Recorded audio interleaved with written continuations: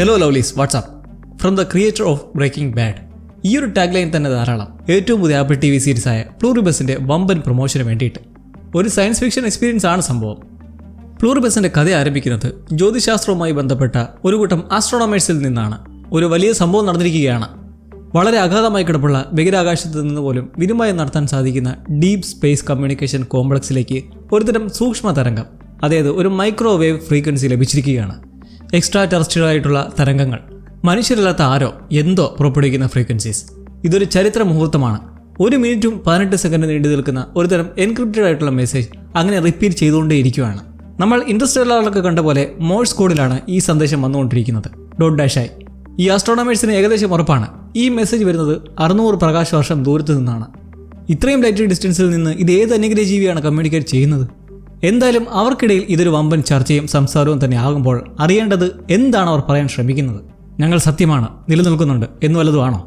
എങ്ങനെ ഈ എൻക്രിപ്റ്റഡ് മെസ്സേജിന്റെ രഹസ്യം കണ്ടെത്തും? അങ്ങനെയിരിക്കെ ഒരു വിദ്വാന് മൈൻഡിൽ സ്ട്രൈക്ക് ആവുകയാണ്. ആ സന്ദേശം അതൊരു RNA സീക്വൻസ് ആണ്. ഒരു ജീവിയുടെ ജനിതക വിവരങ്ങൾ അറിയാൻ കഴിയുന്ന RNA സീക്വൻസിങ്. അപ്പോൾ ഏതുതരം ജീവികളാണ് അവർ എന്ന് മനുഷ്യരെ അറിയിക്കാനുള്ള സന്ദേശമാണോ ഇത്? ഒന്നും പറയാൻ പറ്റാത്ത അവസ്ഥ. ഇങ്ങനൊരു ക്ലൂ കിട്ടിയതോടെ അവർ ചെയ്യുന്ന പരിപാടി എന്തെന്നാൽ ലഭിച്ചിട്ടുള്ള ആ RNA ടെംപ്ലേറ്റ് വെച്ച് ഒരു DNA ക്രിയേറ്റ് ചെയ്യുവാണ്. അങ്ങനെ നിർമ്മിക്കാൻ കഴിയുന്ന എൻസൈമിനെയാണ് റിവേഴ്സ് ട്രാൻസ്ക്രിപ്റ്റേഴ്സ് എന്ന് പറയുക. വെയിറ്റ്, ഞാനൊരു സയൻസ് ടീച്ചറായി മാറുന്നുണ്ടോ? വിട്ടുകളാം. പിന്നൊരു കാര്യം, ഈ സംഭവങ്ങളെല്ലാം നടക്കുന്നത് പ്ലൂറിബസിലെ ഏറ്റവും ഇമ്പോർട്ടൻ്റായി വരാൻ പോകുന്ന ഒരു ദിവസത്തിന് 1.25 കൊല്ലം മുമ്പാണ്.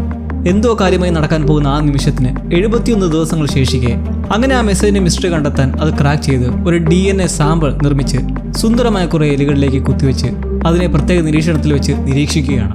എന്തു മാറ്റമാണ് ഉണ്ടാകാൻ പോകുന്നതെന്നുള്ള അറിയാനായിട്ട്. സയൻസ് ഇവിടെ നിൽക്കട്ടെ, നമുക്ക് തൽക്കാലത്തേക്ക് ലിറ്ററേച്ചറിലേക്കൊന്ന് പോവാം. പരീക്ഷണങ്ങൾ ഇങ്ങനെ നടന്നുകൊണ്ടിരിക്കെ നമ്മൾ ഡല്ലാസ് എന്ന ടെക്സാസ് നഗരത്തിലിരിക്കുന്ന ഒരു ജനപ്രിയ എഴുത്തുകാരിയെ പരിചയപ്പെടുകയാണ്. Carol Stark. നോവലിസ്റ്റ് ആയവരുടെ ബെസ്റ്റ് സെല്ലിംഗ് ട്രിലോജിയായ വിൻസ് ഓഫ് ഇക്കറോയിലെ 4ാമത്തെ ബുക്ക് ലോകത്തിന് ലഭ്യമാകാൻ പോകുന്ന വേളയാണ് ഈ കാണുന്നത്. Romance historical novel. കാരോളിനെ നോക്കിയാൽ വളരെ സന്തോഷവും എക്സൈറ്റ്മെന്റും എല്ലാം അവരുടെ മുഖത്ത് കാണാം. ഒപ്പം അവരുടെ മാനേജറും പങ്കാളിയുമായ ഹെലനുമുണ്ട്. അങ്ങനെ ഉത്സാഹത്തോടെയുള്ള ബുക്ക് റീഡിംഗ് സെഷനും തുടർന്ന് ഡൈ ഹാർഡ് ഫാൻസിന് വേണ്ടിയിട്ട് ഫോട്ടോഗ്രാഫ് സെഷൻ, അവരുടെ അഭിപ്രായങ്ങൾ കേൾക്കുക. അങ്ങനെ കുറേ നിമിഷങ്ങൾക്ക് ശേഷം ഒരു ഊബർ ടാക്സി വിളിച്ച് വണ്ടിയിൽ കയറി കഴിയുമ്പോഴാണ് ആ മുഖം മൂടി അഴിഞ്ഞു വീഴുന്നത്. പുറമേ നല്ല എക്സൈറ്റ്മെന്റ് ഒക്കെ ആണേലും ഒരു സുഖമില്ല. ഈ എഴുത്തു ജോലികളോടും പിന്തുടരുന്ന ആരാധകരെക്കുറിച്ച് ഓർത്തുമൊക്കെ ഒരു വിരസമായ ജീവിതമാണ് കരോളിനത്. അങ്ങനെ ആ പ്രധാന ദിവസത്തിന് 1 മാസം മുമ്പുള്ള രാത്രി, United States army medical research institute, പകർച്ചവ്യാധിയെ പറ്റിയുള്ളത്, അവിടേക്ക് പ്രവർത്തനത്തിനെത്തുന്ന ഡോക്ടർ ജെന്നും ഡോക്ടർ ഡിയും. അവിടെയാണ് അയലുകളെല്ലാം DNA കുത്തിവെച്ച് നിരീക്ഷിക്കുന്നതെന്ന് പ്രത്യേകം പറയേണ്ടതില്ലല്ലോ. താഴെ റിസപ്ഷനുമായിട്ട് ചെറിയ ചിറ്റ്ചാറ്റൊക്കെ നടത്തി ലാബിലേക്ക് കയറുമ്പോൾ ആ ചിറ്റ്ചാറ്റ് എന്നുള്ളത് റിസർച്ചിനെ കുറിച്ചാണ്. ബഹിരാകാശത്തിന് പുറത്തുനിന്ന് ലഭിച്ച ആ RNA സീക്വൻസ് അതെന്താണെന്ന് കണ്ടെത്താനുള്ള ഒരു ഗ്രീൻ സിഗ്നലും ഇതേവരെ കിട്ടിയിട്ടില്ല. ഒരു പ്രോഗ്രസും ഇല്ല. അതുകൊണ്ട് ഇനി ഇപ്പോൾ ലാബിലെ അയലുകളെയൊക്കെ ഒന്ന് കൊന്നിട്ട് വീണ്ടും ഒന്നേന്ന് ഫ്രഷായി തുടങ്ങാനുള്ള പരിപാടിയാണ്. അങ്ങനെ ജെന്നും ഡിയും ഈ മൈൻഡോടെ ലാബിലേക്ക് കയറുമ്പോൾ ഒരു കാര്യം ശ്രദ്ധിക്കുകയാണ്. എലികളിൽ ഒന്ന് ചത്തു കിടക്കുന്നു. അല്ല, അനക്കമില്ല. അങ്ങനെ ജെൻ അതിനെ പുറത്തെടുത്ത് വൈറ്റൽസ് ഒക്കെ ചെക്ക് ചെയ്യുമ്പോൾ ചത്ത പോലെ ആണെങ്കിലും അതിന് ഹേർട്ട് ബീറ്റ് ഉണ്ട്. അതും നല്ല സ്ട്രോങ് ആയി പടപടാന്നിരിക്കുവാണ്. ഇതിനിടയ്ക്ക് ഒരു കാര്യം, സേഫ്റ്റിക്ക് മേൽ സേഫ്റ്റിയായി ഗ്ലൗസും കിറ്റുമൊക്കെ ഇട്ടാണ് ഇവർ നിൽക്കുന്നത്. ജെൻ വൈറ്റൽസ് ചെക്ക് ചെയ്ത് അറിയാനായി ഹാർഡ് ഗ്ലൗസ് ഊരി നോക്കി ജീവനുണ്ടെന്ന് പറഞ്ഞ് നിൽക്കുന്നതും പെട്ടെന്ന് കടിച്ചിട്ട് എലി ഓടുന്നതും ഡി അതിനെ പിടിക്കാനും പോകുന്നു. ജെൻ ഉടൻ തന്നെ ഇൻഫെക്ഷൻ ഉണ്ടാവാണ്ടിരിക്കാൻ മുറിവിലെ ചോര ഞെക്കിക്കളഞ്ഞ് കഴിയെ കൊണ്ടുവരിക്കുന്നു. എലിയെ പിടിച്ച് കൂട്ടിലാക്കി നോക്കുന്ന ഡി കാണുന്നതോ കഴുകി നിൽക്കുന്ന ജെന്നിന് എന്തെന്നറിയാത്ത പരവേശവും വിറയലും വെപ്രാളവും ഒക്കെ. ആ കടി പെട്ടെന്ന് തന്നെ ശരീരത്തെ വ്യാപിച്ചിട്ടുണ്ട്. ഡി ഉടൻ ഒരു തരത്തിൽ അവരെ പിടിച്ചുകൊണ്ട് തൊട്ടടുത്തുള്ള ഡിസിൻഫെക്റ്റന്റ് മുറിയിലേക്ക് പോയി നിൽക്കുന്നതോടെ കുറച്ച് നിമിഷങ്ങൾക്കുള്ളിൽ ആ വെപ്രാളം നിൽക്കുന്നു. എങ്കിലും എന്താ സംഭവിച്ചെന്നുള്ള പരിഭ്രാന്തി ഇരുവരിലും. സംഭവം എന്തായാലും RNA ഇപ്പോൾ ഒരു മനുഷ്യനിലേക്കും പകർന്നിരിക്കുകയാണ്. പിന്നെ നമ്മളവിടെ കാണുന്നത് ഒരു സോംബി സ്റ്റൈൽ എഫക്റ്റും. ജെൻ നേരെ ചെന്ന് ആ റിസപ്ഷനിസ്റ്റിനെ ഉമ്മവയ്ക്കുന്നു. സെക്കൻഡുകൾക്കുള്ളിൽ അയാൾ മുന്നേ കണ്ട പോലെ നിന്ന് വിറയ്ക്കാൻ തുടങ്ങുന്നതിന് പിന്നാലെ അവർ ചെന്നിട്ട് ടേബിളിലിരിക്കുന്ന മധുര വടകൾ, ഡോണറ്റ്സ് എല്ലാം ഓരോന്നെടുത്ത് നക്കി തിരികെ വെക്കുന്നത് കാണുമ്പോൾ ഇതെല്ലാം മനഃപൂർവ്വം എല്ലാവർക്കും പകരട്ടെ എന്ന പോലെ ഒരു ചിന്താഗതി ഉള്ളിൽ വന്ന് യാന്ത്രികമായി ചെയ്യുന്ന പോലെയും. എലിയിൽ നിന്ന് ജെന്നിന്റെ ശരീരത്തിലേക്ക് വ്യാപിച്ച ആ വൈറസ് അതെന്ത് ഗുലുമാലുണ്ടാക്കുന്നതാണെന്ന് നമ്മൾ കണ്ടിട്ടില്ല. എന്തായാലും പക്ഷേ അതിപ്പോൾ അവിടെയുള്ള മിക്കവരിലേക്കും പകർന്നു ചെന്നിരിക്കുന്നു. ഡോക്ടർ ഡിയെ ജെൻ ആ ഡിസിൻഫെക്റ്റന്റ് ചേംബറിൽ വെച്ച് തന്നെ ചുംബിച്ചതിലൂടെ അയാൾക്കും ഒരു വിഷപ്പിശക് വന്ന് പിന്നെ സംസാരമൊന്നുമില്ല. ഒരു ക്ലീനിങ് സ്റ്റാഫിനെ പോയി ചുംബിച്ചങ്ങനെ ഒടുവിൽ മിലിറ്ററി ഉദ്യോഗസ്ഥർ വരെ ഇൻഫെക്റ്റഡായി നിന്ന് മെഷീനെ പോലെ ഒന്നും മിണ്ടാതെ ചെയ്യുന്നത് നോക്കിയാലോ. സൂക്ഷ്മാണുക്കളെ നിരീക്ഷിക്കുന്ന ലെഡിലേക്ക് ഓരോരുത്തരുടെയും ഉമിനീര് സാമ്പിൾസ് തേച്ച് വയ്ക്കുന്നു. എല്ലാവരുടെയും മൈൻഡ് കൺട്രോൾ ചെയ്യുന്ന പോലെ എന്തോ ഒരു സംഭവം, അത് വൈറസ് ആണോ എന്താണെന്നറിയില്ല, ഉള്ളിൽ ചെന്നിട്ടുണ്ട്. ഇതിൻ്റെ എല്ലാം ആണ് ആ ഔട്ടർ സ്പേസിൽ നിന്നെത്തിയ മെസ്സേജും. അറിയാലോ, ഇതെല്ലാം 1 മാസം മുന്നുള്ള രാത്രിയിലാണ് നടന്നിരിക്കുന്നത്. ആ ഒരു നിമിഷത്തിന് ജസ്റ്റ് 3 മണിക്കൂർ മാത്രമുള്ള സമയത്തേക്ക് നമ്മൾ എത്തുമ്പോൾ കാരോളും ഹെലനും പുതിയ നോവലിൻ്റെ സ്പെഷ്യൽ ടൂറിന് ശേഷം തിരികെ ആൽബക്കുർക്കിയിലേക്ക് തിരിക്കുകയാണ്. ബ്രേക്കിംഗ് ബാഡും ബെറ്റർ കോൾ സോളും സംഭവിച്ച അതേ ആൽബക്കുർക്കിയിലേക്ക്. അങ്ങനെ എയർപോർട്ടിൽ വന്നിറങ്ങി അവിടെ ഒരു ബുക്ക് സ്റ്റോളിൽ തൻ്റെ നോവൽ താഴത്തെ റാക്കിലിരിക്കുന്നത് കണ്ട് ഹെലനെ കൊണ്ട് എല്ലാവരും കാണത്തക്ക പോലെ മുകളിൽ വെപ്പിച്ചങ്ങനെ ഇരുവരും നേരെ ഒരു ബാറിലേക്ക് എത്തുകയാണ്, ഒന്ന് ക്ഷീണം തീർക്കാൻ. കരോൾ കുടിക്കുന്നതിലും ഹെലൻ ഡ്രിങ്ക്സ് ഒന്നും തൊടാതെ ഇരിക്കുവാണ്. കാരണം ഡ്രൈവ് ചെയ്ത് പോകാനുള്ളതാണ്. മാത്രമല്ല വേറൊരു ഇൻട്രസ്റ്റിംഗ് കാര്യം, ഇവർ വാടകയ്ക്ക് എടുത്തിരിക്കുന്ന റെന്റൽ കാർ സെൽഫ് ഡ്രൈവ് ആണ്. ഇത് സ്റ്റാർട്ട് ആവണമെങ്കിൽ ഡ്രൈവർ കാറിലുള്ള ബ്രത്ത്ലൈസറിൽ ടെസ്റ്റ് നടത്തി വെള്ളം അടിച്ചിട്ടില്ല എന്ന് തെളിയിക്കണം. അത് കൊള്ളാം പരിപാടി കേട്ടോ. എന്തായാലും ബാറിലിരുന്ന് പങ്കാളികൾ ഇരുവരും കൂടി അടുത്ത പ്രോജക്റ്റിനെ കുറിച്ചും മനസ്സിനെക്കുറിച്ചും സംസാരിച്ച് ഒന്ന് വലിക്കാമെന്നങ്ങനെ പുറത്തേക്ക് പോകുമ്പോൾ ബാറിലെ ടി വിയിൽ നോക്കിയാൽ എയർബേസ് ലോക്ക്ഡൗൺ ചെയ്യുന്നുള്ള ബ്രേക്കിംഗ് ന്യൂസൊക്കെ വരുന്നുണ്ട്. അതായത് കുറച്ചു മുന്നേ ഇവർ വന്നിറങ്ങിയ സ്ഥലം ഇപ്പോൾ ലോക്ക്ഡൗൺ ആവണമെങ്കിൽ അവിടെ കാര്യമായി എന്തോ നടന്നിട്ടുണ്ട്. ബാറിലിരുന്ന് ടി വിയൊക്കെ ആരും ശ്രദ്ധിക്കാൻ. ഈ 2 കൂട്ടരും ഇതൊന്നും ഗവനിക്കാതെ പുറത്തേക്ക് വന്ന് സിഗരറ്റ് വലിച്ച് പുകച്ച് നിൽക്കെ കാരോൾ ആകാശത്ത് കാണുന്നൊരു വിചിത്ര കാഴ്ച. പൊതുവെ ജെറ്റൊക്കെ പോകുമ്പോൾ ആകാശത്ത് നീണ്ടങ്ങനെ വെള്ള വര കിടക്കുന്ന നമ്മൾ കാണാറില്ലേ? അതേപോലെ കാരോളും കാണുവാണ്. പക്ഷേ പാരലായിട്ട് പല പ്ലെയിനുകൾ അടുത്തുകൂടി പോയിരിക്കുന്ന പോലുള്ള വരകൾ നമ്മളങ്ങനെ കണ്ടിട്ടില്ലല്ലോ. കാരോളും അങ്ങനെ കണ്ടിട്ടേ ഇല്ല. ഹെലനെ ഇത് വിളിച്ച് കാണിച്ച ശേഷം വിഷയം മാറ്റി ബുക്കിൻ്റെ ഓൺലൈൻ സോഷ്യൽ മീഡിയ റിവ്യൂസൊക്കെ നോക്കി വായിച്ചു നിൽക്കെ ബാക്ക്ഗ്രൗണ്ടിലായി ഒരുവൻ ബാറിൽ നിന്നിറങ്ങി ട്രക്ക് എടുത്ത് പതിയെ മറ്റൊരു വണ്ടിയിൽ കൊണ്ട് ചാർത്തുന്നു. കാരോൾ ഓടിച്ചു നോക്കുമ്പോൾ അയാൾക്ക് ബോധമില്ല. ഫോണിൽ നോക്കി നിൽക്കുന്ന ഹെലനെ വിളിക്കുമ്പോൾ അവൾക്കും അനക്കമില്ല. പൊടുന്നതിനെ അവന് ബോധം വന്ന് കിടന്നു കണ്ട് നോക്കുമ്പോൾ കാണാം ചക്ക വെട്ടിയിട്ട പോലെ ഹെലനും അവിടെ വീഴുന്നു. ഓടിപ്പോയി നോക്കുമ്പോൾ അവളും കിടന്ന് വിറയ്ക്കുവാണ്. അപ്പോൾ എങ്ങനെയോ ആ വൈറസ് ഇവിടം വരെ എത്തിയിരിക്കുന്നു. കാരോളിന് എന്ത് ചെയ്യണമെന്നറിയാതെ ഫോൺ നോക്കുമ്പോൾ അതും വീണ് പൊട്ടിയിട്ടുണ്ട്. നേരെ ബാറിലേക്ക് ആരെങ്കിലും ചെന്ന് വിളിക്കാമെന്ന് തുറക്കുമ്പോഴോ ഭീകരത. അവിടെ എല്ലാവരും നിമിഷങ്ങൾക്കുള്ളിൽ ഈ വൈറസ് ബാധിച്ച് സ്റ്റക്കായി നിന്ന് വിറച്ചുകൊണ്ട് ഒരു വികാരവുമില്ലാതെ നിൽക്കുവാണ്. കാരോളിനൊന്നും മനസ്സിലാവുന്നില്ല. ഒരു പ്രായം ചെന്നാൽ ഇതേപോലെ ചോരൊഴുകി കിടക്കുന്നത് കണ്ട് പേടിച്ച് സ്റ്റക്കായി നിൽക്കുന്ന ബാർട്ടൻഡറുടെ ഫോണെടുത്ത് പോലീസിനെ വിളിക്കുന്നത് വെറുതെയും. കാരണം എമർജൻസി സർവീസുകളും ബിസി. ഇനി എന്ത് ചെയ്യും? ഹെലനെ പാടുപെട്ട് ആ ഇടിച്ച ട്രക്കിൻ്റെ പിറകിൽ കിടത്തി മറ്റവനെ ചവിട്ടി ഉള്ളിലേക്ക് ഇട്ടിട്ട് നേരെ ഹോസ്പിറ്റലിലേക്ക് കൊണ്ടുപോകുന്നു. കാരണം റെന്റിനെടുത്ത വണ്ടിയിൽ നടക്കില്ല. അത് ബെത്തലൈസർ കരോളിനെ ചതിച്ചു. ടെസ്റ്റ് പാസ്സായാലേ വണ്ടി സ്റ്റാർട്ട് ആവുള്ളല്ലോ. അങ്ങനെ പാഞ്ഞു പോകവേ മുന്നിലെ പോലീസ് വണ്ടി കണ്ട് ആശ്വസിക്കുന്നതിലും അടുത്തേക്ക് ചെല്ലുമ്പോൾ അത് കരോളിന് BP കൂട്ടുന്നേയുള്ളൂ. കാരണം പോലീസ് വണ്ടി വരെ എന്തോ ആക്സിഡന്റ് പറ്റി കിടക്കുന്നു. ദൂരെയുള്ള ടൗണിൻ്റെ കാഴ്ച നോക്കിയാൽ പലയിടങ്ങളിലായി തീയും പുകയുമൊക്കെ. എന്ത് നാശമാണ് സംഭവിക്കുന്നത്? ആ അവലാതിയിൽ അവർ ഹോസ്പിറ്റലിൽ ചെല്ലുമ്പോൾ അവിടെയും സ്ഥിതി വ്യത്യസ്തമല്ല. നിന്നുവരയ്ക്കുന്ന പേഷ്യൻസിൻ്റെയും ഡോക്ടറുടെയും നഴ്സിൻ്റെ ഇടയിൽ കൂടെ അവരെ വിളിച്ചുകൊണ്ട് നേരെ പോയി ഒരു സ്ട്രക്ചർ എടുത്ത് വരുമ്പോഴേക്കും ഹെലൻ കണ്ണിന് ചുറ്റും ചുവന്ന് തീരെ അവശയായ നിലയിലാണ്. മെല്ലെ ആ വിറയിൽ വിട്ടുമാറി കരോളിനെ നോക്കിയൊന്ന് പുഞ്ചിരിച്ച ശേഷം അവർ കരോൾ പ്രാന്ത് പിടിച്ച് CPR നൽകിയിട്ടൊന്നും ഒരു പ്രയോജനവുമില്ല. പക്ഷേ ഇവിടെ കാണുന്ന വണ്ടർ, ഹെലൻ മരിക്കുന്നതിന് പിറകെ അവിടെ നിന്നവരെല്ലാം വീണ്ടും നോർമലായി ചലിക്കാൻ തുടങ്ങുന്നു. ട്രക്കിൽ കിടന്നിരുന്ന ആ ആൾ വരെ.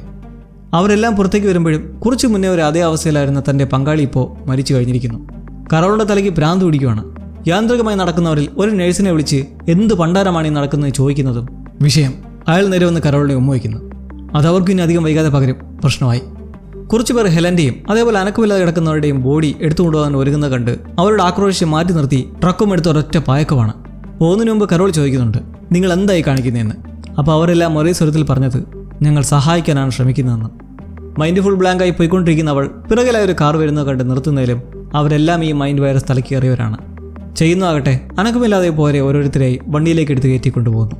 കരോളിൻ്റെ വണ്ടിക്കടുത്തേക്ക് ഓരോരുത്തരായി നടന്നു വരുന്നത് കണ്ട് അവർ ട്രക്ക് സ്റ്റാർട്ട് ചെയ്ത് വീട്ടിലേക്ക് തിരിക്കുമ്പോൾ പക്ഷേ ഇൻഫെക്റ്റഡ് എല്ലാം ഒരു പ്രത്യേക സ്വഭാവമാണ്. അക്രമമോ ഭീകരതയോ ഒന്നും പ്രകടമല്ല. ചിലർ വളരെ ചിരിച്ചും തുളിച്ചാടിയൊക്കെ നടക്കുന്നു. ചിലർ കത്തുന്ന വീടും ബസ്സുമൊക്കെ കെടുത്തി ശാന്തമാക്കുന്നു. എല്ലാവർക്കും ഇതെന്താ പറ്റിയേ? അങ്ങനെ ട്രക്ക് ഓടിച്ച് വീട്ടിലേക്ക് എത്തുമ്പോൾ നിങ്ങളൊരു കാര്യം ശ്രദ്ധിച്ചോ? ഉമ്മ വെച്ചിട്ടും കരോളിലേക്ക് ആ മൈൻഡ് വൈറസ് പകർന്നിട്ടില്ല. അപ്പോൾ അവൾക്ക് എന്തോ ഒരു പ്രതിരോധമോ സ്പെഷ്യാലിറ്റിയോ മറ്റോ ഉണ്ട്. വീട്ടിലേക്ക് ഹെലൻ്റെ ബോഡിയുമായി കയറാൻ നോക്കവേ താക്കോലില്ല. ലോസ്റ്റായി. കഥക് തല്ലിപ്പൊളിക്കാൻ ശ്രമിക്കുമ്പോൾ അയലത്തെ കുട്ടികൾ വന്ന് സ്നേഹത്തോട് സംസാരിക്കുന്നത് ഒരത്ഭുതവും.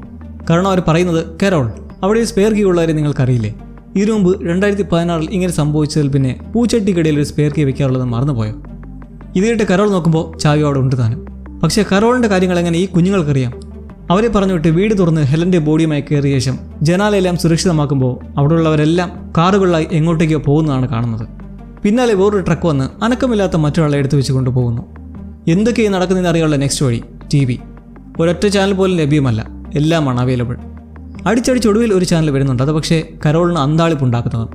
പ്രസിഡന്റിന്റെ വൈറ്റ് ഹൗസിൽ ഏതോ ഒരു ഭരണാധികാരി നിൽക്കുകയാണ്. താഴെ സ്ക്രോൾ ചെയ്യുന്ന വാക്കുകളോ ഡയറക്റ്റ് കരോളിനുള്ളതായിട്ടും. നിങ്ങൾ നല്ല വെപ്രാളത്തിലാണെന്നറിയാം കരോൾ. എന്താ നടക്കുന്നത് അറിയാൻ ഒന്ന് റിലാക്സ് ആയിട്ട് ഈ നമ്പറിൽ വിളിക്കുക. അങ്ങനെ വൈകാതെ തന്നെ അവിടെ ഒരു കോൺവെർസേഷൻ നടക്കുവാണ്. ഒരു ഗ്ലാസ് വിസ്കിയും ലാൻഡ് ലൈനും എടുത്ത് വിളിക്കുമ്പോൾ ടി വിയിൽ കാണുന്ന ആ ആളാണ് മറുതലയ്ക്കലുള്ളത്. ഡേവിഡ് ടാഫ്ലർ, സ്റ്റേറ്റ്സിലെ കൃഷി വകുപ്പ് സംബന്ധിച്ച സെക്രട്ടറിയാണ്. കുറേ കാര്യങ്ങൾ നമുക്ക് ഈ സംഭാഷണത്തിൽ കൂടി വ്യക്തമാവുന്നു. ആദ്യം തന്നെ ഇതൊരു ഏലിയൻ ആക്രമണമോ കടന്നുകയറ്റമോ ഒന്നുമല്ല. മാത്രമല്ല ഈ പകരുന്നത് അതെന്തായാലും മനുഷ്യർക്ക് ഡേഞ്ചറല്ല. ഹെലൻ മരണപ്പെട്ടത് വൈറസ് പകർന്നതുകൊണ്ടല്ല, മറിച്ച് ആ വിറയൽ സമയത്ത് അവൾ വീണത് വഴി തലക്കേറ്റ ക്ഷതം മൂലമാണ്. ഇന്റേണൽ ബ്ലീഡിങ്ങോ മറ്റോ ഉണ്ടായിട്ടുണ്ടാകണം. ഇതുപോലെ സംഭവിച്ച പലരെയുമാണ് ഇൻഫെക്റ്റഡ് ആയിട്ടുള്ളവർ വീടുകളിൽ നിന്നൊക്കെ എടുത്തുകൊണ്ട് പോയതായി കണ്ടത്. രണ്ടാമത്തെ കാര്യം, ഈ വൈറസ് കരോളിനെ ഏൽക്കില്ല എന്ന് നമ്മൾ കണ്ടു. സലൈവ അവളിലേക്ക് ചെന്നിട്ടും അതിനെ പ്രതിരോധിക്കാൻ കഴിഞ്ഞു. ഡേവിഡ് ടാഫ്ലർ പറയുന്നത് ഇതുപോലെ കരോളിനടക്കം മൊത്തം 12 പേരുണ്ട്. അവർക്കുള്ളിൽ ഇതിനെ പ്രതിരോധിക്കാനുള്ള ശക്തിയുണ്ട്. ഈ 12 പേർ ആൽബർക്വക്കിൽ മാത്രമായിട്ടല്ല, ഈ ലോകത്ത്. 1.25 കൊല്ലം മുമ്പ് ആസ്ട്രോണമേഴ്സിന് കിട്ടിയ ആ സിഗ്നലും അതുവെച്ച് നടത്തിയ ടെസ്റ്റിങ്ങിനെ കുറിച്ചുമൊക്കെ കരോളിനെ അറിയിച്ചിട്ട് ഈ വൈറസിനെ കുറിച്ച് വ്യാഖ്യാനിക്കുന്നതാകട്ടെ ഇതൊരു പശയാണ്. മനുഷ്യൻ്റെ ആത്മീയതയെല്ലാം ചേർത്തൊന്നാക്കുന്ന ഒരു സൈക്കിക് ഗ്ലൂ. എല്ലാ മനുഷ്യരുടെ മൈൻഡിനെ കണക്റ്റാക്കി ഒന്നാക്കി മാറ്റുന്ന ഒരു രീതി. ഇതെല്ലാം കേട്ടിട്ടുണ്ടോ കരോൾ വെറുതെ ഇരിക്കുന്നു? അവൾക്ക് പ്രസിഡന്റിനെ കാണണം. ഡേവിഡ് പറയുന്നതോ പ്രസിഡന്റും കൂട്ടരൊക്കെ ചത്തു, ഇനി നമ്മളൊക്കെയാണ്. ഒരേ മനസ്സോടെയുള്ള ഒരു ജീവിതം, എല്ലാവരും ഒന്നിച്ചുള്ള ലോകം. ഇതിനിടയ്ക്ക് എനിക്കൊരു കാര്യം പിടികിട്ടിയത് ഇവർക്കാർക്കും മൈൻഡ് റീഡിങ് ചെയ്യാൻ കഴിയില്ലെന്ന് പറഞ്ഞു. അപ്പോൾ കരോളിൻ്റെ കാര്യം എങ്ങനെ ആ കുട്ടികൾ കണ്ടെത്തി എന്നതിനെക്കുറിച്ചുള്ളതാണ്. എന്തായാലും ഈ കൂട്ടരെല്ലാം ഒരേപോലെ മൈൻഡ് ഷെയർ ചെയ്യുന്നവരാന്ന് പറഞ്ഞില്ലേ, നമ്മുടെ സിന്നേഴ്സിലെ വാമ്പേഴ്സിനെ പോലെ. അങ്ങനെയുള്ളപ്പോൾ ഹെലൻ ട്രാൻസ്ഫോർമേഷൻ സംഭവിച്ചുകൊണ്ടിരിക്കുകയാണ് മരണപ്പെടുന്നത്. അപ്പോൾ ഇതിനിടയ്ക്ക് വെച്ച് മൈൻഡ് ഷെയർഡ് ആയതിലൂടെ കരോളിനെ കുറിച്ചുള്ള കാര്യങ്ങൾ അവർക്കും പിടികിട്ടി. അങ്ങനെയാണ് അവളുടെ ജീവിതത്തിൽ നടന്ന ഒരു സംഭവം പിള്ളേർ പറഞ്ഞതും പിന്നീടൊരു സമയത്ത് കൂട്ടങ്ങൾ ചേർന്ന് ഒരേ സ്വരത്തിൽ ഹെലൻ മരിച്ചതിൽ കരോളിൻ്റെ ദുഃഖത്തോട് പങ്കുചേരുന്നു എന്ന് പറഞ്ഞതും. എന്തായാലും നമ്മളിതുവരെ കണ്ടത് ഈ വൈറസ് ബാധിക്കുന്നത് ചുംബനത്തിലൂടെയാണ്. എന്നാൽ കരോളിനും ബാറിലും ഹോസ്പിറ്റലിലും എല്ലാം കണ്ടത് വെച്ച് എല്ലാവരും ഒരു സമയം കൊണ്ട് ആക്ടിവേറ്റ് ആയതുപോലെയാണ് തോന്നുന്നത്. അപ്പോൾ ഇതിനിടയ്ക്ക് ഇതുപോലെ ബൾക്ക് ആക്ടിവേറ്റ് ചെയ്യാനുള്ള എന്തോ ഒരു വഴി ഇവർ കണ്ടെത്തിയിട്ടുണ്ട്. എന്തായാലും ഇപ്പോൾ ഡേവിഡ് പറയുന്ന ആവശ്യം കരോളിനൊരു പ്രത്യേകത ഉള്ളതുകൊണ്ടാണ് ട്രാൻസ്ഫോം ആവാത്തത്. അത് നമുക്ക് ശരിയാക്കി എടുക്കാം. അങ്ങനെ ഫിഗർ ഔട്ട് ചെയ്താൽ നമുക്കെല്ലാം ഒരേപോലെ ജീവിക്കാമെന്ന് പറയുന്നതിനർത്ഥം കരോളും ഈ കൂട്ടത്തോട് ചേരാനായിട്ടാണ്. ഇത് വളരെ മനോഹരമായിട്ടുള്ള ജീവിതമായിരിക്കും എന്ന് പറയുന്ന കേട്ട് കരോൾ കൺഫ്യൂസ്ഡായി ഫോൺ കട്ട് ചെയ്യുന്നതിലും തിരികെ വിളിച്ചുകൊണ്ടേയിരിക്കുന്നു. അങ്ങനെ ഒരെത്തും പിടിയും കിട്ടാത്ത പോയിന്റിൽ പ്ലൂറിബസിന്റെ തുടക്കം ഒടുങ്ങുമ്പോൾ ആ ടൈമർ വീണ്ടും ഓടുകയാണ് മുന്നോട്ട്. 1 മണിക്കൂർ കഴിഞ്ഞിരിക്കുന്നു. അതിനർത്ഥം തുടക്കം മുതൽ നമ്മൾ കണ്ട ടൈം അണ്ടർപില്ലേ മൊമെന്റ് കരോൾ ഈ വൈറസിനെ കുറിച്ച് റിയലൈസ് ചെയ്യുക എന്നതായിരുന്നു. ഇനി മുന്നോട്ടുള്ള ഈ ടൈമർ എന്തിനു വേണ്ടിയാണ്? ഔട്ടർ സ്പേസിൽ നിന്നെത്തിയ ഒരു മെസ്സേജ്. ജസ്റ്റ് 1 മിനിറ്റും 18 സെക്കൻഡും മാത്രം ദൈർഘ്യമുള്ള ആ മെസ്സേജ് പല പ്രോസസ്സിലൂടെ ഒരു മൈൻഡ് വൈറസായി മാറി അത് ലോകത്തിലെ മനുഷ്യരെ തന്നെ അപ്പാടെ മാറ്റിയ കാഴ്ച നമ്മൾ കണ്ടു. ഒരേ ചിന്തയിൽ ഒരേ മനസ്സോടെ കൂട്ടമായി പ്രവർത്തിക്കാൻ തുടങ്ങിയ ഹ്യൂമൻസ്. അതിനിപ്പോഴും പിടികൊടുക്കാത്ത ലോകത്തെ 12 പേരിൽ ഒരാൾ കാരോൾ. നമ്മൾ പുതിയ സംഭവങ്ങളിലേക്ക് കടക്കുന്നത് ഒരു മിഡിൽ ഈസ്റ്റ് നഗരത്തിലൂടെയാണ്. അവിടെയും കാര്യങ്ങൾ സെയിം തന്നെ. മനുഷ്യരെല്ലാം മൈൻഡ് വൈറസ് ബാധിച്ച് ഒരേ മനസ്സോടെ പ്രവർത്തിക്കുകയാണ്. നമ്മൾ നേരത്തെ കണ്ട പോലെ ട്രാൻസ്ഫോം ആവുന്നതിനിടയ്ക്ക് അപകടം പറ്റി മരിച്ചവരെല്ലാം കളക്ട് ചെയ്ത് ക്ലിയർ ആക്കുന്ന പരിപാടി. കാഴ്ചയിൽ ആ നാട്ടിലെ ഒരു ദരിദ്ര യുവതി. അവർ വന്നിട്ട് ഒരു കാറിൽ പെട്ട് മരിച്ചു കിടക്കുന്ന ബോഡി എടുക്കാൻ പാടുപെടുന്നതിനിടെ വേറെ ഒരു വണ്ടിയുമായി വന്നിട്ട് പിന്നെ ഇരുവരും കൂടി ബോഡി എടുത്തിട്ട് മറ്റു ബോഡീസുള്ള ലോറിയിലേക്ക് കയറ്റുന്നു. ഈ സമയം തന്നെ ഒരുവൻ സ്കൂട്ടറിൽ വരുന്നതും ഈ ലേഡി നേരെ സ്കൂട്ടറിൽ കയറി എയർപോർട്ടിലേക്ക്. എന്നിട്ടോ അവിടെ സെറ്റ് ചെയ്തിരിക്കുന്ന ഒരു പ്ലെയിൻ ഒറ്റയ്ക്ക് സ്വന്തമായി ടേക്ക് ഓഫ് ചെയ്യുകയാണ്. ഈ നടക്കുന്നതെല്ലാം കൊണ്ട് അർത്ഥമാക്കുന്നത് ട്രാൻസ്ഫോമായ മനുഷ്യരുടെ എല്ലാം മൈൻഡ് സിങ്ക് ആയതുകൊണ്ട് തന്നെ അവർക്ക് എന്തും ചെയ്യാവുന്ന അവസ്ഥയാണ്. ഒരു ദരിദ്രയായ യുവതി പ്ലെയിൻ ഓടിക്കുന്നതിൻ്റെയും സ്കൂട്ടർ ഓടിക്കുന്നതിൻ്റെയും എല്ലാം റീസൺ ഇതൊക്കെ കൺട്രോൾ ചെയ്യാൻ അറിയുന്ന പൈലറ്റിൻ്റെയും മറ്റുമുള്ള സകലരുടെയും ബുദ്ധിയുമായി ഇവരൊക്കെയും കണക്റ്റ് ആയതുകൊണ്ടാണ്. എല്ലാവരുടെയും അറിവുകൾ ഒന്നായതോടെ സത്യം പറഞ്ഞാൽ ഇവർക്ക് ചെയ്യാൻ കഴിയാത്ത ഒന്നും തന്നെ ഇല്ലെന്ന് പറയാം. നാളെ ഒരു ഓപ്പറേഷൻ ചെയ്യാനും കെട്ടിടം പണിയാനും ഒക്കെയുള്ള കേപ്പബിലിറ്റി അവർക്ക് ഈ വ്യാപാരത്തിലൂടെ ലഭിച്ചിട്ടുണ്ട് എന്നർത്ഥം. എന്ത് സുഖപരിപാടി ഇല്ലേ? കുത്തിയിരുന്ന് കഷ്ടപ്പെട്ട് പഠിക്കാതെ തന്നെ അറിവെല്ലാം ലഭിക്കുന്ന രീതി. ഇവരുടെ സമീപനം നോക്കിയാലും അങ്ങോട്ടും ഇങ്ങോട്ടും യാതൊരുവിധ സംസാരവുമില്ല. അടുത്തതെന്ത് ചെയ്യുമെന്നും ചെയ്യണമെന്നൊക്കെ മനസ്സിൽ തന്നെ പ്രോഗ്രാം ചെയ്തിരിക്കുന്ന സിസ്റ്റം. ആ ലേഡി എത്തുന്നത് ആൽബർക്വക്കിയിലേക്കും. അതിന് പിന്നിലൊരു റീസൺ ഉണ്ട്. അത് നമ്മൾ വൈകാതെ കാണാം. പ്ലെയിനിൽ നിന്നിറങ്ങി നേരെ ചെന്ന് മുഷിഞ്ഞ വസ്ത്രവും മാറ്റി പബ്ലിക്കായി മറ്റുള്ളവരുടെ മുന്നിലൂടെ ബാത്റൂമിൽ കയറി കുളിച്ച് വൃത്തിയാകുന്നത് ഇവരുടെ വ്യക്തിത്വവും പ്രൈവസിയും എല്ലാം പോയിരിക്കുന്നു എന്ന് കാട്ടിത്തരുന്നു. വിസ്കിയുടെ മയക്കത്തിൽ നീണ്ട 10 മണിക്കൂറത്തെ ഉറക്കം കഴിഞ്ഞിരിക്കുന്ന കാരോൾ. കഴിഞ്ഞ രാത്രിയിലെ ഒന്നും ഒരു തോന്നലല്ല. തൊട്ടടുത്ത് തന്നെ കിടപ്പുണ്ട് ഹെലൻ്റെ ബോഡി. ശരീരത്തിൻ്റെ നിറമൊക്കെ മാറി തുടങ്ങിയിട്ടുണ്ട്. ഇനി ഇങ്ങനെ വെച്ചുകൊണ്ടിരിക്കുന്നതിൽ കാര്യമില്ലെന്ന് തിരിച്ചറിഞ്ഞ് ഒരു പുതപ്പ് കൊണ്ട് മൂടി പറമ്പിലായി സംസ്കാരം നടത്താനായി കുഴിയെടുക്കുന്നു. ഈ സമയത്താണ് നമ്മൾ കണ്ട ആ ലേഡി മിഡിൽ ഈസ്റ്റിൽ നിന്നും പ്ലെയിൻ ഓടിച്ചു വന്ന ആ ദരിദ്ര യുവതി കരോളിനടുത്തേക്ക് എത്തുന്നത്. കുളിച്ചു വൃത്തിയായി നല്ലപോലെ നിൽക്കുന്ന ഇവളാണ് സോഷ. ഇപ്പോൾ എത്തിയതിൻ്റെ ഉദ്ദേശം വേറൊന്നുമല്ല. കരോൾ മണിക്കൂറുകളായി വെയിലത്ത് നിന്ന് ആ കട്ടിത്തറയിൽ കുഴിതുകൊണ്ടുമാണ്. ഇത് ഒരേ മൈൻഡുള്ള ആ കൂട്ടങ്ങൾ, വൺ മൈൻഡ് പീപ്പിൾ, ഒരു ഡ്രോൺ വഴി വീക്ഷിച്ച് മനസ്സിലാക്കി കുടിവെള്ളവുമായി എത്തിച്ചതാണ് സോഷയെ. 40,000 അടി ഉയരത്തിലുള്ള ഒരു മിലിറ്ററി ഡ്രോൺ വഴി കരോളിനെ മോണിറ്റർ ചെയ്തുകൊണ്ടിരിക്കുകയാണ് അവർ. വാട്ടർ ബോട്ടിലുമായി നിൽക്കുന്ന കണ്ട് കരോൾ തന്നെ ട്രാൻസ്ഫോം ചെയ്യാൻ വേണ്ടി എന്തേലും കലർത്തിയ വെള്ളമാണെന്ന് ശാഠ്യം പിടിച്ച് അത് താഴത്തേക്ക് ഒഴിച്ച് കളഞ്ഞിട്ട് കുറേ തെറി പറഞ്ഞ് അവളെ പറഞ്ഞു വിട്ട് കഥ അടയ്ക്കുമ്പോഴാണ് പെട്ടെന്നൊരു തോന്നൽ. ഓടിപ്പോയി അവളോട് നിൽക്കാൻ പറഞ്ഞ് നേരെ കരോളിൻ്റെ ആ നോവൽ എടുത്തുകൊണ്ട് നോക്കുമ്പോഴോ തൻ്റെ കഥയിലെ കഥാനായകൻ്റെ അതേ മുഖസാദൃശ്യം മുന്നിൽ നിൽക്കുന്ന പെണ്ണിന്. നോവലിലെ നായകനാണ് റബാൻ. അതേ ഫേസ് കട്ടിൽ ഒരു പെണ്ണ് നിൽക്കുന്നത് കരോളിന് ആശ്ചര്യമുണ്ടാക്കുന്നതിന് പിന്നിൽ വേറൊരു കാര്യം കൂടിയുണ്ട്. തുടക്കത്തിൽ ഈ റബാൻ എന്ന ക്യാരക്ടർ ഒരു പെണ്ണായിട്ടായിരുന്നു ചിന്തിച്ചത്. ഇക്കാര്യം ഹെലൻ അറിയുകയും ചെയ്യാം. എന്നാൽ ഇപ്പോൾ അതേ സാദൃശ്യമുള്ള സോഷ എങ്ങനെ മുന്നിലെത്തി? സോഷയുടെ പ്രതികരണം കേട്ടാലോ? എല്ലാവരും ട്രാൻസ്ഫോമായ വഴിക്ക് മൈൻഡ് എല്ലാം കണക്റ്റഡ് ആകുമ്പോൾ അവരുടെ കഴിഞ്ഞ ഓർമ്മകളൊക്കെ പരസ്പരം പങ്കിടാനുള്ള ഒരു അവസരം കൂടിയാണ്. ഹെലൻ മാറിക്കൊണ്ടിരിക്കുന്ന വഴിക്കാണ് മരണപ്പെട്ടത്.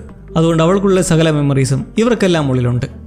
കരോളിന് ഒരാശ്വാസമാകട്ടെ എന്ന വൺ മൈൻഡ് പീപ്പിളുടെ ചിന്തയിലാണ് ഇപ്പോൾ സോഷ മിഡിൽ ഈസ്റ്റിൽ നിന്നും കരോളുടെ മുന്നിൽ എത്തി നിൽക്കുന്നത്. കരോളിനാണെങ്കിൽ തലപെരുത്ത് അവളെ തെറി പറഞ്ഞ് പിടിച്ച് തള്ളുന്നതും പെട്ടെന്ന് അവൾ ആവശ്യമായി വിറച്ചു വീഴുന്നു. ഈ മൈൻഡ് വൈറസിൻ്റെ ഒരു ഗ്ലിച്ചാണത്. കരോളിന് ഇത് ടെൻഷൻ ഉണ്ടാക്കുന്നതിലും ഈ വിറയിൽ മാറ്റാൻ അവർക്കൊന്നും നിലവിൽ ചെയ്യാൻ കഴിയില്ല. കാരണം അനുഭവമുണ്ട്. പകരം ചിന്ത പോകുന്നത് ഇതുപോലെ വേറെ ആർക്കെങ്കിലും ഇപ്പോൾ ഗ്ലിച്ച് സംഭവിച്ചതെന്നറിയണം. അങ്ങനെ ട്രക്ക് എടുത്ത് റോഡിലൂടെ പോകുമ്പോൾ കാര്യം ശരിയാണ്. കൺസ്ട്രക്ഷൻ വർക്ക് നടത്തുന്ന ഒരു കൂട്ടം ആളുകളും അതേപോലെ തന്നെ ഇന്ന് വിറയ്ക്കുവാണ്. പണി ചെയ്യുന്നതിനിടെ വന്ന ഗ്ലിച്ചായതുകൊണ്ട് ഒരുത്തൻ തൂങ്ങിക്കിടന്ന അപകടാവസ്ഥയിൽ പിടിയുന്ന കണ്ട് കരോൾ മെഷീൻ വെച്ച് അയാളെ താഴെ ഇറക്കാൻ നോക്കുന്നതിലും ഇതിൻ്റെ മെക്കാനിസം അറിയാത്തതുകൊണ്ട് പെട്ടുപോകുന്നു. സെക്കൻഡുകൾക്കുള്ളിൽ തന്നെ ആ വിറയിൽ മാറി വീണ്ടും എങ്ങനെയോ എല്ലാവരും നോർമലായി കരോളിനോട് പേടിക്കണ്ട എന്ന് പറഞ്ഞ് പണി കണ്ടിന്യൂ ചെയ്യുന്ന കണ്ട് കൺഫ്യൂസ്ഡായ കരോൾ തിരികെ പോകുമ്പോൾ ആ ഗ്ലിച്ചുണ്ടായതിൽ നിന്ന് അവിടെയുള്ള ഒരു സ്ത്രീക്ക് ഗുരുതര പരിക്കുണ്ടായിട്ടുണ്ട്. എന്തോ തലയിൽ വന്ന് വീണതാകണം. അങ്ങനെ തിരികെ വീട്ടിലേക്ക് ചെല്ലുമ്പോൾ അവിടെ സോഷയുമില്ല. അവൾ നോർമലായി തിരിച്ചു പോയിരിക്കുന്നു. പോകും മുന്നേ കരോളിന് സഹായം എന്ന പോലെ വെയിലത്തിടാനൊരു തൊപ്പിയും കുഴി തോണ്ടാൻ കുന്താലി സംഘടിപ്പിച്ച് വെച്ചിട്ടാണ് പോയിട്ടുള്ളത്. നിലവിലവസ്ഥയിൽ ഒന്നും അറിയാണ്ടിരിക്കുന്നതിലും നല്ലതാണ് കൂടെ ഒരാളുള്ളതെന്ന് അവർക്ക് മനസ്സിലായി. ലാൻഡ് ലൈൻ എടുത്ത് ആ പെണ്ണിനെ ഇങ്ങോട്ടേക്ക് തിരിച്ചുവിടാൻ പറയുന്നതിനെ തുടർന്ന് സോഷ വീണ്ടും എത്തുന്നു. എന്താവശ്യമുണ്ടെങ്കിലും ലാൻഡ് ലൈൻ എടുത്ത് 0 ഡയൽ ചെയ്ത് വിളിക്കാൻ മുമ്പ് ഡേവിഡ് പറഞ്ഞത് ഇപ്പോൾ ഒരു ആശ്വാസമാണ്. അങ്ങനെ സോഷ റീഅപ്പിയർ ആകുമ്പോൾ അറിയുന്നത് വളരെ വൈകാരികമായി ഇതുപോലെ ഇമോഷൻ പ്രകടിപ്പിക്കുന്നത് ഈ കൂട്ടത്തെ സ്വാധീനിക്കും. കരോൾ ദേഷ്യം നെഗറ്റീവായത് മൂലമാണ് സോഷി ഗ്ലിച്ചുണ്ടായതും ഇതേ സമയം തന്നെ ലോകത്തുള്ള എല്ലാ കൂട്ടങ്ങൾക്കും അതുപോലെ ഉണ്ടായതും. ഒരു ബാഡ് ന്യൂസ്, ഈ ഗ്ലിച്ച് കുറച്ചു നേരത്തേക്ക് മാത്രമായിരുന്നേലും ഇതുപോലും മരിച്ചത് കുറേ പേരാണ്. ഇപ്പോൾ കൺസ്ട്രക്ഷൻ സൈറ്റിൽ ഒരു സ്ത്രീ മരിച്ചതുപോലെ ലോകമെമ്പാടും എന്തെങ്കിലും ജോലി ചെയ്തുകൊണ്ടിരുന്നവരാണ് ഈ വൺ മൈൻഡ് പീപ്പിൾസ് എല്ലാം. കുറേ പേർ വണ്ടി ഓടിച്ചുകൊണ്ടിരുന്നതായിരിക്കാം. മറ്റു കുറേ പേർ റിസ്കി ആയിട്ടുള്ള എന്തെങ്കിലും ജോലിയൊക്കെ ചെയ്തുകൊണ്ടിരുന്നതായിരിക്കാം. അപ്രതീക്ഷിതമായ ഗ്ലിച്ചുണ്ടായപ്പോൾ നിയന്ത്രണം വിട്ട് കുറേ പേർ മരിച്ചിട്ടുണ്ട്. കരോളിൻ്റെ ചോദ്യം കേട്ട് ഒഴിഞ്ഞുമാറിയാണ് സോഷ ഇത് സംസാരിച്ചതെങ്കിലും താൻ മൂലം കുറച്ച് നിമിഷങ്ങൾ കൊണ്ട് കുറേ പേർ മരണപ്പെട്ടെന്നറിയുന്നത് കരോളിന് ഉൾക്കൊള്ളാൻ കഴിയാത്തത്. ഇതോടെ ഇനി ചൂടാവാനും വയ്യാത്ത അവസ്ഥ. എന്തായാലും ഈ ആൾക്കാരെല്ലാം കരോളിനോട് വളരെ സ്നേഹത്തോടെ ചിരിച്ചുകൊണ്ടൊക്കെ പെരുമാറുന്നത് അവരുടെ ഉദ്ദേശം നടപ്പാക്കാനാണ്, ഒപ്പം ചേരുക. അതിൻ്റെ പിന്നിൽ എന്ത് ദുരുദ്ദേശമാണെന്നത് ഇനിയും നിഗൂഢമാണ്. അങ്ങനെ ഇരുവരും ഹെലനെ കുഴിച്ചിടാൻ കട്ടിത്തറയിൽ മാറി മാറി കുഴിച്ചു നിൽക്കെ സോഷ ഇതിന് വേറൊരു വഴിയുണ്ടെന്ന് പറയുന്നത് കരോൾ അംഗീകരിക്കുന്നതും പിന്നെ കാണുന്നത് ഒരു ഹെലികോപ്റ്ററിലായി ഹിറ്റാച്ചി തൂക്കിക്കൊണ്ടുവരുന്നത്. എല്ലാവരുടെയും മൈൻഡ് ഒന്നായതുകൊണ്ട് ഒന്ന് ഫോൺ വിളിച്ചു പറയേണ്ട ആവശ്യം പോലുമില്ല. ലോകമെമ്പാടും ഒരു ലൈവ് CCTV പോലുള്ള പ്രവർത്തനം. അങ്ങനെ ഹെലനെ അടക്കം ചെയ്ത് പുതിയ കമ്പാനിയുമായി കുറച്ചൊക്കെ അടുക്കുന്ന കരോൾ അറിയാനിടയാവുന്ന ചില കാര്യം കടലിനടിയിലെ അന്തർവാഹിനിയിലുള്ളവരും ബഹിരാകാശത്തെ സ്പേസ് സ്റ്റേഷൻ ഉൾപ്പെടെയുള്ള സകലരും ഇതിനോടകം ട്രാൻസ്ഫോം ആയിട്ടുണ്ട്. ദൂരത്തുള്ളവരെയൊക്കെ റീച്ച് ചെയ്യാനായിട്ട് അവരൊരു ബുദ്ധി കണ്ടെത്തിയെന്ന് അറിയിക്കുന്നതിലും അതെന്താണെന്ന് പറയുന്നില്ല. കരോളിൻ്റെ ഇപ്പോഴത്തെ പ്രധാന ആവശ്യം തന്നെ പോലെ വേറെയും 11 പേരുണ്ടെന്നല്ലേ പറഞ്ഞത്, അവരുമായി സംസാരിക്കണം. സോഷ്യൽ നിന്നറിയുന്നത് 11 അല്ല, ഒരാളെ കൂടി കണ്ടെത്തിയിട്ടുണ്ട്. അപ്പോൾ കരോൾ ഉൾപ്പെടെ 13 പേരായിട്ടുണ്ട് ഈ മൈൻഡ് വൈറസ് ബാധിക്കാത്തതായി. ഇതിൽ 5 പേർക്കാണ് ഇംഗ്ലീഷ് അറിയാവുന്നത്. അപ്പോൾ ആ 5 പേരെ കണ്ട് സംസാരിക്കണമെന്ന് പറഞ്ഞിരിക്കാൻ നോക്കുമ്പോൾ സോഷ സ്റ്റക്കായി മിണ്ടാതിരിക്കുവാണ്. ഇനി വീണ്ടും വല്ല ഗ്ലിച്ചങ്ങാണോ ഉണ്ടാവുകയാണെന്ന് ഭയക്കുന്നതിലും അല്ല, അവൾ മൈൻഡ് വഴി കമ്മ്യൂണിക്കേറ്റ് ചെയ്തതാണ്. ലോകത്തെ മറ്റു രാജ്യങ്ങളിലുള്ള 5 പേർക്കടുത്തുള്ള കൂട്ടവുമായി സംസാരിച്ച് അവിടെ അവരുമായി സംസാരിക്കാനുള്ള ഒരു ഏർപ്പാടുണ്ടാക്കിയതാണ്. അങ്ങനെ 2 ദിവസം കഴിഞ്ഞ് പ്ലെയിനിലായി ബിൽബാവോ എന്നൊരു എയർപോർട്ടിലെത്തി ഇവരെ മീറ്റ് ചെയ്യുന്നു. ഇന്ത്യക്കാരിയായ ലക്ഷ്മി, ഷുമൈ, ഒട്ടുംബയോ, പിന്നെ കുസിമായോ, ഒപ്പം ഇവരുടെ കുടുംബവും അവിടെ നിൽപ്പുണ്ട്. അവരെല്ലാം മൈൻഡ് വൈറസ് ബാധിച്ചവരാണ്. കരോൾ ഇവരെല്ലാം പരിചയപ്പെട്ട് നിൽക്കുമ്പോൾ 5 പേർ പറഞ്ഞെടുത്ത് ഇവർ 4 പേരേ ഉള്ളൂ. 5ാമൻ കുംബാദിയ. പുള്ളി മറ്റൊരു സ്പെഷ്യൽ പ്ലെയിനിലായി എത്തി എല്ലാവരും അതിലേക്ക് കയറുമ്പോൾ കരോൾ ശ്രദ്ധിക്കുന്നൊരു കാര്യം, ഈ ട്രാൻസ്ഫോം ആവാത്തവരുടെ എല്ലാം കുടുംബമുണ്ടല്ലോ, അവരെല്ലാം വൺ മൈൻഡ് ആണെങ്കിലും അത് അക്സെപ്റ്റ് ചെയ്ത് ഒരു കുഴപ്പമില്ലാതെ പഴയ പോലെ അടുപ്പത്തിലാണ് നടക്കുന്നത്. കുമ്പാതി നോക്കുകയാണെങ്കിൽ ഈ സാഹചര്യം അയാൾക്ക് സ്വർഗമാണ്. കാരണം ഈ വൺ മൈൻ കൂട്ടത്തോട് എന്ത് ചോദിച്ചാലും അവർ അറേഞ്ച് ചെയ്യും. തൻ്റെ ജീവിതത്തിലെ സകല ആഗ്രഹങ്ങളും സ്വപ്നങ്ങളും നടത്താൻ തുടങ്ങിയിട്ടുള്ള കുമ്പാതിയ ഇപ്പോൾ വന്നിട്ടുള്ള ആ സ്പെഷ്യൽ പ്ലെയിൻ ശ്രദ്ധിച്ചോ? US പ്രസിഡന്റിന് മാത്രം ലാവിഷ യാത്ര ചെയ്യാവുന്ന ആഡംബരവും ചെലവേറിയതുമായ സ്പെഷ്യൽ ഫ്ലൈറ്റും. ഈ ഒരു സാഹചര്യത്തിൽ നോക്കുകയാണെങ്കിൽ തീർച്ചയായും കരോൾ ഒറ്റയ്ക്കാണ്. കാരണം സർവൈവേഴ്സിനും ഇനി പഴയതുപോലെ ആകണമെന്നുള്ളൊരു തോന്നലും കാണുന്നില്ല. അവരെന്തായാലും ഈ 5 പേരുമൊത്ത് പ്രൈവറ്റ് ഒന്ന് സംസാരിക്കണമെന്നങ്ങനെ കൂട്ടങ്ങളെ മാറ്റി നിർത്തി സകല ഓഡിയോ റെക്കോർഡിംഗ് ഡിവൈസുകൾ ഓഫ് ചെയ്യിച്ച് തങ്ങളുടെ സംസാരം ആരും കേൾക്കുന്നില്ലെന്ന് ഉറപ്പുവരുത്തിയ ശേഷം നേരെ പോയിന്റിലേക്ക് വരുവാണ്. ലോകത്തെ പഴയതുപോലെ ശരിയാക്കിയെടുക്കണം, അതിനുള്ള വഴി എന്താണ്? എന്നാൽ മറുകൂട്ടർക്കോ ശരിയാക്കേണ്ട ആവശ്യം എന്താണെന്നുള്ള ചോദ്യവും. അവർക്കിനി ഈ ജീവിതം മതി. കരോൾ പറഞ്ഞു മനസ്സിലാക്കാൻ ശ്രമിക്കുന്നത് ഈ കൂട്ടങ്ങൾ വാഗ്ദാനം ചെയ്യുന്ന ഈ സുഖവാസവും കെയറിങ്ങും എല്ലാം അധികം നാൾ ഉണ്ടാവില്ല. അവർ നമ്മളെയും കൂട്ടത്തിലേക്ക് ട്രാൻസ്ഫോം ആക്കാനുള്ള വഴി കണ്ടെത്തിയാൽ പിന്നെ നമ്മളും സ്വന്തം ജീവിതത്തിനുമേൽ ഒരു കൺട്രോളുമില്ലാത്ത, ഒരു വ്യക്തിത്വം പോലും ഇല്ലാത്തവരായി തീരും. അങ്ങനെ പോകവേ ഈ സമ്മേളനത്തിൽ നിന്നും ക്ലിയർ ആവുന്നത് കരോൾ ഒഴിച്ച് ബാക്കി എല്ലാവർക്കും അങ്ങനെ മൈൻഡ് ഷെയർ ചെയ്യുന്നതിൽ എതിർപ്പും വിയോജിപ്പും ഒന്നുമില്ല. കൂടുതൽ ലക്ഷ്മി അത്യാവശ്യം ബുദ്ധിശാലിയാണ്. അവൾക്ക് ഈ പറഞ്ഞു വരുന്നത് മനസ്സിലാവുന്നതിലും കരോളിനോട് യോജിക്കാൻ ഒട്ടും താല്പര്യമില്ല. അതിനൊരു റീസണുമുണ്ട്. കാരണം അവളുടെ മുത്തശ്ശനെ കൊന്നത് കരോളാണ്. എങ്ങനെയെന്നല്ലേ? മുമ്പേ സോഷ ഫ്രീസായപ്പോൾ ലോകമെമ്പാടുമുള്ള സകലരും ഫ്രീസായില്ലായിരുന്നോ? ആ ടൈമിൽ ലക്ഷ്മിയുടെ മുത്തശ്ശൻ അവളുമായി കാർ ഓടിക്കുകയായിരുന്നു. അദ്ദേഹം ഫ്രീസായതോടെ ആക്സിഡന്റിൽ മരണപ്പെടുകയും ചെയ്തു. ലക്ഷ്മി നെറ്റിമുറിഞ്ഞ് സർവൈവ് ചെയ്യുകയും ചെയ്തു. കരോളിന് അത് അറിയില്ലായിരുന്നെങ്കിൽ കൂടെ ലക്ഷ്മിക്ക് അതിലൊരു നീരസം ഉണ്ട് താനും. സ്വന്തം ജീവിതത്തിന്റെ കൺട്രോൾ മറ്റുള്ളവരിലേക്ക് പോകുമ്പോഴുണ്ടാകുന്ന പ്രശ്നങ്ങളെക്കുറിച്ച് മാക്സിമം ചൂണ്ടിക്കാട്ടാൻ ശ്രമിക്കുന്നതിലും നോ രക്ഷ. കുമ്പാതിയേക്കാകട്ടെ വർഗീയതയും അക്രമവും ഒന്നുമില്ലാത്ത ഈ വേൾഡ് പീസാണ് വേണ്ടത്. അങ്ങനെ വാദങ്ങൾ തുടർന്നു പോകവേ കുമ്പാദ്യ നമുക്ക് ലഞ്ച് കഴിച്ചിട്ട് സംസാരിക്കാമെന്നങ്ങനെ ഒരു മനോഹര സ്ഥലത്തായി വിരുന്നൊരുക്കുമ്പോഴാണ് ഒരു ഇൻട്രസ്റ്റിംഗ് സംഭവം അറിയുന്നത്. ഈ കുമ്പാദ്യയ്ക്ക് പുലിക്കൊഞ്ചിൻ്റെ ഒരു ഡിഷ് വേണമെന്ന് പറഞ്ഞിരുന്നു. പക്ഷേ ഈ വൺ മൈൻ പീപ്പിൾ കൊല്ലില്ല. ഒരു കൊതുകിനെ പോലും കൊല്ലത്തുമില്ല, ഒന്നിനെ വേദനിപ്പിക്കത്തുമില്ല. അതിനവർക്ക് ആർക്കും കഴിയില്ലെന്ന് സോഷ പറയുന്നത് കേൾക്കുന്ന കരോളിന് അതൊരു സുഖമല്ലാത്ത തമാശയും. ലോകത്തെ മനുഷ്യരെല്ലാം അടിമകളാക്കിയവർക്ക് ഒരു പ്രാണിയെ കൊല്ലാൻ കഴിയില്ലത്രേ. ഇത് കേൾക്കുന്ന സോഷയ്ക്ക് എല്ലാത്തിനും ഉത്തരവുണ്ട്. ഞങ്ങളെല്ലാം ഒരുമിച്ചോടെ സ്ലേവറി ഇല്ല എന്ന് പറയുന്നതിന് പിറകെ കരോളിൻ്റെ ഒരു ചോദ്യത്തിൽ അവൾ പകച്ചു പോകുന്നു. ഈ ഒരു പ്രോസസ്സ് നടക്കുന്നതിനിടയ്ക്ക് എത്ര പേർക്കാണ് ജീവൻ നഷ്ടപ്പെടേണ്ടി വന്നത്? വൈഷമ്യത്തോടെ ആണെങ്കിലും അവിടെ പറയുന്നത് വെച്ച് 886 മില്യൺ ജനങ്ങളാണ് ട്രാൻസ്ഫോം ആവുന്നതിനിടയ്ക്കായി ഓരോ അപകടങ്ങളുണ്ടായി മരിച്ചു വീണത്. ലോകത്ത് സമാനം ഉണ്ടാക്കാൻ വേണ്ടിയിട്ട് അത്രയും പേരെ കൊല്ലേണ്ടി വന്നില്ലേ എന്ന ചോദ്യത്തിൽ അവൾ സ്റ്റക്കാവുന്നതിലും ലക്ഷ്മി കരോൾ വിചാരിക്കുന്നതൊക്കെയും തെറ്റാണെന്ന് തെളിയിക്കാൻ പരിശ്രമിക്കുവാണ്. ആ മരിച്ചതിൽ 11 മില്യണെങ്കിലും നിങ്ങളുടെ ദേഷ്യം മൂലം മരിച്ചാണ് നിൽക്കുന്നത് കണ്ട് കരോളിന് മനസ്സിലായി ഇനി ഇവരെ പറഞ്ഞു തിരുത്താനായില്ല. മൂക്കുമുട്ടെ മദ്യം വലിച്ചു കയറ്റി നിങ്ങളെല്ലാവരും മനുഷ്യവംശത്തെ ചതിച്ചവരാണെന്ന് പറഞ്ഞ് നടക്കുന്നതും ലഹരിയിൽ വീണുപോകുന്നു. ഇത് കാണുന്ന സോഷ്യൽ മീഡിയേഴ്സും ഓടി ഒന്ന് സമാധാനിപ്പിക്കാൻ നോക്കുന്നതും പെട്ടെന്നൊരു സംഭവം വീണ്ടും ഉണ്ടാവുകയാണ്. ആകെ കുരുപൊട്ടിയിരിക്കുന്ന കരോൾ വീണ്ടും പൊട്ടിത്തെറിക്കുന്നതോടെ അവർക്ക് വീണ്ടും ഗ്ലിച്ചായി വിറച്ചു വീഴുന്നു.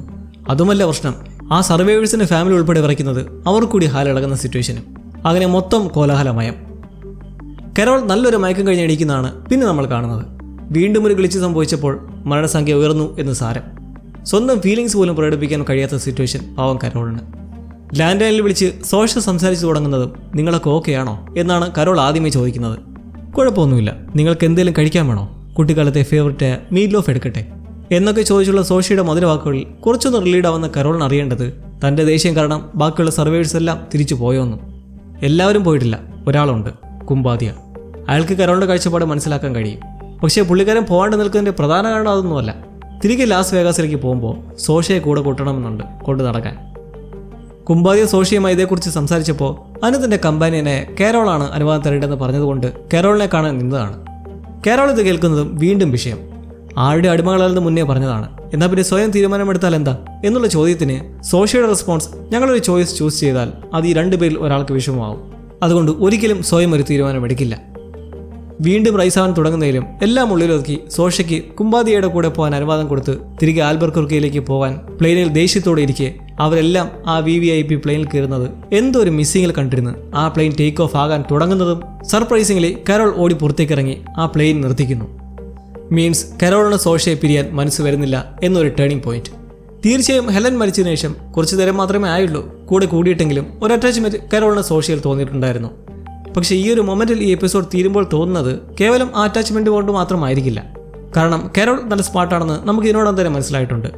ഇനി ഈ ഒറ്റമൈൻഡ് പീപ്പിൾസിനെ പഴയതുപോലെ ആക്കാൻ സോഷ്യലോട് എന്തെങ്കിലും ശ്രമം നടത്താനായിരിക്കുമോ ഉള്ളിൽ പ്ലാൻ ചെയ്യുന്നത്? പ്ലൂറിബസിന്റെ ആദ്യ 2 എപ്പിസോഡുകൾ കണ്ട ശേഷം കരോളിന്റെ സൈഡിൽ നിൽക്കുന്നവർ ആരൊക്കെ, വൺ മൈൻ പീപ്പിൾ ടീമിലായവർ ആരൊക്കെ? ഇതുവരെ വെച്ച് ഈ 2ന്റെയും ഉള്ളിൽ ഒരു നല്ല വശത്തിന്റെ കാഴ്ചപ്പാടുമുണ്ട്, അതേപോലെ തന്നെ കെട്ട വശത്തിന്റെയും പെർസ്പെക്റ്റീവുമുണ്ട്, ഇല്ലേ? നമ്മൾ നിർത്തിയത് ഒറ്റ മൈൻഡായ സോഷ്യയുടെ മേൽ കരോളിന് തോന്നിയൊരു ഫീലിംഗിലാണ്. പുതിയ എപ്പിസോഡ് തുടങ്ങുമ്പോൾ അത് വൈറസൊക്കെ ബാധിക്കുന്നതിന് 7 കൊല്ലം മുമ്പുള്ള ഒരു എക്സ്പീരിയൻസിലും. ഹെലനുമൊത്ത് കരോൾ നോർവേയിലുള്ള ഒരു സ്പെഷ്യൽ ഹോട്ടൽ ഐസ് പാലസ് എന്ന് പറയുമ്പോൾ മൊത്തം ഐസ് കൊണ്ടുള്ള നിർമ്മിതികളുള്ള ഒരു ഹോട്ടലാണ്. കിടക്കുന്ന കട്ടിൽ വരെ ഐസ് കൊണ്ട് നിർമ്മിച്ചത്. അവിടേക്ക് ഇരുവരും ഒരു മനോഹര സുന്ദര നിമിഷത്തിലേക്ക് എത്തിയതാണെങ്കിലും കരോളിന് ഒരു താല്പര്യവുമില്ലാത്ത പോലെ.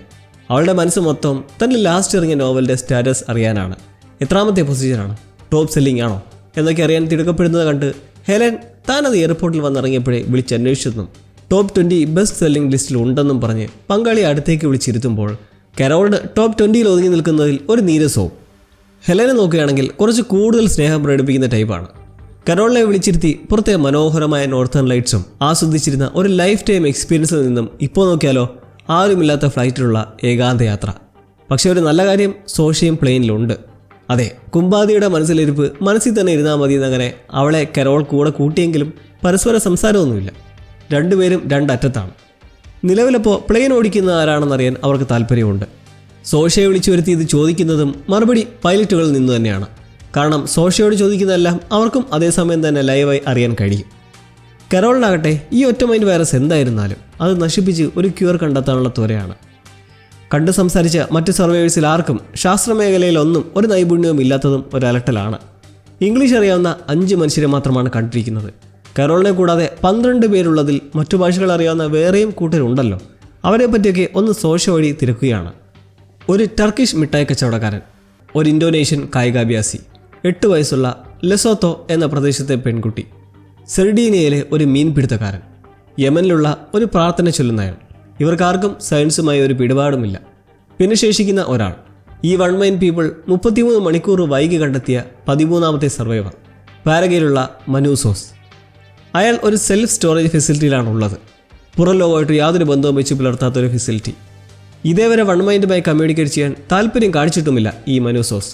ഇതൊക്കെ കേട്ട് അപ്പോൾ ഈ പറഞ്ഞ മനൂസോസ് ചിലപ്പോൾ തൻ്റെ വേവിലും താഴേക്കാം എന്ന ചിന്തയിൽ കരോൾ തിരികെ വീട്ടിലെത്തിയാൽ ഉടൻ അയാളുമായി സംസാരിക്കാനുള്ള ഏർപ്പാടുണ്ടാക്കാൻ സോഷ്യയോട് പറയുന്നതും അവൾ പറയുന്നതോ വേണമെങ്കിൽ നമുക്കിപ്പോൾ തന്നെ അയാളെ കോൺടാക്ട് ചെയ്യാമെന്നും.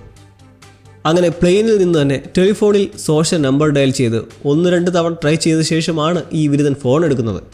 ആൾ സ്പാനിഷാണ്. കരോൾ അറിയാവുന്ന വെച്ച് സംസാരിച്ച് തുടങ്ങുന്നതും ഈ മനൂസോസ് നല്ല കലിപ്പിലാണ്.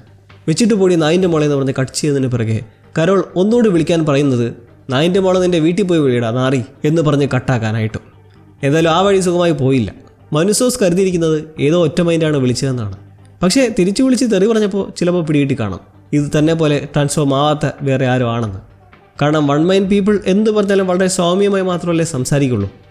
എന്തായാലും മനൂസോസ് തിരികെ കരോളിനെ റീച്ച് ചെയ്യാൻ ശ്രമിക്കുമായിരിക്കും എന്ന് നമുക്ക് പ്രതീക്ഷിക്കാം. അങ്ങനെ തിരികെ ആൽബർക്കോർക്കിയിലേക്ക് എത്തി സോഷ്യ വീട്ടിലേക്ക് ഡ്രോപ്പ് ചെയ്ത് നടക്കുമ്പോൾ കരോളിന് വന്നുകൊണ്ടിരുന്ന പാഴ്സലും മെയിലുകളുമെല്ലാം ഈ കൂട്ടം കളക്ട് ചെയ്തത് കയ്യിൽ കൊടുക്കുന്നു. എന്തായാലും ആവശ്യമുണ്ടെങ്കിൽ അറിയിക്കണമെന്ന് പറഞ്ഞ് തെളിഞ്ഞ മുഖവുമായി സോഷ്യ പോകുമ്പോൾ അതിലൊരു പാഴ്സൽ മസാജ് ചെയ്യുന്ന ഒരു ടൈപ്പ് ഗണ്ണാണ്. ഹെലൻ കരോളിൻ്റെ ടൂറിനിടയ്ക്കുള്ള സ്ട്രെസ് മനസ്സിലാക്കി റിലാക്സ് ചെയ്യാനായി ഓർഡർ ചെയ്തതായിരുന്നു. അതായത് ടൂറെല്ലാം കഴിഞ്ഞെത്തി ഒന്ന് ശാന്തമാവാനായിട്ട് ഓർഡർ ചെയ്ത മസാജർ. ഇത് കണ്ട കരോൾ ഉടൻ ഫോൺ എടുത്ത് വിളിച്ച് എന്താ ഇതെന്ന് തിരക്കുന്നതും സോഷ്യ നിന്നങ്ങ് വിശദീകരിക്കുകയാണ്. ഇത് നിങ്ങൾ ഒരു എയർപോർട്ടിൽ വെച്ച് കണ്ട് മേടിക്കാൻ ആഗ്രഹിച്ചതാണെന്നും എക്സ്പെൻസീവ് ആയതുകൊണ്ട് അന്നത് മേടിച്ചില്ല, പകരം ഹെലൻ ഒരു മസാജ് ഗൺ ഓൺലൈൻ വഴി ഓർഡർ ചെയ്തതാണ് എന്നൊക്കെ കേൾക്കെ കരോളിന് അരിശം വരുന്നത് ഹെലൻ തൻ്റെ പങ്കാളിയാണ്. ഇരുവരുടെയും ഓരോ പേഴ്സണൽ വിഷയം മറ്റൊരാൾ ഡീറ്റെയിൽ ആയി പറയുന്നത് സ്വാഭാവികമായും അവർക്ക് പിടിക്കുന്നില്ല. ഹെലൻ്റെ ഓർമ്മ എന്നിൽ മാത്രം മതി, നിങ്ങളുടെ ഉള്ളിലുള്ള ഓർമ്മകളെല്ലാം മായ്ച്ചു കളഞ്ഞേക്കണമെന്ന് ചൂടായി പറഞ്ഞ് കരോൾ ഫോൺ കട്ടാക്കുന്നു. ഒന്ന് നോക്കിയാൽ സ്വന്തം പങ്കാളി മരിച്ചിട്ട് പോലും അതേക്കുറിച്ച് ഓർത്ത് ഒന്ന് മനസ്സ് തുറന്ന് കരയാൻ ഇതുവരെ കരോളിന് കഴിഞ്ഞിട്ടില്ല. ഇടയ്ക്ക് ഓരോരോ വികൃതമായ സിറ്റുവേഷൻസ് വന്നുകൊണ്ടേയിരിക്കുമല്ലേ പാവത്തിന്. അങ്ങനെ 4 ദിവസം കഴിഞ്ഞിരിക്കുന്നു ലോകം ഒറ്റ മൈൻഡായി മാറിയിട്ട്. കരോളിന് ഒരെത്തും പിടിയുമില്ലാത്ത പോലെ കയ്യിലെ CD ഇട്ട് ഒരു സ്റ്റാൻഡപ്പ് കോമഡി ഷോ കണ്ടുകൊണ്ടിരിക്കെ ആരോ കോളിംഗ് ബെല്ലടിക്കുന്നത് ഈ സാഹചര്യത്തിൽ ഒരു ആശങ്ക ഉണ്ടാകാത്ത കാര്യമാണ്. ജനാല വഴി നോക്കുമ്പോൾ ആരോ ഒരുവൻ കാറിൽ കയറി പോകുന്നതാണ് കാണുന്നത്. സംഭവം കരോളിന് വേണ്ടിയിട്ട് കുറച്ച് ഫ്രൂട്ട്സും ഫുഡുമൊക്കെ ഡോറിനടുത്ത് വെച്ചിട്ട് പോയതാണ്. ഉടൻ തന്നെ സോഷ്യയെ വിളിച്ച് കാര്യം തിരക്കുമ്പോൾ വീട്ടിലെ ഫ്രിഡ്ജിൽ ആകെ കുറച്ച് സോഫ്റ്റ് ഡ്രിങ്ക്സും പാക്കറ്റ് ഫുഡ്സും മാത്രമല്ലേ ശേഷിക്കുന്നുള്ളൂ. അതുകൊണ്ട് നല്ലൊരു ഡിഷ് എത്തിച്ചതാണ്. കരോൾ ഇത് കേട്ട് വീട്ടിലെ കാര്യങ്ങളൊക്കെ ഹെലൻ്റെ മൈൻഡ് വെച്ച് അറിഞ്ഞതാണെന്ന ധാരണയിൽ ചൂടാവാൻ തുടങ്ങുന്നതിലും വീട്ടിലെ ആഹാരത്തിൻ്റെ കാര്യം ഇവർക്കറിയാവുന്നത് മുന്നേ കരോൾ വരുന്നതിന് തൊട്ട് മുമ്പായി ഈ വീട് വൃത്തിയാക്കി സെറ്റാക്കിയ വേലക്കാരിയുടെ മൈൻഡ് വഴിയാണ്. എന്നെ ഇനി ശല്യപ്പെടുത്തിയിരുന്ന ആക്രോശിച്ച് ആ ആഹാരം കൊണ്ട് കളഞ്ഞിട്ടവർ പോകുന്നത് ഒരു സൂപ്പർ മാർക്കറ്റിലേക്കാണ്. കാരണം സോഷ പറഞ്ഞ പോലെ ഇനി അധികം ഫുഡ് സപ്ലൈസ് ഒന്നും വീട്ടിൽ ശേഷിക്കുന്നില്ല. അതുകൊണ്ട് ആഹാരം വാങ്ങാൻ സ്റ്റോറിലെത്തുമ്പോഴാണ് അടുത്ത പൊല്ലാപ്പ്. അവിടെ ഒരൊറ്റ സാധനമില്ല. എല്ലാ ഐറ്റംസും നീക്കം ചെയ്തിരിക്കുന്നു. കുടിക്കാനോ തിന്നാനോ ഉള്ള സകല സാധനങ്ങളും ഈ വൺ മൈൻഡ്സ് എടുത്ത് മാറ്റിയിരിക്കുകയാണ്. ഇതിൻ്റെ ഉദ്ദേശം കരോൾ അവിടെയുള്ള ഫോണിലെ സീറോ ഡയൽ ചെയ്യുന്ന വഴി അറിയുന്നത് എല്ലാ ഭക്ഷ്യവസ്തുക്കളുടെയും ലഭ്യതയ്ക്ക് വേണ്ടി ഒരു ഏകീകരണം എന്നോണം ഇവർ ഇതുപോലെ ഷോപ്പുകളിലും സ്റ്റോറുകളിൽ നിന്നും വീടുകളിൽ നിന്നുമൊക്കെ സപ്ലൈസ് അവരുടെ ഒരു അധീനതയിൽ സ്റ്റോർ ചെയ്ത് വെച്ചിരിക്കുകയാണ്, ആവശ്യം വരുമ്പോൾ പ്രൊവൈഡ് ചെയ്യാനെന്ന പോലെ. ഇത് കരോളിന് തീരെ ഇഷ്ടപ്പെടുന്നില്ല. കാരണം അവരിപ്പോഴും ഒരു ഇൻഡിപെൻഡൻറ്റ് വുമണാണ്. ആരെയും ആശ്രയിക്കാതെ ജീവിക്കാനാണ് ആഗ്രഹിക്കുന്നതും ശ്രമിക്കുന്നതും. ഇങ്ങനെ ഓരോന്നിനു വേണ്ടി അടിക്കടി ഫോൺ ഡയൽ ചെയ്യുന്നതിനോട് തീരെ താല്പര്യമില്ലെന്ന് മാത്രമല്ല അത് ഇഷ്ടവുമല്ല. സാധാരണ ഇത്രയും നാൾ എങ്ങനെയാണോ ജീവിച്ചത് അതേപോലെ തന്നെ മുന്നോട്ട് പോയാൽ മതി, ചേഞ്ച് ഒന്നും വേണ്ട. നോർമലായി ഷോപ്പിംഗ് ചെയ്യുന്ന പോലെ തന്നെ ഷോപ്പിംഗ് നടത്തണമെന്ന് അടമൻ്റായി നിൽക്കുന്നത് കേട്ട് സോഷ ഞങ്ങൾ വൈകാതെ അവിടേക്ക് എത്തിച്ചേരും എന്ന് പറഞ്ഞ് കട്ട് ചെയ്ത് കരോൾ പുറത്തേക്ക് ചെന്ന് നോക്കുമ്പോൾ പിന്നെ കാണുന്നതോ കുറേ ട്രക്കുകൾ അടുക്കടുക്കായി സൂപ്പർ മാർക്കറ്റിന് മുന്നിലേക്ക് വന്ന് പാർക്ക് ചെയ്ത് നിൽക്കുവാണ്. എല്ലാത്തിലും ആ സൂപ്പർ മാർക്കറ്റിൽ നിന്ന് എടുത്തുകൊണ്ടുപോയ ഓരോ സ്റ്റഫ്സും. പോരാത്തതിന് ആ ഏരിയയിലുള്ള കുറേ കണ്ടമാനം ജനങ്ങളും വളരെ സന്തോഷത്തോടെ എത്തി ഓരോ സാധനങ്ങളും എടുത്ത് വരിയായി ഷോപ്പിലേക്ക് കയറി കൊണ്ടുവയ്ക്കാൻ തുടങ്ങുന്നു. അങ്ങനെ മണിക്കൂറുകളെടുത്ത് എല്ലാ ഐറ്റംസും കൃത്യം സ്ഥലത്തേക്ക് കൊണ്ടുവച്ച് ഒരു ലൈവ് സൂപ്പർ മാർക്കറ്റ് പോലെയാക്കി കരോളിനോട് നന്ദിയും പറഞ്ഞിറങ്ങി പോവുകയാണ്. യാതൊരുവിധ പരാതിയോ പരിഭവമോ ഒന്നുമില്ല, സന്തോഷവും പുഞ്ചിരിയും മാത്രം. കൂടെ ഇനി എന്തെങ്കിലും വേണമെങ്കിൽ പറയണേ എന്നുള്ള മധുര വാക്കുകളും. ഇൻഡിപെൻഡൻ്റ് എന്ന് പറഞ്ഞാലും ഇതിപ്പോൾ ഇവരെ ആശ്രയിക്കാതെ ജീവിക്കാൻ പറ്റാത്ത സാഹചര്യമാണെന്ന് കരോളിന് ബോധ്യമായി വരുന്നുണ്ട്. ഇതുപോലെ വൺ മൈൻഡിൻ്റെ വേറിട്ട മറ്റൊരു പ്രവൃത്തി നമ്മൾ കാണാൻ ഇടയാവുന്നത് കരോൾ രാത്രി ആഹാരം കഴിച്ച് TV കണ്ടുകൊണ്ടിരിക്കുമ്പോഴാണ്. പെട്ടെന്ന് കറണ്ട് അങ്ങ് പോവുകയാണ്. പുറത്തേക്ക് നോക്കിയാൽ ആ പ്രദേശത്തെ ഇലക്ട്രിസിറ്റി പൂർണ്ണമായും ഷട്ട് ഡൗൺ ചെയ്ത നിലയിലും. ഇതൊരു തരത്തിൽ വളരെ നല്ലൊരു കാര്യമാണ്. കാരണം ഇലക്ട്രിസിറ്റി മൊത്തം കട്ടാക്കുന്നതിൻ്റെ ഉദ്ദേശം പവർ സംരക്ഷിക്കുക എന്നൊരു മോട്ടീവ് വെച്ചാണ്. അതാകുമ്പോൾ ലൈറ്റ് പൊല്യൂഷനും ഉണ്ടാവില്ല, അനാവശ്യമായി എനർജി പാഴാവുകയുമില്ല. പക്ഷേ കരോളിൻ്റെ വീട് നിൽക്കുന്ന പ്രദേശത്തെ കറണ്ട് കട്ടാക്കിയത് അവർക്ക് പറ്റിയൊരു അബദ്ധമാണ്. പെട്ടെന്ന് തന്നെ അവിടേക്ക് കറണ്ട് വരുത്തി ഇത് പറയുന്നുണ്ട്. കരോളിൻ്റെ സംശയം, നിനക്കൊക്കെ അപ്പോൾ ഇരുട്ടത്ത് നടന്ന് ജോലി ചെയ്യാൻ പറ്റുമെന്ന്. അതിന് വലിയ പണിയൊന്നും രാത്രി ചെയ്യാനില്ലേ അവർക്ക്? ആശുപത്രി കേസോ മറ്റോ ഉണ്ടായാലേ പ്രവർത്തിക്കേണ്ടതുള്ളൂ. ഇല്ലെങ്കിൽ എന്ത് ചെയ്യാൻ? അക്രമമോ ഒന്നും നടക്കാൻ പോണില്ലല്ലോ. എല്ലാവരും ഒരേ മനസ്സോടെ നടക്കുന്നവരല്ലേ. നിങ്ങൾക്ക് ആവശ്യമെങ്കിൽ പവറെല്ലാം വീണ്ടും റീസ്റ്റോർ ചെയ്യാമെന്ന സോഷ്യയുടെ അതിവിനയ സംസാരം കേട്ട് ഒന്നും വേണ്ട, എന്തേലുമൊക്കെ കാണിച്ചു കൂട്ടുന്ന ഉദ്ദേശിക്കുന്നു. സംസാരം കേട്ട് നിങ്ങളെ സന്തോഷിപ്പിക്കാൻ ഞങ്ങൾ എന്താണ് കരോൾ ചെയ്യേണ്ടത് എന്ന ചോദ്യത്തിന് എടുത്തിയാടി എന്നാൽ പിന്നെ ഒരു ഗ്രനേഡ് തന്നേക്ക്, മനുഷ്യരാശിയുടെ ഈ ചരിത്ര നിമിഷങ്ങൾക്ക് പൊട്ടിച്ചാഘോഷിക്കാമെന്ന് പുലമ്പി ഫോൺ കട്ട് ചെയ്ത് ആൻറ്റി ഡിപ്രസൻ ഗുളികയും കഴിച്ച് TV കണ്ടിരിക്കെ നീല ട്രക്കിലായി വീണ്ടും സോഷ അങ്ങോട്ടേക്ക് അങ്ങനെ വരുവാണ്. എന്തിനാ? ഒരു ഗ്രനേഡുമായിട്ട്. കഥകുമുട്ടി കരോളിന് ഇത് നീട്ടുമ്പോൾ ഇവൾക്കൊരു സംശയം ഉണ്ടായിരുന്നു, ഗ്രനേഡ് വേണമെന്ന് വെറുതെ സർക്കാസ്റ്റിക്കായി പറഞ്ഞതായിരിക്കുമെന്ന്. പക്ഷേ ഇനി എങ്ങാനും സത്യത്തിൽ പറഞ്ഞതാണല്ലോ എന്ന് ചിന്ത വെച്ച് അവൾ കൊണ്ടുവന്നതാണ്. ആ സമയത്തുള്ള കരോളിൻ്റെ ഒരു നിൽപ്പ് കണ്ട് അവൾ മെല്ലെ വലിയ നോക്കുന്നതിലും എന്തായാലും ഈ നശിച്ച രാത്രി ഒരു വിസ്കി കമ്പനിക്കായി അവരവളെ അകത്തേക്ക് ക്ഷണിക്കുന്നു. സോഷ അടിക്കുമ്പോൾ ലോകത്തുള്ള മറ്റെല്ലാത്തിനും അതേ കിക്കുണ്ടാവുമോ എന്ന് ചോദിച്ചാൽ അങ്ങനെ ഉണ്ടാവില്ല. അങ്ങനെ കമ്പനി കൊടുക്കുന്ന സോഷ മദ്യവുമായി ബന്ധപ്പെട്ട കുറേ കാര്യങ്ങൾ സംസാരിച്ചിരിക്കെ കരോളിന് അറിയേണ്ടത് തനിക്കിനി ട്രാൻസ്ഫോം ആവുന്നതിന് മുന്നോടിയായി എത്ര നാളുകൾ ശേഷിക്കുന്നുണ്ടെന്നാണ്. കാരണം ഇവർക്കറിയാം ഈ വൺ മൈൻഡ്സ് എല്ലാം ശേഷിക്കുന്നവരെ കൂടി തങ്ങളോടൊപ്പം ചേർക്കാനുള്ള റിസർച്ചും പരിശ്രമവും ഒക്കെ അണ്ടർഗ്രൗണ്ടിൽ നടത്തി വരികയാണെന്നുള്ളത്. സോഷയ്ക്ക് എന്തായാലും സത്യസന്ധമായി പ്രവർത്തിക്കാൻ കഴിയുള്ളൂ. കരോളിൻ്റെ ചോദ്യത്തിന് ഉറപ്പ് പറയാൻ പറ്റില്ലെന്നും ചിലപ്പോൾ ആഴ്ചകൾ ചിലപ്പോൾ മാസങ്ങൾ എന്നുള്ള റീപ്ലൈ. കരോളിനറിയാം എപ്പോഴായാലും താൻ ട്രാൻസ്ഫോമായി കഴിഞ്ഞാൽ പിന്നെ ജീവിതം കോഞ്ഞാട്ടയാണെന്നത്. ഇതിനുള്ള സോഷയുടെ വർണ്ണനയാകട്ടെ കരോൾ പുഴയിൽ മുങ്ങിപ്പിടയുന്ന ഒരാളാണ്. ഈ സമയത്ത് വേറൊന്നും നോക്കില്ല, ഒരു ലൈഫ് ജാക്കറ്റ് എറിഞ്ഞു കൊടുത്ത് രക്ഷിക്കാനേ ശ്രമിക്കും. സോഷ കരോളിനെ രക്ഷിക്കാനാണ് ശ്രമിക്കുന്നതെന്ന് പറയുന്നു. നിങ്ങളെയൊക്കെ മൈൻഡ് കൺട്രോളിലേക്ക് വെച്ചിരിക്കുകയാണെന്ന് നിൽക്കുന്ന കരോൾ കാണുന്നത് ഈ വൺ മൈൻഡ് ലൈഫ് ഒരു ക്രിഞ്ചായിട്ടാണ്. സൂര്യപ്രകാശവും പൂമ്പാറ്റകളും സന്തോഷവും മാത്രമായി എന്തൊരു ബോറൻ ജീവിതമാണിത്. നല്ല മനോഹരമായ ലോകം തന്നെയാണ് ഹെലനും ആഗ്രഹിച്ചത്. വൺ മൈൻഡ്സിനുള്ളിലുള്ളത് എല്ലാവരുടെയും ബെസ്റ്റ് ക്വാളിറ്റിയും ആഗ്രഹങ്ങളും സ്വപ്നങ്ങളും ഒക്കെയാണ്. ഹെലൻ്റെയും ഒരു ഭാഗം ഇതിലുണ്ട്. കരോൾ വീണ്ടും ഹെലൻ്റെ സംസാരം വരുന്നത് കണ്ട് നേരത്തെ താക്കി നൽകിയതെക്കുറിച്ച് ഓർമ്മിപ്പിച്ച് ആ ഗ്രനേഡ് എടുത്ത് കൈകാര്യം ചെയ്യുന്നു. കരോളിന് ഇവരെ പൂർണ്ണമായും മനസ്സിലായിട്ടില്ല എന്ന് ക്ലിയർ ആവുന്നത് ഈ ഒരു അവസരത്തിൽ വെച്ചാണ്. എന്ത് ചോദിച്ചാലും ഈ ആൾക്കാർ എത്തിക്കും, അത് എത്ര അപകടമുള്ളതാണേലും. ആ ഗ്രനേഡ് വെറുമൊരു ഫേക്കാണെന്ന ധാരണയിൽ കരോൾ വലിച്ചൂരുമ്പോഴാണ് സംഭവം സത്യമാണെന്ന് അറിയുന്നത്. സോഷ ഉടൻ ഞാനിതങ്ങ് എടുക്കുവാണേ എന്ന് പറഞ്ഞ് ഗ്രനേഡ് പിടിച്ച് മേടിച്ച് പുറത്തേക്കെറിഞ്ഞ് കരോളിനെ കവർ ചെയ്യുന്നതും ഒരു പൊട്ടിത്തെറി തന്നെ ഉണ്ടാവുകയാണ്.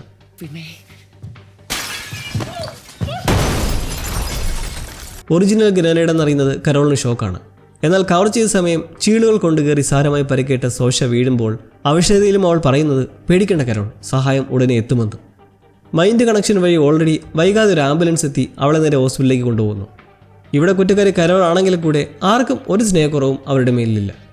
ആശുപത്രിയിലിരിക്കെ ഒരു ചെക്കൻ വന്നിട്ട് സോഷ്യയുടെ ആരോഗ്യനിലയിൽ വലിയ കുഴപ്പമൊന്നും ഇല്ലെന്നും ബ്ലഡ് ലോസ് ഉണ്ടായതിൻ്റെ കൺകഷനാണ്, പേടിക്കണമെന്നും പറഞ്ഞിട്ട് കരോളിന് മാറാൻ വസ്ത്രം വല്ലതും വേണമെന്ന് ചോദിക്കുമ്പോഴും ഗ്രനേഡ് ഷോക്കിൽ നിന്ന് അവർ വിട്ടു മാറിയിട്ടില്ല. കൊടിയ അപകടമായ ഒരു ഗ്രനേഡാണ് ചോദിച്ചുടനെ കൊണ്ട് കൊടുത്തത്. എന്തുകൊണ്ടൊരു ഫേക്ക് ഗ്രനേഡ് തന്നുകൂടാ? വൺ മൈൻഡിൻ്റെ ബിഹാഫിലായിരിക്കുന്ന ചെക്കൻ ഇതെല്ലാം കേട്ട് കൺഫ്യൂസ്ഡ് ആണ്. കരോളിൻ്റെ ചോദ്യം, ഇങ്ങനെയാണെങ്കിൽ ഇത്രയും നടന്നിട്ടും വീണ്ടും ഒരു ഗ്രനേഡ് ചോദിച്ചാൽ തരുമോ? തീർച്ചയായും. Battery tank, bazooka, atom bomb ഇതെല്ലാം ആവശ്യപ്പെട്ടാലോ? വൺ മൈൻഡിന് അതും തരാണ്ടിരിക്കാൻ പറ്റില്ല. ഒരു നല്ല ഓപ്ഷൻ അല്ല എന്നറിയാമെങ്കിൽ കൂടി അണുബോംബ് സംഘടിപ്പിച്ച് കൊടുക്കുക തന്നെ ചെയ്യും. കരോളിൻ്റെ സന്തോഷത്തിന് വേണ്ടി എന്തും ചെയ്യാൻ തയ്യാറാണ് ഞങ്ങളെന്ന് നിൽക്കുന്ന ചെക്കനെ പറഞ്ഞു വിടുമ്പോൾ കരോൾ തിരിച്ചറിയുന്നൊരു വലിയ കാര്യമുണ്ട്. ഈ ഒരു സിറ്റുവേഷനിൽ മുന്നിലുള്ളത് സാധ്യതകളുടെയും എന്താവശ്യപ്പെട്ടാലും കിട്ടുന്നതുമായ ഒരു മഹാലോകമാണ്. തോക്കുപോയിട്ട് പാറ്റന്റ് ടാങ്ക് വരെ കൈവശം വയ്ക്കാൻ ലൈസൻസോ നിയമമോ ഒന്നും നോക്കണ്ടാത്ത ഒരു സ്വപ്ന ലോകം. പക്ഷേ ഇവിടെ കരോളിനതുകൊണ്ട് യഥാർത്ഥത്തിൽ എന്താണ് പ്രയോജനം? ഇതുവരെ യാതൊരുവിധ ഭീഷണിയായും തോന്നാത്ത വൺ മൈൻഡ് പീപ്പിൾസിനെ വെച്ച് എന്താണ് അവർക്ക് ചെയ്യാൻ കഴിയുക?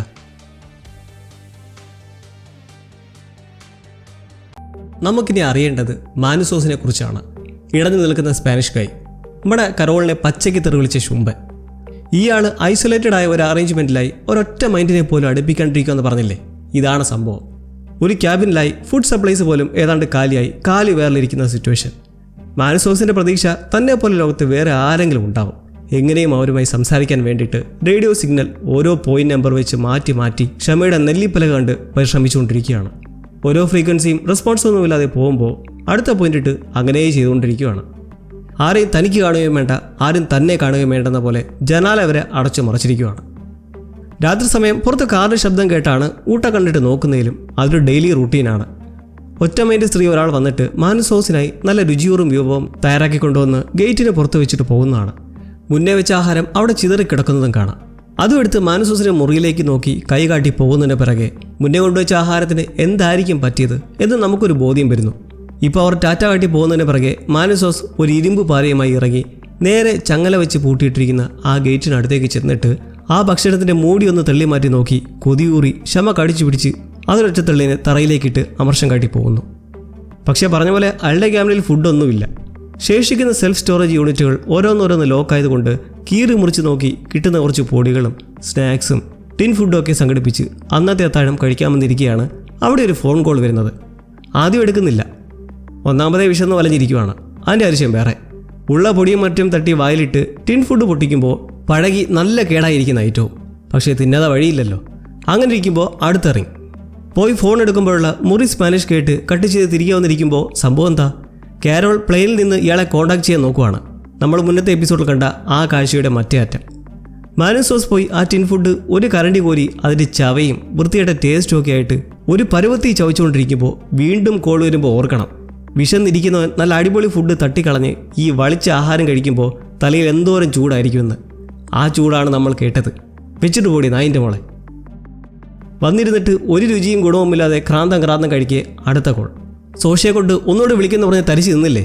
അതാണ്. അടുത്ത തെറി പറയാനാണ് മാനുസോസ് റിസീവർ എടുക്കുന്നതിലും നായിൻ്റെ മോളെ നിന്റെ വീട്ടിൽ പോയി വിളിയടാ എന്ന് പറഞ്ഞ് കട്ടാക്കുന്നതോടെ അവിടെ മാനുസോസിന് ദേഷ്യമല്ല, കൺഫ്യൂഷനാണ് ഉണ്ടാവുന്നത്. അപ്പോൾ ഇത് വൺ മൈൻഡ് അല്ല എന്ന് ബോധ്യമാവുന്നു. കാരണം മുന്നേ പറഞ്ഞിരുന്നില്ലേ, അവരെപ്പോഴും ശാന്ത സൗമ്യ സുന്ദരമയാണല്ലോ സംസാരിക്കണേ. അങ്ങനെ റേഡിയോ സിഗ്നൽ എഴുതുന്ന ബുക്കിൽ മാനുസോസ് എഴുതുവാണ് അവളുടെ പേര് കാരോൾ. ഇനി കാരോളിനെ കണ്ടെത്തുക എന്ന ലക്ഷ്യത്തിലേക്ക് അയാളുടെ മനസ്സ് അപ്പോൾ തന്നെ എത്തിയിരിക്കുന്നു. പക്ഷേ ഇതൊന്നും അറിയാതെ നമ്മുടെ കഥാനായകി ഫ്ലൈറ്റിൽ നിന്നിറങ്ങി നാട്ടിലെത്തി സൂപ്പർ മാർക്കറ്റിൽ ഷോപ്പിംഗ് നടത്തി ഒരു ഗ്രനേഡും പൊട്ടിച്ച് ഇപ്പോൾ കൂളായി നടന്നു വരികയാണ് ഹോസ്പിറ്റലിൽ നിന്നും. ഒട്ടുമൊത്തം ടേക്ക് ഓവർ കഴിഞ്ഞിട്ട് ഒരാഴ്ചയാവുന്നു. 7 ദിവസവും 8 മണിക്കൂറും. ഹോസ്പിറ്റലിന് പുറത്തേക്ക് കിടക്കുന്ന ഒരു കേടായ കാർ സ്റ്റാർട്ടാക്കുന്നതിലും കണ്ടീഷനല്ല. അപ്പുറത്ത് നോക്കുമ്പോൾ വേണ്ട സെറ്റപ്പ് ഒരു പോലീസ് വണ്ടി. ഇനിയിപ്പോൾ ആരെ നോക്കാൻ, ആരെ പേടിക്കാൻ? കോപ്പ് കാറിൽ തന്നെ വീട്ടിലേക്ക് വെച്ച് പിടിക്കുമ്പോൾ വഴിക്ക് ഓരോരുത്തർ കാരോളിനെ ഗ്രീറ്റൊക്കെ ചെയ്യുന്നുണ്ട്. പക്ഷേ അവരുടെ പെരുപ്പിന് തിരിച്ച് അമർഷം പ്രകടിപ്പിക്കുന്നതിൽ മാറ്റമൊന്നുമില്ല. കാറിലെ ട്രാൻസ്സീവറിലായി ഇപ്പോൾ ഭേദമായിട്ടുള്ള സോഷ്യയുടെ കോൾ വരുന്നുണ്ട്. വേണമെങ്കിൽ നിങ്ങളുടെ റേഞ്ച് റോവർ എത്തിച്ച് തരാമെന്ന് പറയുന്നുണ്ട്. അതിലെ ആൽക്കഹോൾ ഡിറ്റക്ടർ ഡിവൈസൊക്കെ അഴിച്ച് കളഞ്ഞിട്ട്. കരോൾ വേണ്ടെന്ന് പറഞ്ഞങ്ങനെ വീട്ടിൽ ചെല്ലുമ്പോൾ കാണാം കുറേ പേർ നിന്ന് വീടിനകത്തും പുറത്തുമൊക്കെ വൃത്തിയാക്കുവാണ്. കൈബോംബ് പോയിട്ട് ഒരു പടക്കം പോലും പൊട്ടിയും തോന്നുന്നില്ലാത്ത രീതിയിൽ വെടിപ്പാക്കിയിട്ടിരിക്കുന്നത് കണ്ട് കാരോൾ വീട്ടിലോട്ട് കയറാൻ ആരാ നിങ്ങൾക്ക് ലൈസൻസ് തന്നെ എന്ന് ചൂടാവുന്നതിന് അവരിൽ ഒരുവൻ പറയുന്ന ക്ലാരിഫിക്കേഷൻ മുമ്പ് സോഷ്യ ഹോസ്പിറ്റലിൽ കൊണ്ടുപോകും വഴി അടുത്തിരുന്നവരോട് ആരോ ചോദിച്ചിരുന്നു വീടൊക്കെ ഒന്ന് ക്ലിയർ ആക്കേണ്ടതെന്ന്. ആ ടൈമിൽ അത് പിന്നെ ചെയ്യാം, ഇതാണ് അത്യാവശ്യം എന്ന് പറഞ്ഞതിൻ്റെ പേരിൽ അവർ എമർജൻസി സിറ്റുവേഷൻ കഴിഞ്ഞ് കയറി വൃത്തിയാക്കി കൊടുത്തതാണ്. എല്ലാവരും വീട്ടിന് പുറത്താക്കിയ ശേഷം നോക്കുമ്പോൾ ചൂല് പിടിച്ച് മുറ്റം തൂക്കുന്നവരെ നല്ല പരിചയം. ആരാ? ആ നാട്ടിലെ മേയറാണത്. എന്താ അല്ലേ? അങ്ങനെ അകത്തേക്ക് ഫ്രസ്ട്രേറ്റഡായി കയറുന്ന എഴുത്തുകാരുടെ പുതിയ ലക്ഷ്യം ഈ ഒറ്റ മൈൻഡിനെ ഒന്ന് അറിയുക എന്നതും. നോവലുമായി ബന്ധപ്പെട്ട് ഓരോ പോയിന്റ്സും ചിന്തകളൊക്കെ എഴുതാറുള്ള ഒരു വൈറ്റ് ബോർഡുണ്ട്. ഇപ്പോൾ അത് മാറ്റി വൺ മൈൻഡിനെ കുറിച്ച് ഇതുവരെ അറിയാൻ കഴിഞ്ഞ കാര്യങ്ങൾ എഴുതുവാണ്. നല്ല ക്ഷമാശീലം, ആറ്റം ബോംബ് വരെ എത്തിക്കുള്ള അനുസരണ, തന്നെ മാറ്റാൻ ശ്രമിച്ചുകൊണ്ടേയിരിക്കുന്നു, ഒരുതരം ആസ്ഥാനത്തെ സത്യസന്ധത, ഈച്ചയെ പോലും കൊല്ലാൻ കഴിയില്ല എന്നൊക്കെ ഓരോന്ന്. എന്തായാലും ഇനിയും ഒരുപാട് വിറ്റുകളെക്കുറിച്ച് അറിയാനുണ്ട്. അതിന് മുമ്പിലുള്ള വഴി ഇവരുമായി ഇൻട്രാക്ട് ചെയ്യുക എന്നുള്ളത് മാത്രമാണ്. അങ്ങനെ പുറത്ത് കൂടി നിന്ന് പണിയെടുക്കുന്നവരിൽ നിന്ന് ഒരാളെ, ആ മേയറയല്ല കേട്ടോ, രാഷ്ട്രീയക്കാരനല്ലാത്ത ഒരാളെ വീട്ടിനുള്ളിലേക്ക് വരാൻ ക്ഷണിച്ച് കൂട്ടിക്കൊണ്ടു പോകുന്നു. ലാരി എന്ന് വിളിക്കാം നമുക്ക് അയാളെ. കരോൾ തുടക്കം തന്നെ അവരുടെ വൈക്രോ നോവലിനെക്കുറിച്ചുള്ള അഭിപ്രായങ്ങളും അതിൽ ഇഷ്ടപ്പെട്ട സന്ദർഭങ്ങളെക്കുറിച്ചൊക്കെ ലാരിയോട് ഷെയർ ചെയ്യാൻ പറഞ്ഞങ്ങനെ കമ്പാരിസൺ വെച്ച് ഷേക്സ്പിയറുടെ ലോകോത്തര കൃതികളുടെ അത്രയും നല്ലതാണെന്ന് പറയുന്നത് കരോളിന് അങ്ങോട്ട് അത്ര ദഹിക്കുന്നില്ല. കാരണം വൺ മൈൻഡ്സ് ഇവരെ സന്തോഷിപ്പിക്കാൻ ശ്രമിക്കുകയാണ്. തീർച്ചയായും ലാരി പറഞ്ഞ അഭിപ്രായം എല്ലാവരുടെയും അല്ല. കൂട്ടത്തിലെ ഒരു പെൺകുട്ടി ഉണ്ടായിരുന്നു. കരോളുടെ റൈറ്റിംഗ് അഡിക്റ്റായ അവൾ ഒരു ആത്മഹത്യ പ്രവണതയിൽ നിൽക്കുന്ന സാഹചര്യത്തിലാണ് നോവൽ വായിക്കാൻ തുടങ്ങുന്നത്. അവളെ അത് നല്ലവണ്ണം മാറ്റി ഒരു പുതിയ ജീവിതം തന്നെ നൽകിയതുകൊണ്ട് ആ പെർസ്പെക്റ്റീവിൽ നല്ലൊരു വാല്യൂ ഉണ്ട് അവരുടെ നോവലിന്. നിലവിൽ മൈൻഡ്സ് എല്ലാം ഒന്നായതുകൊണ്ട് ആ പെർസ്പെക്റ്റീവ് എല്ലാവരിലും ഉണ്ട്. അതുകൊണ്ട് ഇതേ അഭിപ്രായം നിലവിൽ എല്ലാവർക്കും ഉണ്ട് താനും. പക്ഷേ ഹെലൻ്റെ കാഴ്ചപ്പാട് എങ്ങനെയായിരുന്നു തൻ്റെ എഴുത്തുകളെ പറ്റി എന്ന കരോളുടെ ചോദ്യത്തിന് ലാരി കുറച്ച് പരങ്ങി ഒഴിഞ്ഞു മാറാനൊക്കെ ശ്രമിക്കുന്ന പോലെ പറയുന്ന കാര്യം, കരോൾ മുന്നേ നിങ്ങൾ ഹെലൻ്റെ കാര്യങ്ങളൊന്നും പറയരുത് എന്നല്ലേ പറഞ്ഞേ? എന്നൊക്കെ ട്രാക്ക് ഇറക്കുന്നതിലും കരോൾ ഇപ്പോൾ പറയാൻ ആവശ്യപ്പെട്ട് അങ്ങനെ അറിയുന്നതോ? കുഴപ്പമൊന്നുമില്ല, ഇഷ്ടമൊക്കെ ആയിരുന്നു. ജനങ്ങളിലേക്ക് അടിച്ചേൽപ്പിക്കാൻ ശ്രമിച്ചുകൊണ്ട് ഇരുവരും പടുത്തുയർത്തിയ ജീവിതത്തിലൊക്കെ ഹെലൻ സന്തുഷ്ടിയായിരുന്നു. പക്ഷേ ഇതുവരെയും പബ്ലിഷ് ചെയ്യാത്ത ഒരു നോവലുണ്ട്. അതിൻ്റെ കാര്യത്തിൽ സംഗതി വ്യത്യസ്തമാണ്. പൂർണ്ണമായും വായിക്കാൻ ഇൻട്രസ്റ്റ് ഉണ്ടായിരുന്നതുമില്ല. പക്ഷേ ഹെലൻ്റെ സന്തോഷത്തിന് വേണ്ടി അത് പ്രസിദ്ധീകരിക്കാം എന്ന് മുന്നിട്ട് ഇറങ്ങിയേ ഉള്ളൂ. കാരണം എന്തായാലും ആ ബുക്ക് വിജയിച്ചാലും ഇല്ലെങ്കിലും കരിയറിനെ ബാധിക്കില്ലെന്ന് വിശ്വാസമുണ്ടായിരുന്നു ഹെലന്. ഇതെല്ലാം കേൾക്കുന്ന കരോളിൽ ദഹിക്കാൻ പ്രയാസമുള്ള കാര്യങ്ങളാണ്. ഇനി അധികം ഒന്നും പറയണമെന്ന് ലാരിയെ പറഞ്ഞു വിടുന്നു. പക്ഷേ ഇവിടെ മനസ്സിലാക്കിയ ഒരു കാര്യം, ഈ ജോയിൻ ടീമിന് കള്ളം പറയാൻ കഴിയില്ല. ഒഴിഞ്ഞു മാറാൻ പരമാവധി ശ്രമിക്കുമെങ്കിലും പറയേണ്ടി വന്നാൽ അത് സത്യം മാത്രമായിരിക്കും. കുറച്ച് ഭേദമായി നടക്കാൻ തുടങ്ങിയ സോഷ്യയെ ചെന്ന് കാണുമ്പോൾ കരോളിൻ്റെ കുറ്റബോധം പേറിയ മനസ്സ് അവളോടായി കുറച്ച് ദയയും കരുണയും ഒക്കെ കാട്ടുന്നുണ്ട്. നിങ്ങളൊക്കെ ഇത്രയും വിനീത ഹൃദയരാണെന്ന് നല്ലോണം മനസ്സിലാക്കാത്തത് മൂലം സംഭവിച്ചതാണെന്നും എൻ്റെ തെറ്റാണ്, ക്ഷമിക്കണമെന്നും ഒക്കെ സോഷ്യയോട് സംസാരിച്ച് അവളോട് തൻ്റെ ഫീലിങ്സ് തുറക്കുന്നതിലും പേഷ്യൻറ്റിന് യാതൊരുവിധ പരിഭവങ്ങളുമില്ല. പോലീസുകാർ ഉപയോഗിക്കുന്നതിൽ കംഫർട്ട് ഉണ്ടോ എന്നൊക്കെയാണ് ചോദ്യം. ഇങ്ങനത്തെ കുറിച്ചവരൊക്കെ നമുക്ക് ചുറ്റുണ്ടായിരുന്നെങ്കിൽ ലോകം എന്ത് മനോഹരമായനെ. കരോളിന് സോഷ്യയോട് കുറച്ച് സംസാരിക്കാനുണ്ട്. അന്ന് ആദ്യമായി പുതിയ സിറ്റുവേഷനെ കുറിച്ച് കരോളിന് ഒരു ഏകദേശ രൂപം കൊടുത്തത് മിനിസ്റ്ററായ ഡേവിഡ് ടാഫ്ലർ ആയിരുന്നല്ലോ വൈറ്റ് ഹൗസിൽ ഇരുന്നിട്ട്. എന്തായാലും ഇപ്പോൾ ഇത്രയും മനസ്സിലാക്കിയെടുത്തോളം വെച്ച് ആ വ്യക്തി മാത്രമാണ് അന്ന് സംസാരിച്ചത് എന്ന് പറയാൻ പറ്റില്ല. ഇവരെല്ലാം കൂടി ചേർന്നാണ്. കാരണം ഒന്ന് തന്നെയല്ലേ. അതുകൊണ്ട് അതിൻ്റെ കണ്ടിന്യൂവേഷൻ എന്ന പോലെ കരോളിൻ്റെ ചോദ്യം മറ്റൊന്നുമല്ല. അന്ന് തുടക്കത്തിൽ ഈ വൺ മൈൻഡ് എങ്ങനെയാണ് സത്യത്തിൽ പ്രവർത്തിക്കുക എന്ന് കൃത്യമായൊരു വിചാരം ഇവർക്കാർക്കുമില്ലായിരുന്നു. പക്ഷേ ഒരാഴ്ച കഴിയുമ്പോൾ ഏകദേശം പിടികിട്ടി കാണുമല്ലോ വൺ മൈൻഡിൻ്റെ പ്രവർത്തനമൊക്കെ എങ്ങനെ ഏത് രീതിയിലാണെന്ന്. കേൾക്കുന്ന സോഷ്യയുടെ മറുപടി തീർച്ചയായും അന്നത്തെ പോലല്ല. ഈ മൈൻഡ് വൈറസിൻ്റെ കാര്യത്തിൽ അവർക്ക് കുറച്ചുകൂടി ഐഡിയ ഒക്കെ കിട്ടിയിട്ടുണ്ട്. അടുത്ത ചോദ്യത്തിനാണ് സോഷ്യ സ്റ്റക്കായി പോകുന്നത്. കാരണം ആ ചോദ്യം പ്രവർത്തനം മനസ്സിലാക്കിയ സ്ഥിതിക്ക് ഈ വൈറസ് വ്യാപനത്തെ റിവേഴ്സ് ചെയ്യാൻ പറ്റുമോ എന്നും. വൺ മൈൻഡിനെ ഒട്ടാകെ അവതാളത്തിലാക്കുന്ന ചോദ്യമാണത്. സോഷ്യയ്ക്ക് വ്യക്തമായ റീപ്ലൈ തരാൻ കഴിയുന്നില്ല എന്നതിൽ നിന്ന് തന്നെ മനസ്സിലാക്കാം ഈ ഒരു സിറ്റുവേഷനെ അപ്പോൾ റിവേഴ്സ് ചെയ്യാൻ കഴിയും. അതിനർത്ഥം 7 ദിവസം മുന്നേ ലോകം എങ്ങനെയായിരുന്നോ അതുപോലെ തിരിച്ചെത്തിക്കാൻ കഴിയുമെന്നുള്ള ഒരു മഹാവസ്തുത. എത്ര ചോദിച്ചിട്ടും ഒഡിയോ വീഡിയോ പറഞ്ഞുകൊണ്ടിരിക്കുന്നതല്ലാതെ വേറൊരു പ്രയോജനമില്ലാത്തത് കൊണ്ട് കരോൾ പിന്നീട് ചെയ്യുന്നൊരു കാര്യമുണ്ട്. ആശുപത്രിയിലെ ലാബിൽ ചെന്ന് കുറച്ച് സംഭവങ്ങൾ മോഷ്ടിക്കുകയാണ്. എന്നാൽ ഇടയിലൊരു വൺ മൈൻഡ് ലാബ് ടെക്നീഷ്യൻ എത്തുന്നതും തനിക്ക് ഹെറോയിൻ കിട്ടാൻ വല്ല വഴിയുണ്ടോ നോക്കിയതാണെന്നും അത് തരാനും പറയുന്നു. ലഹരി ഉപയോഗിച്ച് മയങ്ങാനെന്ന പോലെ ധരിപ്പിക്കുന്നതിലും യഥാർത്ഥത്തിൽ അവിടുന്ന് ചൂടുന്നത് തയോപെൻഡാൽ സോഡിയം, അനസ്തേഷ്യയ്ക്ക് ഉപയോഗിക്കുന്ന ഒരു സാധനം. ഇതിൻ്റെ 2 ഗ്രാം ബോട്ടിലെടുത്ത് നിൽക്കെ നഴ്സ് വന്ന് ചോദിക്കുമ്പോഴാണ് ഹെറോയിൻ വേണമെന്ന് പറയുന്നതിലും അത് വളരെ മോശമാണെന്നുള്ള കുറേ ഉപദേശവും. എന്തായാലും അനുസരിക്കാതിരിക്കാനുള്ള ശേഷിയില്ലല്ലോ. ആ ഗുണം കൊണ്ട് കരോൾ ഹെറോയിനും ഒപ്പം കുറച്ച് സിറിഞ്ച് സംഘടിപ്പിച്ച് വീട്ടിലേക്ക് എത്തുന്നു. ഉടൻ തന്നെ ഹെറോയിൻ ടോയ്ലറ്റിലിട്ട് ഫ്ലഷ് ചെയ്യുമ്പോൾ ഇവരുടെ ഉദ്ദേശം വേറൊന്നുമല്ല. ഈ സോഡിയം തൈപ്പൻഡോൾ സെറം ശരീരത്തിലേക്ക് ഇഞ്ചക്ട് ചെയ്താൽ ആളൊരു മയക്കത്തിലേക്ക് പോകും. സ്വാഭാവികം, അതൊരു അനസ്തേഷ്യ ഡോസ് ആണല്ലോ. ആ ഒരു സ്റ്റേറ്റിൽ മനസ്സിലുള്ള അടക്കി വെച്ചുള്ള വികാരങ്ങളും വേദനകളും കാര്യങ്ങളും ഒക്കെ ബ്ലാബർ ചെയ്ത് പുറത്തു വരും. ഇത് സോഷ്യയിലേക്ക് കുത്തിവെച്ച് വൺ മൈൻഡിനെ റിവേഴ്സ് ആക്കാനുള്ള വഴി അവളെ കൊണ്ട് തന്നെ തുപ്പിക്കാനാണ് കരോളുടെ ഉദ്ദേശം. പക്ഷേ അതിന് മുന്നീടായി ഒന്ന് പരീക്ഷിക്കണ്ടേ? അതിന് അവർ തന്നെ സ്വന്തം ശരീരത്തിൽ ഹെവി ഡോസായി 1 ഗ്രാം സെറം ഇഞ്ചക്ട് ചെയ്ത് ക്യാമറയും റെക്കോർഡിങ്ങിൽ വെച്ചങ്ങനെ ഇരുന്നിരുന്ന് വീണ് പിന്നെണീക്കുന്നത് പാതിരാത്രിയിലും. അങ്ങനെ ചത്ത പോലെ ഉറങ്ങി എണീക്കുമ്പോൾ ആ ക്യാമറ അത് സ്റ്റിൽ റെക്കോർഡിംഗ് ആണ്. അപ്പോൾ ഇതിനിടയിൽ എന്തൊക്കെയാണ് നടന്നതെന്ന് അറിയാൻ കഴിയും, പരീക്ഷണം വിജയിച്ചോ ഇല്ലയോ എന്നുള്ളത്. അങ്ങനെ മെമ്മറി കാർഡ് ഒരു ടി വിയിലിട്ട് പ്ലേ ചെയ്യുമ്പോൾ നമ്മൾ പിന്നീട് അങ്ങോട്ട് വിറ്റ്നസ് ചെയ്യുന്നത് നാഗവല്ലിയുടെ പല പല അവസ്ഥാന്തരങ്ങൾ. ഇത് വെറുതെ അവർക്കൊന്നാവില്ലെന്ന് തുടങ്ങി പിന്നീട് ഹെലനോടത്തുള്ള പൊട്ടിക്കരച്ചിൽ, സ്വന്തം നോവലെടുത്ത് വായിച്ച് ജനുവിനായിട്ടുള്ള വെറുപ്പും സോഷ്യയുടെ ഒരുമാതിരി മനുഷ്യനെ ഭ്രാന്ത് തരുന്നപോലുള്ള അച്ചടക്കത്തെക്കുറിച്ചുമെല്ലാം മനസ്സുവിട്ട് പരിഹസിച്ചും പ്രകടിപ്പിച്ചുമുള്ള കുറേ രംഗങ്ങൾ. ഇതൊക്കെ താൻ തന്നെ നടത്തിക്കൂട്ടിയതാണോ എന്ന് കരോളിന് വിശ്വസിക്കാൻ പോലും കഴിയുന്നില്ല. പക്ഷേ ഒരു കാര്യം ക്ലിയറായി, സോഡിയം തൈപെൻഡോൾ വർക്ക്സ്. ആ റെക്കോർഡിങ്ങിൻ്റെ മെമ്മറി കാർഡും അപ്പോൾ തന്നെ സെപ്റ്റിക് ടാങ്കിൽ ഒളിപ്പിച്ചങ്ങനെ അടുത്ത ദിവസം തന്നെ കരോൾ യഥാർത്ഥ പരീക്ഷണത്തിന് ഹോസ്പിറ്റലിൽ എത്തുവാണ് പോലീസ് കാറിൽ. ഏതെങ്കിലും ക്രിട്ടിക്കൽ സിറ്റുവേഷൻ വന്നാൽ ഉപയോഗിക്കാനായി അതിലെ ഹാൻഡ് കഫും എടുത്ത് ആരും അറിയാതെ തിരികെ വെച്ച് നേരെ സോഷ്യക്കടുത്തേക്ക് ചെന്ന് ഇന്നത്തെ കാലം മാറ്റമുണ്ടല്ലോ എന്ന് പറഞ്ഞ് നമുക്ക് പോയി ഒന്ന് ശുദ്ധമായി ശ്വസിക്കാമെന്നങ്ങനെ വീൽ ചെയറിലായി പുറത്തേക്ക് കൊണ്ടുപോകുന്നു. താഴേക്കിറങ്ങവേ ലിഫ്റ്റിൽ വെച്ചാണ് കരോൾ പണി ഒപ്പിക്കുന്നത്. ഇത്തിരി വെപ്രാളത്തിൽ എപ്പോൾ ഡിസ്ചാർജ് ആവുമെന്നൊക്കെ ചോദിച്ച് ഡ്രിപ്പിലായി ഈ അനസ്തേഷ്യ കലർത്തുന്നു. അങ്ങനെ പുറത്തേക്കിറങ്ങി സൂര്യപ്രകാശവും പൂമ്പാറ്റയൊക്കെ കണ്ടങ്ങനെ സംസാരിച്ചിരിക്കുകയാണ് സോഷ്യയ്ക്ക് എന്തോ ഒരു വല്ലായ്മ. അനസ്തേഷ്യ പ്രവർത്തനം തുടങ്ങി. കരോളിൻ്റെ ചോദ്യങ്ങൾക്ക് സ്പഷ്ടമായ ഉത്തരം പറയാൻ സോഷ്യ ബുദ്ധിമുട്ടുന്നത് കണ്ട് ഇതാണ് സമയമെന്ന് മനസ്സിലാക്കി കരോൾ ഈ ട്രാൻസ്ഫോർമേഷനെ റിവേഴ്സ് ചെയ്യുന്നത് എങ്ങനെയെന്നും എല്ലാവരെയും പഴയ പോലെ എത്തിക്കുന്നതിനെക്കുറിച്ചുമൊക്കെ പരമാവധി ചോദിക്കുന്നതിലും പക്ഷേ സോഷ്യയ്ക്ക് സംസാരിക്കാനുള്ള ശേഷിയെ നഷ്ടപ്പെടുന്ന പോലെ. സംഭവം എന്താ, അവൾ ഓൾറെഡി ട്രീറ്റ്മെൻറ്റിലാണല്ലോ, വീക്കുമാണ്. ഹെവി ഡോസ് ഉള്ളിൽ ചെന്നോടെ കാർഡിയാക് അറസ്റ്റ് ഉണ്ടാവുന്നൊരു വല്ലാത്ത സിറ്റുവേഷനാണ്. കരോൾ ഇത് അറിയുന്നില്ല. പക്ഷെ നോക്കുമ്പോൾ കാണാം സോഷ്യ വീക്കാവുന്നതും അവിടുന്ന് ഇവിടുന്നൊക്കെ ഓരോരുത്തർ അടുത്തേക്ക് നടന്നു വന്നുകൊണ്ടേയിരിക്കുന്നു. അവരടുത്തേക്ക് എത്തുന്നതും ഉടൻ ആ ഹാൻഡ് കഫ് എടുത്ത് ഒന്ന് തൻ്റെ കയ്യിലും മറുവശം സോഷ്യയുടെ കയ്യിലുമായി ബന്ധിപ്പിക്കുന്നു, അവളെ കൊണ്ടുപോകാതിരിക്കാൻ. എന്നിട്ട് എല്ലാവരുടെയുമായി മാറി നിൽക്കാൻ ഷൗട്ട് ചെയ്ത് സോഷ്യയോട് പറന്ന് പറഞ്ഞ് ഒടുവിൽ അവളങ്ങ് വീഴുന്നു. എന്താ സംഭവിക്കുന്നത് അറിയാൻ നിൽക്കെ കരോളിനോട് സോഷ്യ മരിച്ചുകൊണ്ടിരിക്കുകയാണെന്നും ഇത് കാർഡിയാക് അറസ്റ്റ് ആണെന്നും ഒന്ന് ചികിത്സിച്ചോട്ടെ എന്ന് ചോദിക്കുന്നത് കേട്ട് അവർക്ക് വെപ്രാളം കയറി. അങ്ങനെ ഹാൻഡ് കഫ് പൊട്ടിച്ച് പിന്നെ വല്ലാത്ത സിറ്റുവേഷൻ. സോഷ്യയ്ക്ക് CPR നൽകുന്നു, അനക്കമില്ല. AED ഡിവൈസുമായി വേറെ കുറച്ച് പേർ വന്ന് വലിയ സംസാരം. ആൾക്കാരെല്ലാം അങ്ങനെ നോക്കി നിൽക്കുവാണ്. ഇതിനിടയ്ക്ക് ഞാനിവിടെ കൊന്നു ഈശ്വര എന്ന ഏറ്റവും മോശം അവസ്ഥയിൽ കരോളും. ഈ ഒരു മൊമെൻറ്റിൽ നോക്കിയാൽ ന്യായത്തിന് വേണ്ടിയിട്ടാണെങ്കിലും കരോൾ ഇപ്പോൾ നടത്തിയിട്ടുള്ളത് വിശ്വാസവഞ്ചനയാണ്. ഈ ജോയിനിങ് റിവേഴ്സ് ചെയ്യാമെന്ന് ചോദിച്ചപ്പോൾ സോഷ്യ അതിൽ പരിങ്ങി. ഇത്തരം ചോദ്യങ്ങൾ ദയവ് ചെയ്ത് ചോദിക്കരുത് കരോളെന്ന് പറഞ്ഞ് മാക്സിമം ഒഴിഞ്ഞു മാറാൻ ശ്രമിച്ചപ്പോൾ മനസ്സിലായി അപ്പോൾ അതിലെന്തോ കാര്യമുണ്ടെന്ന്. ലാബിൽ നിന്നും അനസ്തേഷ്യ എടുത്ത് വീട്ടിൽ പോയി പ്രയോഗിച്ച് മയങ്ങിയപ്പോൾ ഹെറോയിൻ മൂലമാണെന്ന് എല്ലാ വൺമൈൻസിനെയും ധരിപ്പിക്കാൻ അവർക്ക് കഴിഞ്ഞു.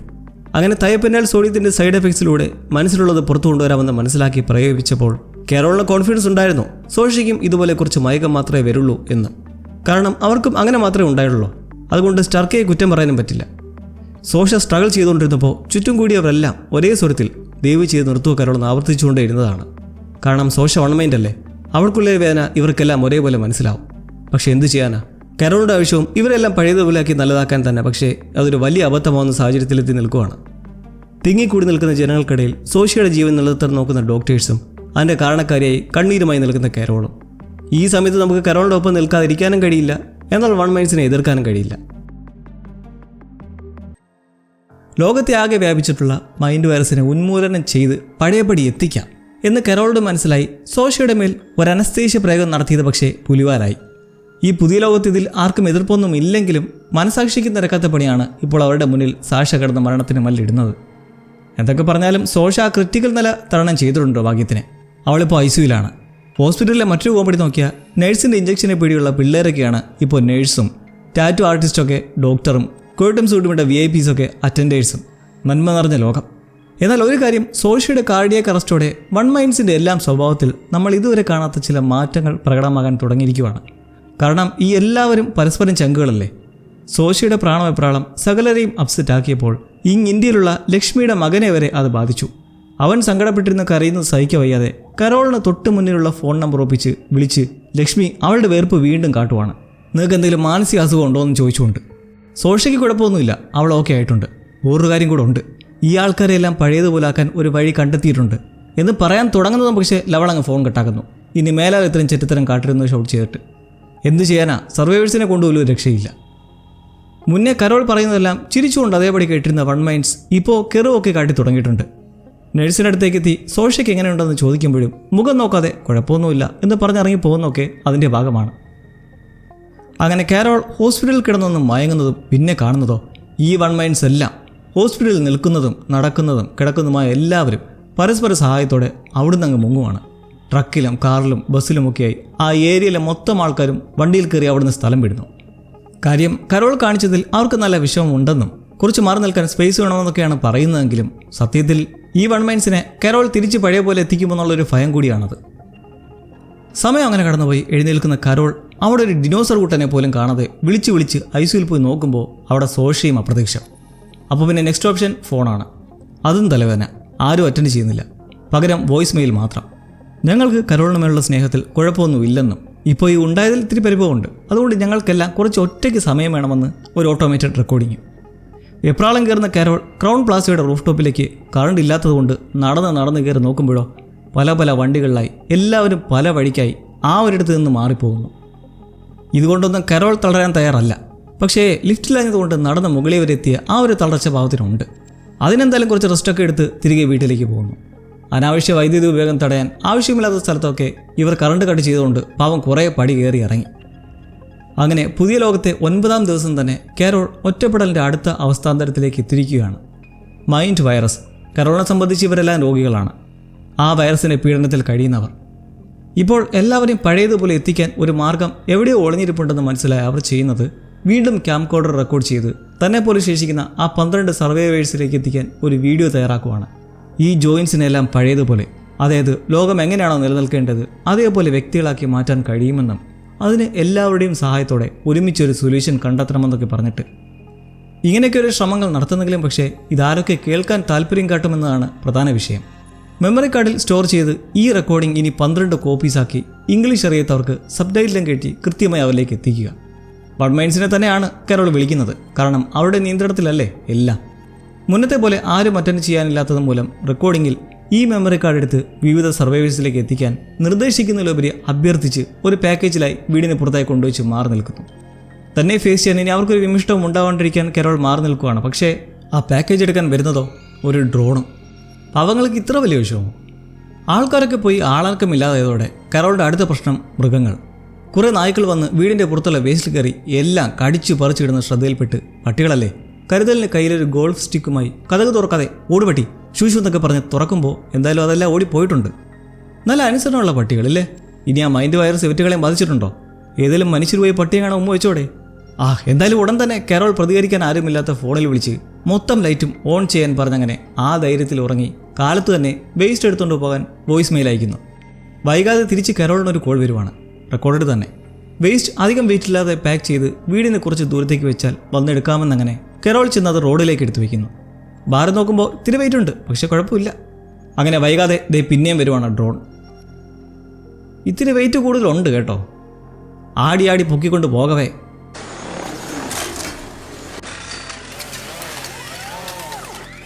എല്ലാം കൂടി അവിടെ ചേറി വീഴുന്നു. ഈ ഡ്രോണിനെ കൊണ്ട് തോറ്റ്. ഇതോടെ ട്രാഷുമായി പോലീസ് വണ്ടിയിൽ ടൗൺ ഏരിയയിലെത്തി വേസ്റ്റ് എല്ലാം ഡംപ് ചെയ്യുമ്പോൾ കാണാം വേസ്റ്റ് ബിന്നിൽ കുറേ പാലിൻ്റെ പാക്കറ്റ്സ് കിടക്കുന്നു. അവിടെയുള്ള വലിയ വേസ്റ്റ് ബോക്സിലെല്ലാം പോയി നോക്കുമ്പോഴും മൊത്തം മിൽക്ക് ഡ്രിങ്ക്സിൻ്റെ ഒഴിഞ്ഞ പാക്കറ്റുകൾ. അപ്പോൾ ഈ വൺ മൈൻസിന് പാലിനോട് നല്ല താല്പര്യമാണെന്ന് കണ്ട് നേരെ ഒരു ഡയറിയിലേക്ക് എത്തുന്നു. ഇവിടെ മിൽമ ഡയറി ആണെങ്കിൽ അവിടെ ഡ്യൂക്ക് സിറ്റി ഡയറി. ഫാക്ടറിയിലേക്ക് കയറുമ്പോൾ പക്ഷേ അവിടെ ഉൽപ്പാദിച്ച് പാക്കറ്റ് ചെയ്യുന്നത് പാലല്ല എന്നൊരു സന്ദേഹപരമായ സാഹചര്യം ഉണ്ടാവുകയാണ്. ഒരുതരം ലൈറ്റ് ബ്രൗൺ കളറിൽ എന്തോ ഒരു ലിക്വിഡാണ്. എന്തോ തട്ടുമുട്ടും കേട്ട് ഗോഡൗണിലായി പോയി നോക്കുമ്പോൾ കുറേ ചരക്കുകൾ. അതിട്ട് കുത്തിപ്പറിക്കുന്ന കാക്കളെ ഓടിച്ച് ചെല്ലവേ സംഭവം പഞ്ചസാര പോലുള്ള ഒരു വെള്ളപ്പൊടിയാണ്. എന്തായിരിക്കും അത്? എന്തായാലും കരോൾ ഒരു ചാക്കെടുത്ത് വണ്ടിയിൽ വെച്ച് വീട്ടിൽ കൊണ്ടുവന്ന് അത് ടെസ്റ്റ് ചെയ്യുന്നു. ഫൈനൽ പ്രോഡക്റ്റ് ചെറിയ വഴുവഴുപ്പുള്ള എണ്ണ പോലത്തെ ഒരു വെള്ളമാണ്. ഗോൾഡൻ കളറാണ്. മണമൊന്നുമില്ല. അതുപോലെ pH ന്യൂട്രലാണ്. 7.1. മൈൻഡെല്ലാം ഒറ്റയായി നിൽക്കാൻ സഹായിക്കുന്നതിന് ഇനി എന്തെങ്കിലും പങ്കുണ്ടോ ഇതിന്? എന്തായാലും ഇക്കാര്യമെല്ലാം അടുത്തൊരു മെമ്മറി കാർഡിലാക്കി റെക്കോർഡ് ചെയ്ത് ഒരു പുതിയ അപ്ഡേറ്റ് വീഡിയോ ആയി വീണ്ടും 12 കോപ്പീസാക്കി അയക്കാൻ വെച്ചു കൊടുക്കുന്നു. നിങ്ങളുടെ രാജ്യത്തെ ഡയറീസിലും ഒന്ന് നോക്കിയാൽ ചിലപ്പോൾ ഇതുപോലൊക്കെ കാണാൻ കഴിയുമെന്ന് ഒരു മുന്നറിയിപ്പ് കൊടുത്തുകൊണ്ട് അങ്ങനെ പുതിയൊരു ഡ്രോൺ അത് വന്ന് കടിച്ചെടുത്തുകൊണ്ട് പോയി. കുറച്ച് സമയം കഴിയുമ്പോൾ വീണ്ടും അടുത്ത കേനൻ ശല്യം. ഇത്തവണ ചെന്നായ്ക്കളാണ്. അത് നേരെ വന്നിട്ട് ചെയ്യുന്നതോ ഹെലനെ അടക്കിയിട്ടുള്ള സ്ഥലത്തെ മണ്ണിട്ട് മാന്തുന്നു. കരോൾ വെപ്രാളത്തിൽ വീണ്ടും ഗോൾഡ് സ്റ്റിക്ക് എടുത്ത് പുറത്തേക്ക് വന്ന് ഓട്ടിക്കാൻ നോക്കുമ്പോൾ അതുങ്ങളെല്ലാം ചീറി നിൽക്കുവാണ്. അപ്പോൾ വിറ്റുകളൊന്നും ആരും പോയി ഉമ്മ വെച്ചിട്ടില്ല കേട്ടോ. പേടിച്ച് തിരിച്ചു കയറി മുന്നിലൂടെ ചെന്ന് പോലീസ് വണ്ടിയിൽ നിന്ന് തോക്കെടുക്കാൻ നോക്കുമ്പോൾ അത് ഫിക്സ് ചെയ്ത് വെച്ചിരിക്കുകയാണ്. എങ്ങനെ റിലീസാക്കണമെന്നറിയില്ല. ഒടുവിൽ വേറെ വഴിയില്ലാതെ വണ്ടിയിൽ കയറി ലൈറ്റും സരണമൊക്കെ ഇട്ട് വേലി പൊത്ത് അപ്പുറം ചാടിക്കുന്നതോടെ ചെന്നായ്ക്കളെല്ലാം പേടിച്ചോടുന്നു. ഈ ഒരു സംഭവത്തോടെ പിന്നെ അവിടെയായി കരോളിൻ്റെ അന്നത്തെ ഉറക്കം. കാരണം ഇനിയും അതുങ്ങളങ്ങനെ വന്നാലോ? എന്തായാലും കാറിൽ ഉറങ്ങിയത് കൊണ്ട് രാവിലെ ആകുമ്പോൾ അവർ 2 കാര്യം പഠിച്ചിരിക്കുകയാണ്. ഹാൻഡ് കഫിന് ചാവി പോലീസുകാരൻ്റെ ചാവിയുടെ കൂട്ടത്തിൽ തന്നെ ഉണ്ട്. പിന്നെ തോക്ക് റിലീസ് ചെയ്യാൻ ഒരു കൊച്ചു ബട്ടൺ ഒന്ന് പ്രസ് ചെയ്താൽ മാത്രം മതി. ഹെലനെ അടക്കിയ സ്ഥലം ഇനിയും ഇങ്ങനെ തന്നെ നിർത്താനാകില്ല. അന്നത്തെ അടിയന്തര ജോലി അടക്കിയ സ്ഥലം സുരക്ഷിതമാക്കുക എന്നായതുകൊണ്ട് ഒരു ഫാക്ടറിയിൽ പോയി കുറേ സ്ലാബുകൾ എടുത്തു കൊണ്ടുവന്ന് അവിടെ എല്ലാം പാവി ഒരു കല്ലറയാക്കി ആ ദിവസവും അങ്ങനെ തീർക്കുന്നു. ഒടുക്കം ഹെലൻ എന്നെഴുതിയ ഒരു മെമ്മോറിയൽ സ്ലാബും. അന്നത്തെ ഹെവി പണിയുടെ ക്ഷീണം മാറ്റാൻ 2 ലാർജ് അടിച്ചിരിക്കെ വീണ്ടും ആ സ്ട്രേഞ്ച് വൈറ്റ് പൊടിയുടെ ക്യൂരിയോസിറ്റി മുന്നിലേക്ക് വരികയാണ്. കൊണ്ടുവന്ന ചാക്കിൽ ഒരു ബാർകോഡ് കാണാം. അത് സ്കാൻ ചെയ്ത എന്തെങ്കിലും ഡീറ്റെയിൽസ് കിട്ടും. പിന്നൊട്ട് സമയം കളയാതെ മദ്യപിച്ച് പോലീസ് വണ്ടി ഓടിച്ച് അർദ്ധരാത്രി ഒരു സൂപ്പർ മാർക്കറ്റിലേക്ക് കടന്നു കയറി. എന്തോ പറയാനാ, എല്ലാം നിയമലംഘനം തന്നെ. അങ്ങനെ കയറി ബാർകോഡ് റീഡർ എടുത്ത് സ്കാൻ ചെയ്യുന്നതിലും പക്ഷെ അതിൻ്റെ വിവരങ്ങളൊന്നും റെക്കഗ്നൈസ് ചെയ്യുന്നില്ല. പക്ഷെങ്കിൽ സൂപ്പർ മാർക്കറ്റിൽ പരന്ന വഴി വേറൊരു സംഭവം കണ്ടെത്തുന്നു. നടക്കുന്നതിൻ്റെ ഇടയിൽ അവിടെ റീയൂസ് എന്നൊക്കെ എഴുതിയിരിക്കുന്നത് കാണാം. നമുക്കതേക്കുറിച്ച് വീഡിയോയുടെ അവസാനം സംസാരിക്കാം. അങ്ങനെ പരതുന്ന വഴി ഈ ചാക്കിൻ്റെ അതേ സാമ്യതയുള്ള ഡോഗ് ഫീഡ് പാക്കറ്റ് കണ്ടെത്തി അതിലെഴുതിയിട്ടുള്ള ചരക്ക് നിർമ്മാണ ഫാക്ടറിയിലേക്ക് അവിടുന്ന് തേടി എത്തുമ്പോൾ അധികം ദൂരമല്ലാത്ത അഗ്രിജെറ്റ് എന്ന കമ്പനിയാണ്. സ്വാഭാവികമായും ഇവിടെ എവിടെയും ഒരൊറ്റ മനുഷ്യക്കുഞ്ഞിനെയും പോലും കാണാനില്ല. കാരോൾ ഫാക്ടറിക്കുള്ളിലേക്ക് കിടന്നു കയറി ചുറ്റുമൊക്കെ ഒന്ന് കണ്ണോടിച്ച് അവിടെയുള്ള വലിയ ഫ്രീസർ റൂമിനടുത്തേക്ക് എത്തിപ്പെടുന്നു. അത് വലിച്ചു തുറന്ന് അകത്തേക്ക് കയറി നോക്കുമ്പോൾ കേടാവാണ്ടിരിക്കാൻ സൂക്ഷിച്ചിരുന്ന ധാരാളം ഫ്രൂട്ട്സും പച്ചക്കറികളൊക്കെയാണ്. കാരോൾ ഇവിടെ വെച്ച് നെഞ്ചിടിച്ചു പോകുന്ന സിറ്റുവേഷൻ ഉണ്ടാവുകയാണ്. മൂടി വെച്ചിരിക്കുന്ന എന്തോ ഒന്ന് തുറന്നു നോക്കുന്നതും അവർ ഞെട്ടിത്തെറിച്ച് പിന്നോട്ട് പറയുന്ന സിറ്റുവേഷനിൽ ഈ എപ്പിസോഡ് കൊണ്ട് നിർത്തുമ്പോൾ എന്താണത് അത്ര വലിയ ഷോക്ക് ഉണ്ടാക്കുന്നത്? ഇനി ഇവരെല്ലാം കൂടി തുറക്കം മുതൽക്കേ എടുത്തുകൊണ്ട് പോകുന്നതായി കണ്ട ഡെഡ് ബോഡീസിൻ്റെ വല്ല പാർട്സുമാണോ?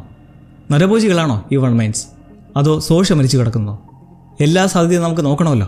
ഏതായാലും വിരക്തമായ സ്വഭാവമുള്ള കാരോൾ ഇങ്ങനെ പേടിക്കണമെങ്കിൽ അതെന്തോ അവിശ്വസനീയമായ സംഭവമാണ്.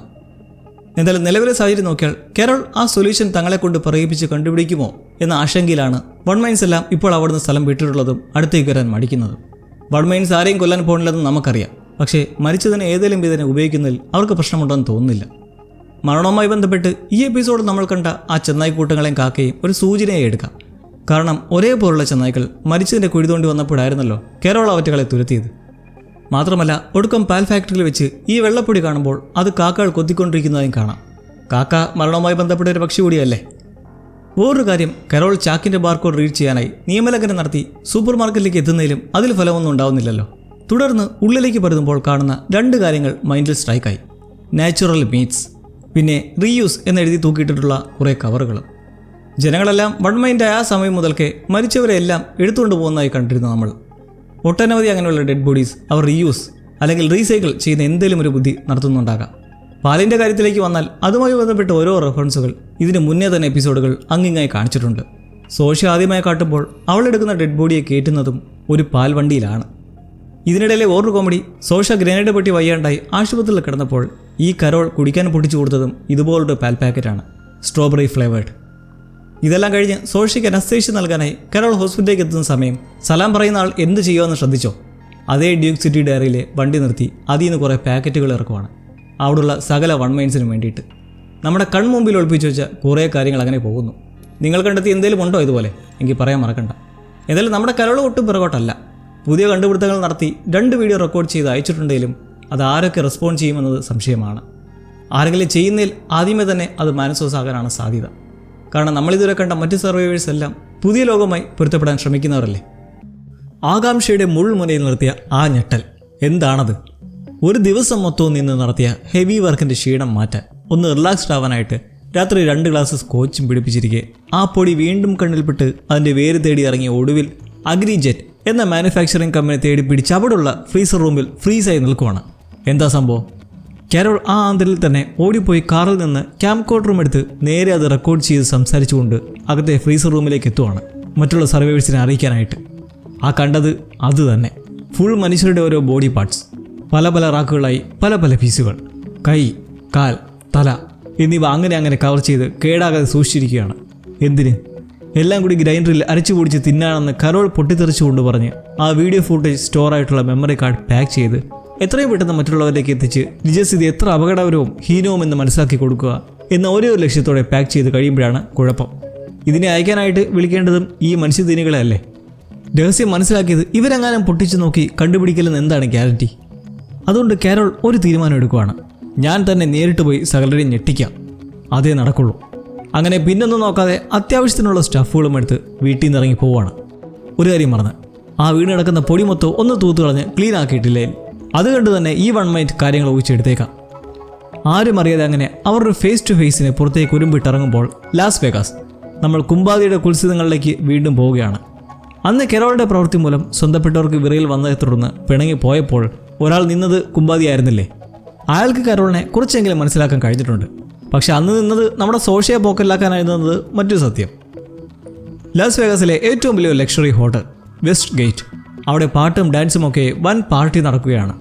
ഒരു വമ്പൻ ആഘോഷം. എല്ലാ വൺ മൈൻസും കുംബാദിയുടെ നിർദ്ദേശപ്രകാരം സാധാ മനുഷ്യരെ പോലെ അഭിനയിച്ച് തിമിർക്കുമ്പോൾ കസിനോയിൽ ഗാംബ്ലിങ്ങിലിരിക്കുന്ന ഭാഗ്യവാനും ഉദ്യോഗിച്ചരംഗമായ ഒരു പോരാട്ടമാണ് നടക്കുന്നത്.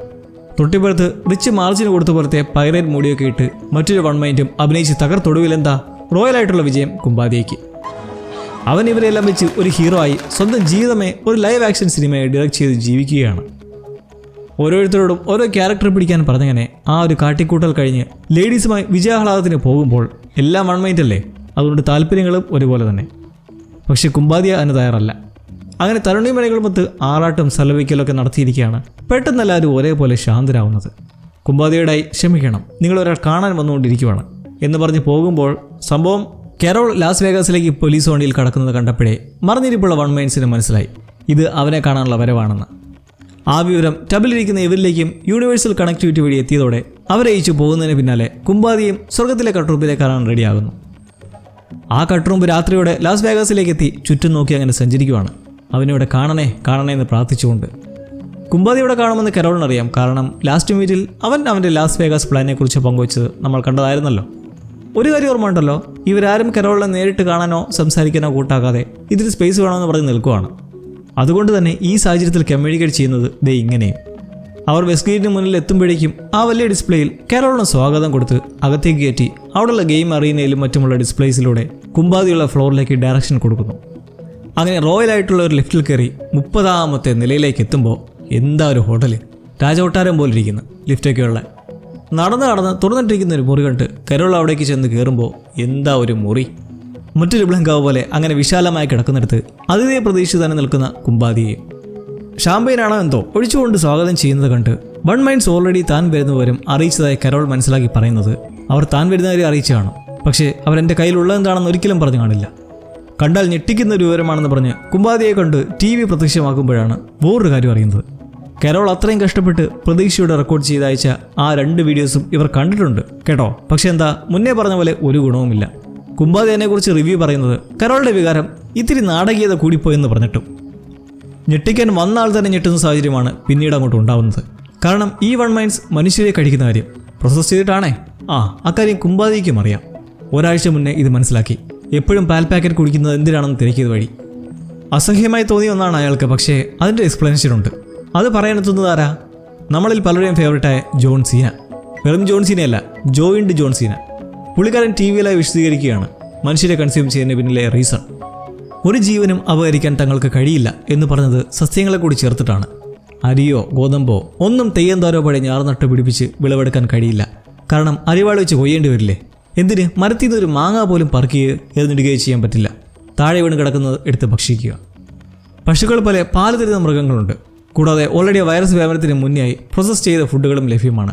ലോകത്തുള്ള 7 ലക്ഷം കോടി വൺ മൈൻസിന് ഇതൊക്കെ ഉപയോഗിച്ച് മാത്രം മുന്നോട്ട് പോകുന്നത് ശാശ്വതമല്ല. അതിലൊരു ആൾട്ടർനേറ്റീവാണ് ഈ മിൽക്ക് പാക്കറ്റ്സ്. ആ പാക്കറ്റിലുള്ള സോക്കോൾഡ് മിൽക്കിൽ 300 കലോറി അടങ്ങിയിട്ടുണ്ട്. ഒരാൾക്ക് ഒരു ദിവസത്തെ ഡയറ്റ് എന്നുള്ളത് ആവറേജ് 2400 കലോറിയാണ്. അങ്ങനെ ഈ ലിക്വിഡ് ഇവർ പ്രധാന ഉപജീവന മാർഗമായി കാണുമ്പോൾ ഇതിൻ്റെ ഗുണമെന്താണ്? 8 മുതൽ 12% വരെ പ്രോട്ടീനുണ്ട്. പിന്നെ എന്ത് വേണം? ആ പ്രോട്ടീനാണ് HDP, ഹ്യൂമൻ ഡെറൈവ്ഡ് പ്രോട്ടീൻ. കേട്ടപ്പോൾ തന്നെ മനസ്സിലായി കാണുമല്ലോ. ഒരു ദിവസം അപകടങ്ങളിലൂടെയും സ്വാഭാവികമായും ലോകത്ത് മരിക്കുന്നത് 1 ലക്ഷത്തോളം പേരാണ്.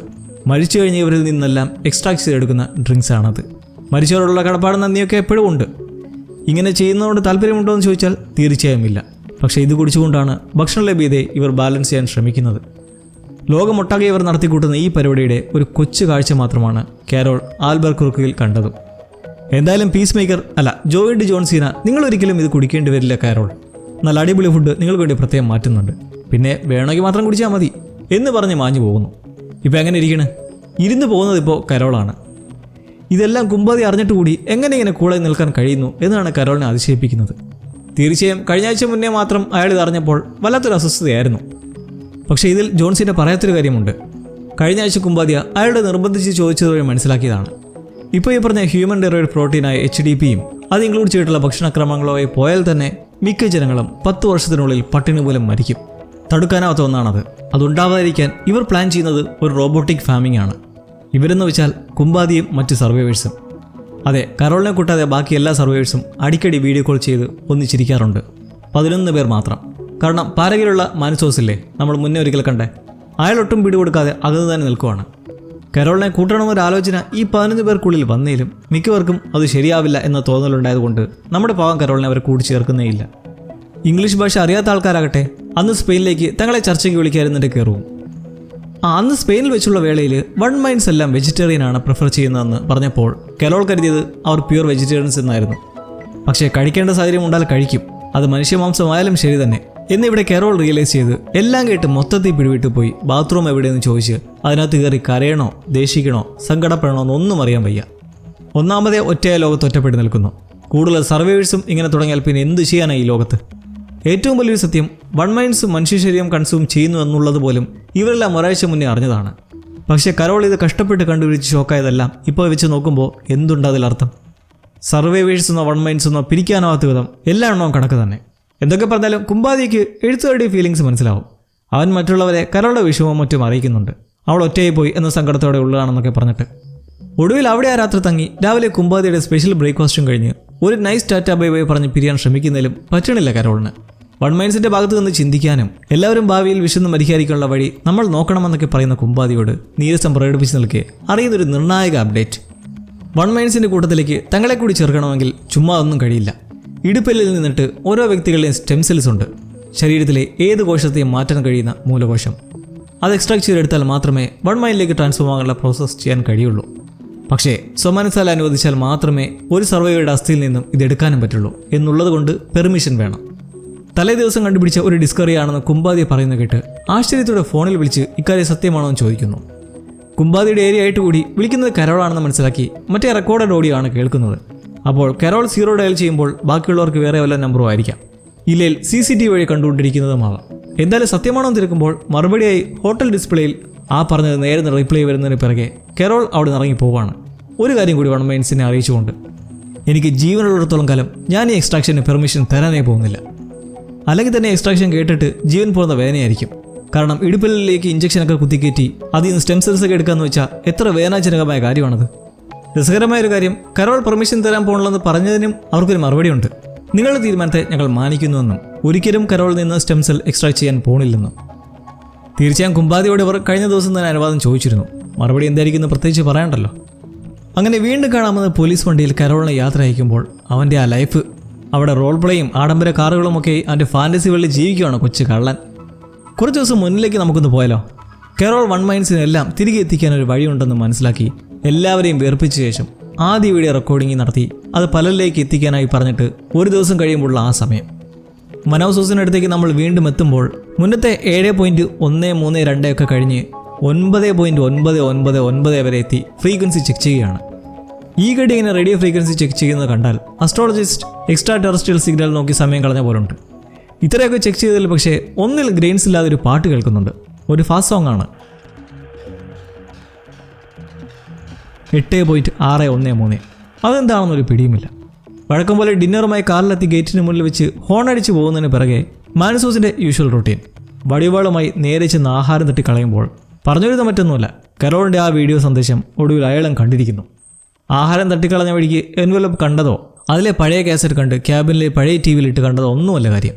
ഒരാളെങ്കിലും കരോളിൻ്റെ ആ സന്ദേശത്തിന് വില കൽപ്പിച്ചിരിക്കുകയാണ്. അയാൾ ആ ഒരു വീഡിയോയിലൂടെ തന്നെ പോലെ വേറെയും 12 സർവേഴ്സ് ഉണ്ടെന്ന് അറിയുന്നതോടൊപ്പം ലോകം പഴയതാക്കാൻ ഒരു വഴിയുണ്ടെന്ന് കൂടി അറിയുന്നതോടെ പിന്നൊന്നും നോക്കുന്നില്ല. വൈകാതെ ആ ക്യാബിൽ നിന്ന് പുറത്തേക്കിറങ്ങി നടന്ന് സ്വന്തം ഫ്ലാറ്റിലെത്തി അകത്തുള്ള സ്വന്തം ഫ്രിഡ്ജിൽ നിന്ന് ആഹാരം കഴിച്ച് തയ്യാറായി വണ്ടിയും പൊടി തട്ടിയെടുത്തിറങ്ങുന്നു. പോകുന്നതിന് മുന്നേ ഒരു പ്രായം ചെന്ന സ്ത്രീ മാനസോസിന് മുന്നിൽ വന്ന് സംസാരിക്കുന്നുണ്ട്. മോൻ്റെ മനസ്സ് വല്ലാണ്ട് അസ്വസ്ഥമാണ്, തുറന്ന് സംസാരിക്കും മോനെ എന്നൊക്കെ പറഞ്ഞിട്ട്. അത് മാനസോസിൻ്റെ അമ്മയാണ്. ആയിരുന്നു. ഇപ്പോൾ വൺ മൈൻഡും. നിങ്ങളെൻ്റെ അമ്മയല്ലെന്ന് പറഞ്ഞ് കാറുമെടുത്ത് കരോളിനടുത്തേക്ക് ആ പോസ്റ്റിൻ്റെ അഡ്രസ്സ് വെച്ച് തേടാൻ ഇറങ്ങി തിരിക്കുന്നിടത്ത് നിർത്തുമ്പോൾ 2 എൻഡിങ്ങാണ് നമ്മളിപ്പോൾ കണ്ടിരിക്കുന്നത്. കരോൾ എന്തായാലും ട്രാൻസ്ഫോം ആവില്ലെന്ന് വൺ മൈൻഡ്സിനെ അറിയിച്ച് അവരത് അംഗീകരിക്കുകയും ചെയ്തു. ഇവിടെ മാനസോസ് എല്ലാം പഴയതുപോലെ ആകാനുള്ള ഉദ്ദേശത്തോടെ ഒടുവിൽ മാളം വിട്ട് പുറത്ത് ചാടുകയും ചെയ്തു. കരോൾ വീണ്ടും ആൽബക്കോർക്കിയിലേക്ക് എത്തുന്നത് താൻ ലിറ്ററലി ഒറ്റപ്പെടുന്നുള്ള ഒരു വൻ തിരിച്ചറിവിലാണ്. മാനസികമായി തകർന്നു പോകുന്നതിലുപരി അവർ പ്രതീക്ഷ വീണ്ടെടുത്ത് വൺ മൈൻസിനെ തിരിച്ചെത്തിക്കാനുള്ള വഴി കണ്ടെത്തുകയാകും ലക്ഷ്യം. ലംബോർഗിനി കളക്ഷൻസിലോ കുമ്പാദിയ തന്നെ പറഞ്ഞു, ഒരുപാട് നിർബന്ധിച്ചാൽ അവർ സത്യം പറഞ്ഞു പോകുമെന്ന്. ജോൺ സീനയുമായി അയാൾ സംസാരിച്ചതിനിടയിൽ നിർബന്ധിച്ച് പറയിച്ചതാണ് 10 വർഷത്തിനുള്ളിൽ സകലരും പട്ടിണി കിടന്ന് മരിക്കുമെന്നുള്ള ആ സത്യത്തെ. ഇത് കരോളിനോട് പറഞ്ഞതുകൊണ്ട് ഇനി അവരെങ്ങനെയും ഒരു വൺ മൈൻഡിനെ കിഡ്നാപ്പ് ചെയ്തോ മറ്റോ ടോർച്ചർ ചെയ്യാനും മടിക്കില്ല. എന്തായാലും ഹെൽപ്പ് ഈസ് കമ്മിങ്. മാനസോതെത്തുമ്പോഴേക്കും കരോളിന് വൺ മൈൻഡ് വേൾഡിൽ ആദ്യമായി ഒരു നല്ല തുണയുണ്ടാകും. 2 കാര്യങ്ങൾ, ഒരു ഗുഡ് ന്യൂസും ഒരു ബാഡ് ന്യൂസും. കുമ്പാദിയുമായിട്ടുള്ള ലാസ് വേഗാസിലെ മീറ്റിംഗിലെ ഗുഡ് ന്യൂസ് എന്തെന്നാൽ ഈ സർവൈവേഴ്സിനെ ഒന്നും അവരുടെ സ്റ്റെം സെല്ലില്ലാതെ വൺ മൈൻഡിലേക്ക് ട്രാൻസ്ഫോം ആക്കാൻ പറ്റില്ല. സർവോപരി ഓരോരുത്തരുടെയും പെർമിഷനും അത്യാവശ്യമായും വേണം. കരോൾ എന്തായാലും ജീവൻ പോയാൽ പോലും സ്റ്റെം സെല്ലെടുത്ത് ട്രാൻസ്ഫോം ആകാൻ നിന്ന് കൊടുക്കില്ലെന്നുള്ള ദൃഢനിശ്ചയത്തിലാണുള്ളത്. പിന്നെ ബാഡ് ന്യൂസ് എന്താണെന്ന് വെച്ചാൽ നമ്മുടെ എഴുത്തുകാരിക്ക് കിട്ടിയ ഒരു അടിയാണ് തന്നെ സർവൈവേഴ്സ് എല്ലാം ചേർന്ന് ഒറ്റപ്പെടുത്തിയെന്നറിഞ്ഞത്. ബാക്കിയുള്ളവരെല്ലാം എക്സെപ്റ്റ് മാരിസോസ് മിക്കപ്പോഴും പല കാര്യങ്ങളും സംസാരിക്കാറുണ്ടെന്നും ചർച്ച നടത്താറുണ്ടെന്നും മനസ്സിലാക്കി. അപ്പോൾ കരോളിനി ഇവിടെ ഇൻഫെക്റ്റഡ് ആയവർ, ഇൻഫെക്റ്റഡ് ആവാത്തവർ എന്നൊരു വകഭേദം ഇനി നോക്കേണ്ടതില്ല. ഈ ഭൂഗോളത്തിനുള്ളിൽ അവരൊറ്റയ്ക്ക് തന്നെ. സങ്കടത്തിലുപരി ദേഷ്യമാണ്, വിരസത. തിരികെ കരോളിൻ്റെ ആൽബർക്കുർക്കിയിലേക്കുള്ള മടങ്ങി വരവ് നോക്കുമ്പോഴും ഒരു നിഷേധാത്മക ഭാവത്തോടെയാണ് അവരുടെ യാത്ര. ഫ്രസ്ട്രേഷൻ്റെ പീക്ക് ലെവൽ. വരുമ്പഴി കാണുന്ന ഒരു പമ്പിൽ കയറി എന്തെങ്കിലും കുടിക്കാനായിട്ട് അവിടെയുള്ള സ്റ്റോറിൽ കയറി ഫോണിലായി വൺ മൈൻഡെ വിളിച്ച് ആദ്യം തന്നെ അവിടെ കറണ്ട് വരുത്താൻ പറയുന്നു. ഇവിടെ ഏറ്റവും വലിയൊരു തലവേദന അവറ്റകളെ ഫോൺ വിളിക്കുമ്പോൾ വരുന്ന ആ ഒരു ഓട്ടോമേറ്റഡ് റെക്കോർഡിംഗ് ആണ്. ഹായ് കരോൾ, ഞങ്ങൾക്ക് സ്പേസ് വേണം, എന്താവശ്യമുണ്ടെങ്കിലും പറഞ്ഞോളൂ എന്ന് പറഞ്ഞ് ക്ഷമയെ ചോദ്യം ചെയ്യുന്ന നീണ്ടൊരു വോയിസ് മെയിൽ. പക്ഷെ അതൊന്നും കരോളിന് ഇപ്പോൾ പ്രശ്നമേ അല്ല. അവൾ ഡബിൾ ഹാപ്പിയാണ്. കുരുപൊട്ടി നിൽക്കുന്ന കാര്യത്തിൽ കംപ്ലീറ്റ് അതിൻ്റെ ഹാപ്പി. അങ്ങനെ സ്റ്റോറിയിൽ നിന്ന് കിട്ടുന്ന കുറേ പടക്കവും പൂത്തിരിയും മത്താപ്പൂവും എലിവാണവും ഫയർവർക്സ് ബോക്സും ഒക്കെ നേരെ കാറിൻ്റെ ഡിക്കിലെടുത്ത ശേഷം ഡ്രിങ്ക്സ് അവിടെ കാണഞ്ഞതുകൊണ്ട് വിളിച്ചു പറഞ്ഞ് അങ്ങനെ ഒരു ഡ്രോണിലായി കൊണ്ടെത്തിച്ചു കൊടുക്കുന്നു. അതും എടുത്ത് കുടിച്ച് തിരികെ വീട്ടിലേക്കെത്തി 12ാം ദിവസത്തിന് തിരശ്ശീല വീഴാൻ പോകുമ്പോൾ ചുമ്മാ ഒരാഘോഷം. മത്താപ്പൂ കത്തിച്ചും ബീറടിച്ചും പാടിയുമൊക്കെ ഉള്ളു കിടന്നങ്ങനെ എരിയുകയാണ്. പക്ഷേ കുറേ ചെന്നായ്ക്കളുടെ ഒരിടൽ കേട്ട് അതുമേറ്റി പിടിച്ച് പിന്നീട് അങ്ങോട്ട് കാണുന്നത് കേരളയുടെ ഓരോ നേരം പോക്കുകൾ. ഗോൾഫ് ക്ലബ്ബിൽ പോയി കുറേ സ്ട്രെച്ച് നടത്തിയും വിജനമായതോടെ കടന്നു കയറിയ മുയലിൻ്റെയും കാട്ടുപോത്തിൻ്റെയൊക്കെ ഇടയിലൂടെ മൈതാനിയിൽ പാട്ടും പാടി സഞ്ചരിച്ച് തിരികെ പോലീസ് വണ്ടിയിലെത്തുമ്പോഴാണ് സ്റ്റാർട്ടിംഗ് പ്രോബ്ലം. ഓടി അതിൻ്റെ കാര്യത്തിലൊരു തീരുമാനമായി. ഇറങ്ങി നോക്കുമ്പോൾ കാണുന്നത് എന്താ, ക്ലബിന് മുന്നിലായി നിരന്നങ്ങനെ കിടക്കുവാണ് കുറേ ആഡംബര കാറുകൾ. അങ്ങ് അവിടെ കുമ്പാതി ലംബോർഗിനി കളക്ഷനൊക്കെ ആയിട്ട് ലൈഫ് അപ്പടി വാഴ്ന്നിട്ടിരിക്കുക. അപ്പോൾ പിന്നെ നമ്മളും എന്തിനു കുറയ്ക്കണം? ഏതോ ഹതഭാഗ്യവനെ സ്ത്രീധനമായി കിട്ടിയ റോൾസ് റോയ്സ് തന്നെ നോക്കി സെലക്ട് ചെയ്ത് പിന്നെ യാത്ര അതിലാണ്.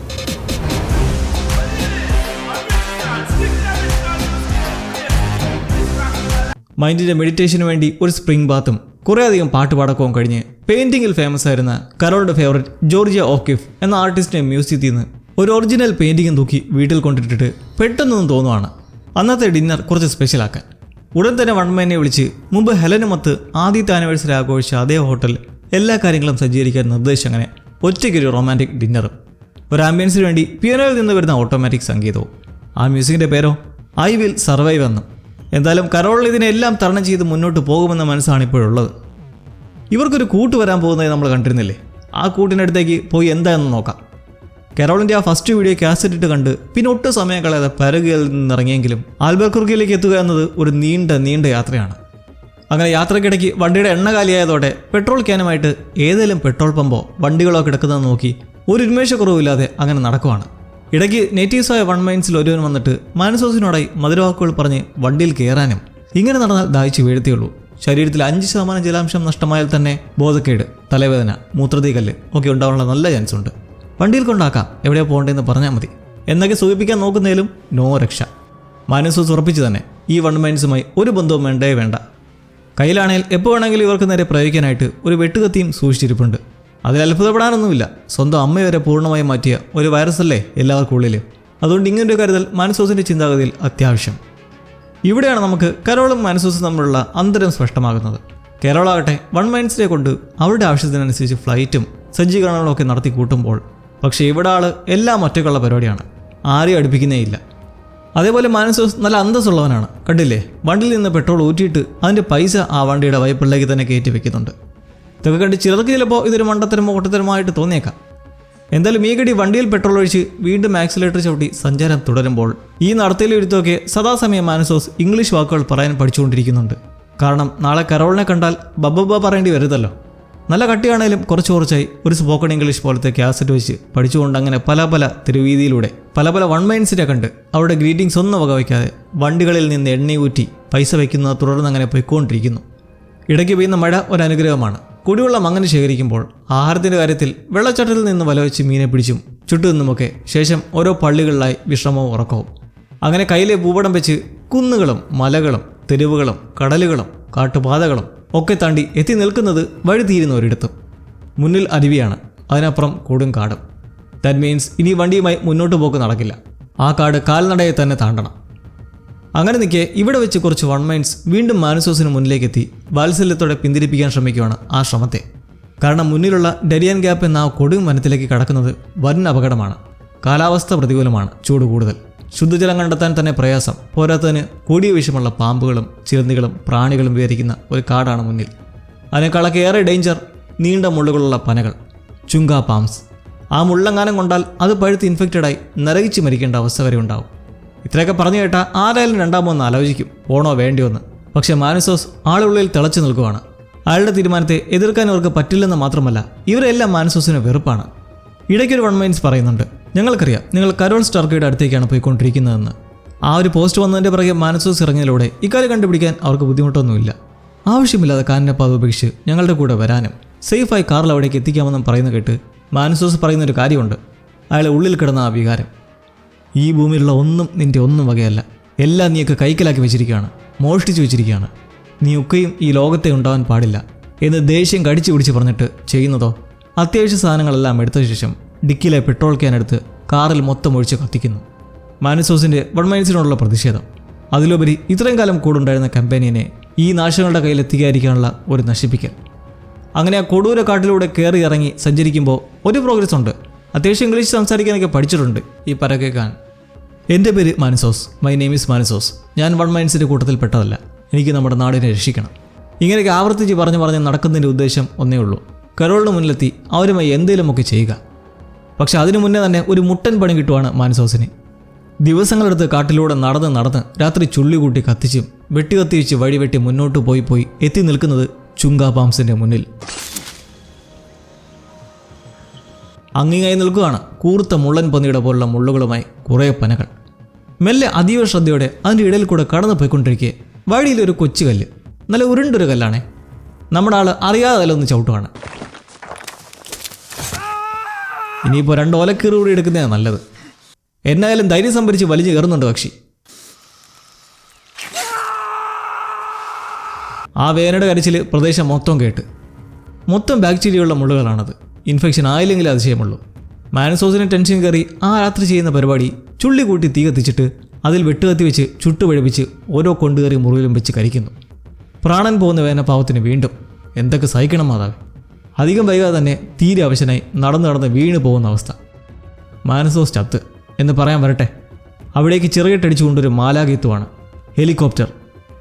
സംഭവം വേറൊന്നുമല്ല, മുന്നേ കരോളിനെ ഈ വൺ മൈൻസ് എല്ലാം മിലിറ്ററി ഡ്രോൺ വെച്ച് നിരീക്ഷിക്കുന്നതായി കണ്ടില്ലേ? അതേപോലെ ആകാശത്തായി ഒരു ഡ്രോൺ ഡെരിയൻ ഗ്യാപ്പ് കാടിന് മുകളിലൂടെ പ്രവർത്തിച്ചു വരികയായിരുന്നു, മാനസോസിൻ്റെ ഓരോ നീക്കങ്ങളും അറിയാനായിട്ട്. അവശനായി വീണതോടെ പിന്നൊട്ടും സമയം കളഞ്ഞില്ല. വൺ മൈൻസ് നേരെ ഹെലികോപ്റ്റർ എടുത്ത് വീണ് കിടക്കുന്ന സർവൈവറിനടുത്തേക്കും. അങ്ങനെ ഒടുവിൽ വെറുപ്പോടെ കാണുന്നവർ തന്നെ രക്ഷപ്പെടുത്തുന്ന കാഴ്ച. ആദ്യമായാണ് മാനസോസിനെ വൺ മൈൻസ് പരിപാലിക്കുന്നത് എന്നത് മറ്റൊരു കാര്യം. എന്തായാലും മാനസോസിന് ഈ ഇൻഫെക്ഷൻ വിട്ടുമാറാൻ സമയം കുറേ വേണം. അതുകൊണ്ട് നമ്മളൊരു വലിയ ടൈം ജമ്പിലേക്ക് കിടക്കുവാണ്. 48 ദിവസം കഴിഞ്ഞിരിക്കുന്നു ലോകത്ത് വൺ മൈൻസ് ഉണ്ടായിട്ട്. 1.5 മാസം പിന്നിടുമ്പോൾ നമ്മൾ മുമ്പ് 12-ാം ദിവസം കണ്ട ആളല്ല ഇപ്പോൾ കരോൾ സ്റ്റാർക്ക. സ്വല്പം കൂടിയിനം ബാഡാസ് ആയിട്ടുണ്ട്. ഗോൾഫാണ് ഫേവറേറ്റ്. പക്ഷേ കളി ഇപ്പോൾ മൈതാനിയിലൊന്നുമല്ല, കൂറ്റൻ കെട്ടിടങ്ങൾക്ക് മുന്നിൽ. അതിലൊരു ത്രില്ലുണ്ട്. എന്താണെന്നോ? ഗ്ലാസ് ഇങ്ങനെ ചിൽക്കി പിളിച്ചിൽ പൊട്ടിത്തെറിക്കുന്നത് കാണാൻ നല്ല രസമാണ്. എന്താ കരോൾ ഇങ്ങനെയൊക്കെ ചെയ്യുന്നതെന്ന് വെച്ചാൽ, കാരണം വേറെ ആലോചന ഒന്നും അവർക്ക് പിടില്ല. ആരുമില്ല, ഒറ്റയ്ക്ക് എന്ത് ചെയ്യാനാണ്? വൺ മൈൻസ് ആരും മുന്നിൽ വരുന്നതുമില്ല. സർവൈവേഴ്സ് ആണെങ്കിൽ അതിനെക്കാട്ടിലും ഇഗ്നോർ ചെയ്തിട്ടേക്കുന്നു. ഒറ്റയ്ക്കൊന്നും ലോകത്തെ തിരികെ പൂർവ്വസ്ഥിതിയിലേക്ക് എത്തിക്കുന്നതിനെക്കുറിച്ച് ചിന്തിക്കുന്നതുമില്ല. തൽക്കാലം ഇങ്ങനെയൊക്കെ അങ്ങ് പോട്ടെ എന്ന മൈൻഡ് സെറ്റാണ് കരോളിനിപ്പോൾ. ടിൻബിയറും കുടിച്ച് രാത്രി ഇപ്പോൾ പഴയതിനെക്കാട്ടി കൂടുതൽ ചൈനീസ് പടക്കം പൊട്ടിക്കുന്നതൊക്കെയാണ് ഇപ്പോൾ പുള്ളിക്കാരുടെ ഹോബി. എന്ത് രസം! സത്യം പറഞ്ഞാൽ ഇതൊന്നും ഒരു രസമല്ല, വിരസമാണ്. അവരുടെ മൊണോട്ടോണി. വിരസമെന്ന് പറഞ്ഞാൽ എക്സ്ട്രീം വിരസം. ആ ഒരു മൈൻഡിലിരിക്കെ തീരുന്നെങ്കിൽ തീരട്ടെ എന്ന് പോലും തോന്നിപ്പോവാണ് കരോളിന്. തൻ്റെ മുന്നിലേക്ക് ചരിഞ്ഞു വീണ ഒരു കമ്പം കണ്ട് കണ്ണടച്ചിരുന്ന് നേരെ വന്ന് പൊട്ടുന്നെങ്കിൽ പൊട്ടട്ടെ എന്നൊക്കെ ഇരിക്കുന്നത് അതിൻ്റെ ഒരു മടുപ്പിലാണ്. എന്തായാലും ബ്ലാക്ക് സ്പോട്ട് അല്ലാത്തൊരു ഷെഡ് പിന്നിൽ നിന്ന് എരിയുമ്പോൾ അവിടെ കരോൾ ഒരു തീരുമാനം എടുക്കുകയാണ്. മതി, മടുത്തു ഈ ഒരു ഏകാന്തവാസം. അടുത്ത ദിവസം തന്നെ ഇലക്ട്രിക്കൽ പ്ലംബിംഗ് കടയിൽ നിന്ന് 10 ലിറ്ററിൻ്റെ ഒരു പെയിൻറ്റ് ബക്കറ്റും എടുത്ത് തിരിച്ച് വീടിൻ്റെ മുന്നിൽ വന്നിട്ട് റോഡിലായി ഒരു സന്ദേശം എഴുതുവാണ്. ദ്വീപിൽ ഒറ്റപ്പെട്ടവർ പ്ലെയിനിൽ വരുന്ന ആരെങ്കിലും കാണാൻ ഹെൽപ്പ് മീ എന്നെഴുതുന്ന പോലെ ഇവിടെ ഡ്രോൺ വെച്ച് വീക്ഷിക്കുന്ന വൺ മൈൻഡ്സ് കാണാനുള്ള ഒരു മെസ്സേജ്. അതും എഴുതിയിട്ട് അങ്ങേയറ്റം ബോൾഡായി വീട്ടിൽ കുത്തിയിരിക്കെ ഒരു കാറിൻ്റെ ശബ്ദം കേൾക്കുവാണ്. നല്ല പരിചയമുള്ള കാറിൻ്റെ ശബ്ദം. പുറത്തിറങ്ങി നോക്കുമ്പോൾ ഒരു നല്ല നീല കാർ. And there she's. സോഷ നല്ല പൊളപ്പനായി തിരിച്ചു തിരിക്കുവാണ്. ചിരി ഒട്ടും മായതെ നോക്കി നിൽക്കുന്നത് കാണുന്ന കരോളിൻ്റെ പ്രതികരണം എന്തായിരിക്കും? ചീത്തവിളിയോ ആട്ടിത്തപ്പോ ഒന്നുമല്ല. നേരെ നടന്നു എന്ന് ഒരൊറ്റ കെട്ടിപ്പിടി. കരോൾ പിടിച്ചു വെച്ചിരുന്ന ഒറ്റപ്പെടലിൻ്റെയും ഏകാന്തതയുടെയും ഇമോഷൻസ് എല്ലാം കയ്യിൽ നിന്ന് പോയി പൊട്ടിക്കരയുവാണ്. കാരണം ഈ 1.5 മാസം കരോളിനെ മനുഷ്യത്വം വിട്ട് കാർത്തത്തിലേക്ക് മാറിക്കൊണ്ടിരുന്ന ഒരു സ്റ്റേജായിരുന്നു. മൊത്തത്തിൽ കയ്യിൽ നിന്ന് പോയി തുടങ്ങിയ അവസ്ഥ. റോഡിൽ എഴുതിയ ആ മെസ്സേജ് വേറൊന്നുമല്ല, മടങ്ങി വരൂ മക്കളെ. ഇതുകൊണ്ട് വൺ മൈൻഡ്സിന് മനസ്സിലായി കരോൾ ഒരു പാഠം പഠിച്ചുവെന്ന്. ഇനി ഒരിക്കൽ കൂടി ഇങ്ങനെ വൺ മൈൻഡ്സിനെ തിരിച്ചു കൊണ്ടുവരാനുള്ള സൊല്യൂഷൻ ചോദിച്ച് നിർബന്ധിപ്പിച്ചാൽ എന്തായിരിക്കും ഉണ്ടാകാൻ പോവുക എന്നതിൻ്റെ ഒരു സാമ്പിൾ ഡോസ് മാത്രമായിരുന്നു ഇത്. അങ്ങനെ തിരികെ കമ്പാനിയനെ സോഷയെ വീണ്ടും ഒരേ മനസ്സോടെ കരോളിന് മുന്നിലേക്ക് എത്തിക്കുമ്പോൾ ജസ്റ്റ് മാരീഡ് റോൾസ് റോയ്സിനടുത്തായി വന്നിട്ട് ആദ്യമായിട്ട് കല്യാണം കഴിച്ച സ്നേഹത്തോടെ പോലത്തെ കരോളിൻ്റെ ആ ഒരു കെട്ടിപ്പിടിയിൽ ഈ ആദ്യ രാത്രി ഈ അദ്ദേഹത്തിൻ്റെ വാതിൽ അടയ്ക്കുമ്പോൾ ഇതിപ്പോൾ എന്താ നടക്കുന്നത്? ലോകത്തെ പൂർവ്വസ്ഥിതിയിലേക്ക് എത്തിക്കാൻ തലപൂഞ്ഞ് ചിന്തിച്ചിരുന്ന ഒരാളാണ് ഇപ്പോൾ ഇങ്ങനെ ബ്രേക്ക് ഡൗൺ ആയി നിൽക്കുന്നത്. സോഷയുടെ റീഎൻട്രി ഒഴിച്ചാൽ എടുത്തു പറയത്തക്ക വലിയ സംഭവങ്ങൾ അരങ്ങേറിയ ഒരു എപ്പിസോഡ് അല്ലായിരുന്നു ഇതെങ്കിൽ കൂടി മാനസോസിൻ്റെ ഉറപ്പ് നമ്മൾ മനസ്സിലാക്കി. വൺ മൈൻഡ്സിന് മേലുള്ള കടുത്ത വിദ്വേഷം നമ്മൾ പല രംഗങ്ങളിലൂടെയും കണ്ടറിഞ്ഞപ്പോൾ സ്വന്തം ജീവൻ വരെ രക്ഷിച്ചെങ്കിലും എനിക്ക് തോന്നുന്നില്ല മാനസോസിന് ഒറ്റ മൈൻഡ്സിനോട് എന്തെങ്കിലുമൊക്കെ സോഫ്റ്റ് കോർണർ ഉണ്ടാവുമെന്ന്. ഇപ്പോൾ സോഷ്യയുമായി അടുത്തോടെ കരോളിനെ കാണാതെന്ന മാനസോസ് അവരൊരു വൺ മൈൻഡുമായി ഒരുമിച്ച് നിൽക്കുന്നത് കണ്ടിട്ട് ഇനി എന്തൊക്കെ പുകിലാണോ ഉണ്ടാവാൻ പോകുന്നത്. എന്തായാലും തോണി ഇപ്പോഴൊന്നും കരക്കടിക്കാൻ പോണില്ലെന്ന് കാട്ടുന്ന ഒരു എപ്പിസോഡായിരുന്നു ഇത്.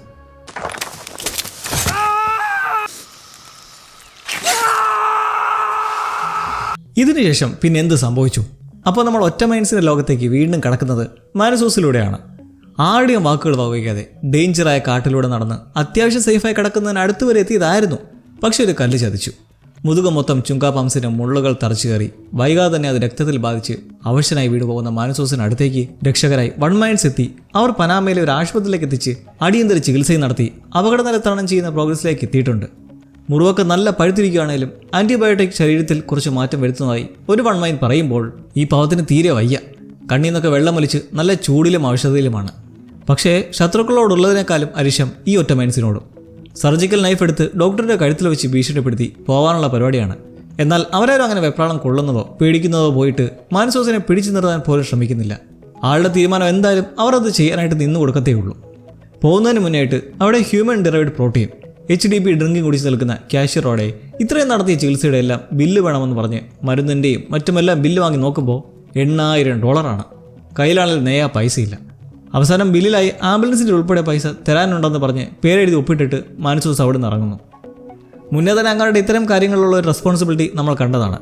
വണ്ടിയിൽ നിന്ന് പെട്രോൾ ഊറ്റിയിട്ട് ദുട്ട് വെച്ച് പോകുന്നൊക്കെ. പക്ഷേ ഇതിപ്പോൾ ഹോസ്പിറ്റലായതുകൊണ്ട് ഇത്തിരി കൂടുതൽ റേറ്റായി. അതുകൊണ്ടാണ് ഇങ്ങനെ. ഒന്നും വിചാരിക്കരുതേ, പാവല്ലേ മാനസോസ്. ഒട്ടും വയ്യെങ്കിലും അവിടെ നിൽക്കില്ലെന്നങ്ങനെ മരുന്നും മറ്റുമായി ഇറങ്ങി ഹോസ്പിറ്റലിന് കീഴിലുള്ള ഒരു ആംബുലൻസ് എടുത്ത് തന്നെ സ്ഥലം വിടുന്നു. ഡരിയൻ ഗ്യാപ് കാടിൻ്റെ പടിഞ്ഞാറൻ പ്രദേശത്തുള്ള ഈ പനാമ നഗരത്തിൽ നിന്നും ഇനി റോഡ് വഴി വലിയ പ്രശ്നമൊന്നും കൂടാതെ സുഖമായിട്ടെത്താം ആൽബർക്കോയ്ക്ക് സ്ഥിതി ചെയ്യുന്ന ന്യൂ മെക്സിക്കോയിലേക്ക്. എവിടെയും നിർത്താതെ ഡ്രൈവ് ചെയ്താൽ തന്നെ മൊത്തം 3 ദിവസം വേണ്ടി വരും എത്തിച്ചേരാനായിട്ട്. മുറിവ് ഇനിയും പഴുത്ത് തന്നെ ഇരിക്കുന്നത് കൊണ്ട് കുറച്ചധികം ദിവസങ്ങൾ മാനസോസിന് വേണമെന്നതിൽ ഒരു സംശയവും വേണ്ട. കൂടാതെ റെസ്റ്റിന് ദിവസങ്ങൾ വേറെ. അങ്ങനെ നിന്നുപോയ ആ അഡ്വഞ്ചർ വീണ്ടും തുടരുമ്പോൾ ചെന്നെത്തേണ്ട സ്ഥലത്ത് ഇപ്പോഴത്തെ സ്ഥിതി എന്താണെന്ന് നോക്കിയാലോ. വിജനതയുടെയും വിരസതയുടെയും കുറേ ആഴ്ചകൾക്ക് ശേഷം കരോളിന് മുന്നിലേക്ക് ഒരു മനുഷ്യവർഗം വന്ന് നിൽക്കുന്നതും അവർ ബ്രേക്ക് ഡൗൺ ആയി സകല ഇമോഷൻസും പുറത്തേക്ക് പ്രകടിപ്പിക്കുകയാണ്. തിരിച്ചിരിക്കുന്ന സോഷ്യയ്ക്ക് വെൽക്കം ഡ്രിങ്ക്സ് ഒക്കെ സെറ്റാക്കി മ്യൂസിയത്തിൽ നിന്ന് എടുത്തുകൊണ്ട് തൂക്കിയ ഒക്കീഫിൻ്റെ പെയിൻറ്റിങ്ങിന് മുന്നിൽ രണ്ടുപേരും അങ്ങനെ ഇരിക്കുവാണ്. കരോള ചിത്രം മ്യൂസിയത്തിൽ നിന്ന് എടുത്തുകൊണ്ട് വന്നത് അവരുടെ ഫേവററ്റ് എന്നതിലുപരി അതവിടെ സേഫ് ആയിരിക്കില്ല എന്നൊരു ചിന്തയിലാണ്. കാരണം ആളനക്കൊന്നുമില്ലല്ലോ, മൃഗങ്ങളും കാട്ടുമുത്തൊക്കെ കറങ്ങി നടക്കുവാണ്. ഇനി എങ്ങാനും മ്യൂസിയത്തിലേക്ക് കടന്നു കയറി അതെല്ലാം തട്ടിപ്പൊടിച്ച് നശിപ്പിക്കുമെന്ന് ഓർത്താണ് അതുകൊണ്ട് വന്ന് വീട്ടിൽ തൂക്കിയിട്ടുള്ളത്. കേൾക്കുന്ന സോഷ്യ പറയുന്നുണ്ട് വേണമെങ്കിൽ അവിടെ ലൈറ്റൊക്കെ ഇട്ട് ഒന്ന് സുരക്ഷിതമാക്കാമെന്ന്. അതൊരു നല്ല കാര്യം തന്നെ. കരോളാകട്ടെ അവളുമായി ഇനി എന്ത് സംസാരിക്കണമെന്നറിയില്ല. അങ്ങനെ ഒരു നേരം പോക്ക് പോലെ ചീട്ടുകളിയൊക്കെ നടത്തി സന്ധ്യ ആവുന്നവിടെ ഇവർ പുറത്തേക്ക് ഇറങ്ങുന്നു. ഇടയ്ക്ക് സോഷ്യ ചോദിക്കുന്നുണ്ട് കരോളിന് ഒരു റിലീഫിന് വേണ്ടിയിട്ട് അവരുടെ ഒരു കസിനെ ഇങ്ങോട്ടേക്ക് വരുത്തണമെന്ന്. കാരണം സ്വന്തവും ബന്ധമൊക്കെ എടുത്തുണ്ടെങ്കിൽ മനസ്സിൻ്റെ ഒരു സന്തോഷം വരുന്നെങ്കിലോ. പക്ഷേ കരോളിന് സ്വന്തം കസിനായാലും മുന്നിലുള്ള സോഷ്യ ആയാലും എല്ലാം ഇപ്പോൾ ഒരുപോലല്ലേ, പിന്നെന്ത് അർത്ഥമുണ്ട് അതിൽ? അങ്ങനെ വൈകുന്നേരം പുറത്തേക്ക് ഇറങ്ങി നിൽക്കുമ്പോൾ ആകാശത്ത് പ്ലെയിനുകളൊക്കെ കടന്നു വന്നുകൊണ്ടിരിക്കുകയാണ്. കം ബാക്ക് എന്നറിയിച്ചതോടെ വൺ മൈൻസ് എല്ലാം ആൽബക്കുറുകയിലേക്ക് തിരികെ വന്നുകൊണ്ടിരിക്കുകയാണ്. ആ എഴുതിയിരിക്കുന്ന പെയിൻ്റ് അടിച്ചു കഴുകി കളയാൻ പറഞ്ഞങ്ങനെ കരോൾ അവളോട് ഗുഡ് നൈറ്റ് പറഞ്ഞ് യാത്ര അയക്കുന്നെങ്കിലും സോഷ വേണമെങ്കിൽ ഇനിയും എത്ര വേണേലും നിൽക്കാമെന്ന് പറയുന്നുണ്ട്. സാരമില്ല പൊയ്ക്കോ എന്ന് കരോളും. 2 ദിവസത്തിനുള്ളിൽ എല്ലാവരും തിരിച്ചു വരുമെന്ന് പറഞ്ഞ് പോകാനിരിക്കുന്ന സോഷയോട് എവിടെയാണ് താമസിക്കുന്നത് ചോദിക്കുമ്പോൾ അവൾക്കിപ്പോൾ അങ്ങനെ പ്രത്യേകമായി ഒരു മേൽവിലാസമില്ല. അവൾക്കെന്നാൽ ആർക്കുമില്ല. സ്വന്തമായി പ്രൈവറ്റ് പ്രോപ്പർട്ടീസ് ഒന്നും ആവശ്യമില്ല അവർക്ക്. എവിടെ കിടക്കണമെങ്കിലും കിടക്കാം. കരോളിൻ്റെ തുറകണ്ട് സോഷ അവരെ കൊണ്ട് എത്തിക്കുന്നത് ഒരു സ്റ്റേഡിയത്തിലേക്കാണ്. അവിടെയായി എല്ലാവരും ഒരുമിച്ച് കൂട്ടായാണ് കിടന്നുറങ്ങുന്നത്. കറണ്ട് ലാഭം ആ തണുപ്പത്ത് ഒരുമിച്ച് കിടക്കുന്നത് കൊണ്ട് നല്ല ചൂടും കിട്ടും. പക്ഷേ യാതൊരു പ്രൈവസിയോ മറയോ ഒന്നുമില്ല. സംസാരമോ ചിരികളിയോ പോലുമില്ല. കരോളിനത് കാണുന്നത് തന്നെ എന്തോ പോലാണ്. ട്രാൻസ്ഫോമറുടെ കൂട്ടത്തിലെ ഒരാളുടെ പട്ടി അവിടെ കറങ്ങി നടക്കുന്നുണ്ട്. ഒരു പെറ്റെന്നത് വൺ മൈൻഡ് നിഘണ്ടുവിൽ ഇല്ലെങ്കിലും വൈറസ് ബാധിക്കുന്നതിന് മുന്നേയുള്ള യജമാനുള്ള സ്നേഹം നായ്ക്കുള്ളത് കാരണം മാറിയ ശേഷവും അയാളെ വിട്ട് മാറുന്നതില്ല. അതുകൊണ്ട് കൂടെ നടക്കുന്നു എന്നേ ഉള്ളൂ. പട്ടികളൊന്നും വൺ മൈൻഡ്സ് അല്ല എന്ന് സോഷ കരോളിനെ പറഞ്ഞ് മനസ്സിലാക്കുമ്പോൾ മൃഗങ്ങളെല്ലാം വൺ മൈൻഡ്സ് ആകില്ല എന്ന് പറയാനും പറ്റില്ല നമുക്ക്. കാരണം വൈറസ് ബാധിച്ച നായ്ക്കൾ എവിടെയെങ്കിലുമൊക്കെ ഉണ്ടാവാൻ സാധ്യതയുണ്ട്. മുന്നേ കണ്ടതല്ലേ, ഈ വൈറസ് മനുഷ്യരിലേക്ക് ബാധിച്ചു തന്നെ എലിയിലൂടെയാണ്. അപ്പോൾ പറയാൻ പറ്റില്ല ഇനി ഒടുവിൽ എല്ലാ ചിന്തകളും ഇങ്ങനെയായി തീരുമോന്ന്. കരോളിനോട് അന്ന് രാത്രി അവിടെ അന്തിയുറങ്ങാൻ ക്ഷണിക്കുന്നതിലും വേണ്ട ഞാൻ വീട്ടിൽ പോയിക്കളാമെന്ന് പറഞ്ഞ് നടക്കുന്നു. പിന്നെ നമ്മൾ കാണുന്നതോ എന്തായാലും സ്റ്റേഡിയത്തിൽ നല്ലൊരു ഉറക്കം കഴിഞ്ഞ് വെളുപ്പിന് തന്നെ സോഷ തിരികെ വീട്ടിലേക്ക് എത്തിച്ച് ബ്രേക്ക്ഫാസ്റ്റ് ഉണ്ടാക്കി തരണമെന്ന് ചോദിച്ചും യാത്ര പറഞ്ഞുമൊക്കെ പോകുന്നത് കരോളിൻ്റെ ഉള്ളിൽ ഒരു റിലാക്സേഷൻ ഉണ്ടാക്കുന്നുണ്ട്. കഴിഞ്ഞ കുറേ ആഴ്ചയായിട്ട് ഒറ്റയ്ക്ക് കിടന്ന് അറിയിക്കുകയില്ലായിരുന്നു പാവം. പിന്നെ ഇതിനിടയ്ക്ക് വിട്ടുപോയൊരു കാര്യമുണ്ടായിരുന്നു കരോളിന്. വീണ്ടും അത് മൈൻഡിലേക്ക് എത്തുമ്പോൾ മറ്റൊന്നുമല്ല, ആ ബോർഡാണ്. വൺ മൈൻഡ്സിനെ കുറിച്ച് അറിയാമെന്നൊക്കെ എഴുതി വെച്ചിട്ടുള്ള ആ ബോർഡ്. എഴുതാൻ വിട്ടുപോയ ഒന്നുണ്ട് അതിൽ. അവർ മനുഷ്യരെ കഴിക്കുന്നവരാണ്. പിന്നീട് സോഷ്യൽ ഒരു ഹൈക്കിംഗ് വേളയിൽ പുതുതായി ലഭിക്കുന്ന ഒരു കാര്യം ഇവിടെ കമ്മ്യൂണിക്കേഷനെ കുറിച്ചാണ്. ദൂരെ ഒരു ചരക്ക് ട്രെയിൻ പോകുന്ന കാഴ്ച കണ്ടങ്ങനെ നിൽക്കെ ട്രെയിനിൻ്റെ ഹോൺ ഇഷ്ടമാണെന്ന് പറയുന്നതിനെ തുടർന്ന് അപ്പോൾ തന്നെ തീവണ്ടിയിൽ നിന്നും ശബ്ദം മുഴങ്ങുമ്പോൾ ഇതെങ്ങനെയാണ് നിങ്ങൾ ചെയ്യുന്നതെന്ന കൗതുകത്തിന് സോഷ വിവരിക്കുന്നത് നമ്മുടെ ശരീരത്തെ ചുറ്റിപ്പറ്റി കാണാൻ കഴിയാത്ത ഇലക്ട്രോ മാഗ്നറ്റിക് ഫീൽഡുണ്ട്. ആ നാച്ചുറലായിട്ടുള്ള ഇലക്ട്രിക് എനർജി മുഖേനയാണ് ഇവരെല്ലാം പരസ്പരം അറിയുന്നത്. കരോളിനും മറ്റ് സർവീസിനുമെല്ലാം ആ എനർജി ഉണ്ട്, പക്ഷേ അത് ഉപയോഗിക്കാൻ കഴിയുന്നില്ല എന്ന് മാത്രം. ഒരു തരത്തിൽ പറഞ്ഞാൽ റേഡിയോ പോലെ തന്നെ, പക്ഷേ സംസാരിക്കാതെ തന്നെ ഓരോരുത്തരുടെയും ചിന്തകളും കാര്യങ്ങളൊക്കെ അറിയാം. കരോളിന് ഇതേക്കുറിച്ച് 100 സംശയങ്ങളുണ്ട്, പക്ഷേ ചോദിക്കാതിരിക്കുന്നതാണ് നല്ലത്. ഇനി വീണ്ടും ചോദിച്ച് ഒരു പ്രശ്നം വരുത്തുണ്ടെന്ന് വെച്ചിട്ടാണ്. ഭക്ഷണ വിതരണത്തിന് വേണ്ടിയിട്ടാണ് ട്രെയിനുകൾ ഓടുന്നതെന്ന് പറയുന്നത് കേട്ട് കരോളിൻ്റെ ഒരു നിൽപ്പുണ്ട്. കാരണം ആ ഭക്ഷണം എന്താണെന്ന് ഓൾറെഡി കണ്ടു കഴിഞ്ഞല്ലോ. തുടർന്ന് റിലാക്സിംഗ് ആയിട്ടുള്ള ഒരു മസാജ് സെഷൻ ഇരുവർക്കുമായി. സോഷ്യയുടെ കാര്യം നോക്കിയാൽ അവളെ തന്നെ സ്വയം മസാജ് ചെയ്യുന്ന പോലെയാണ് തോന്നുന്നത്.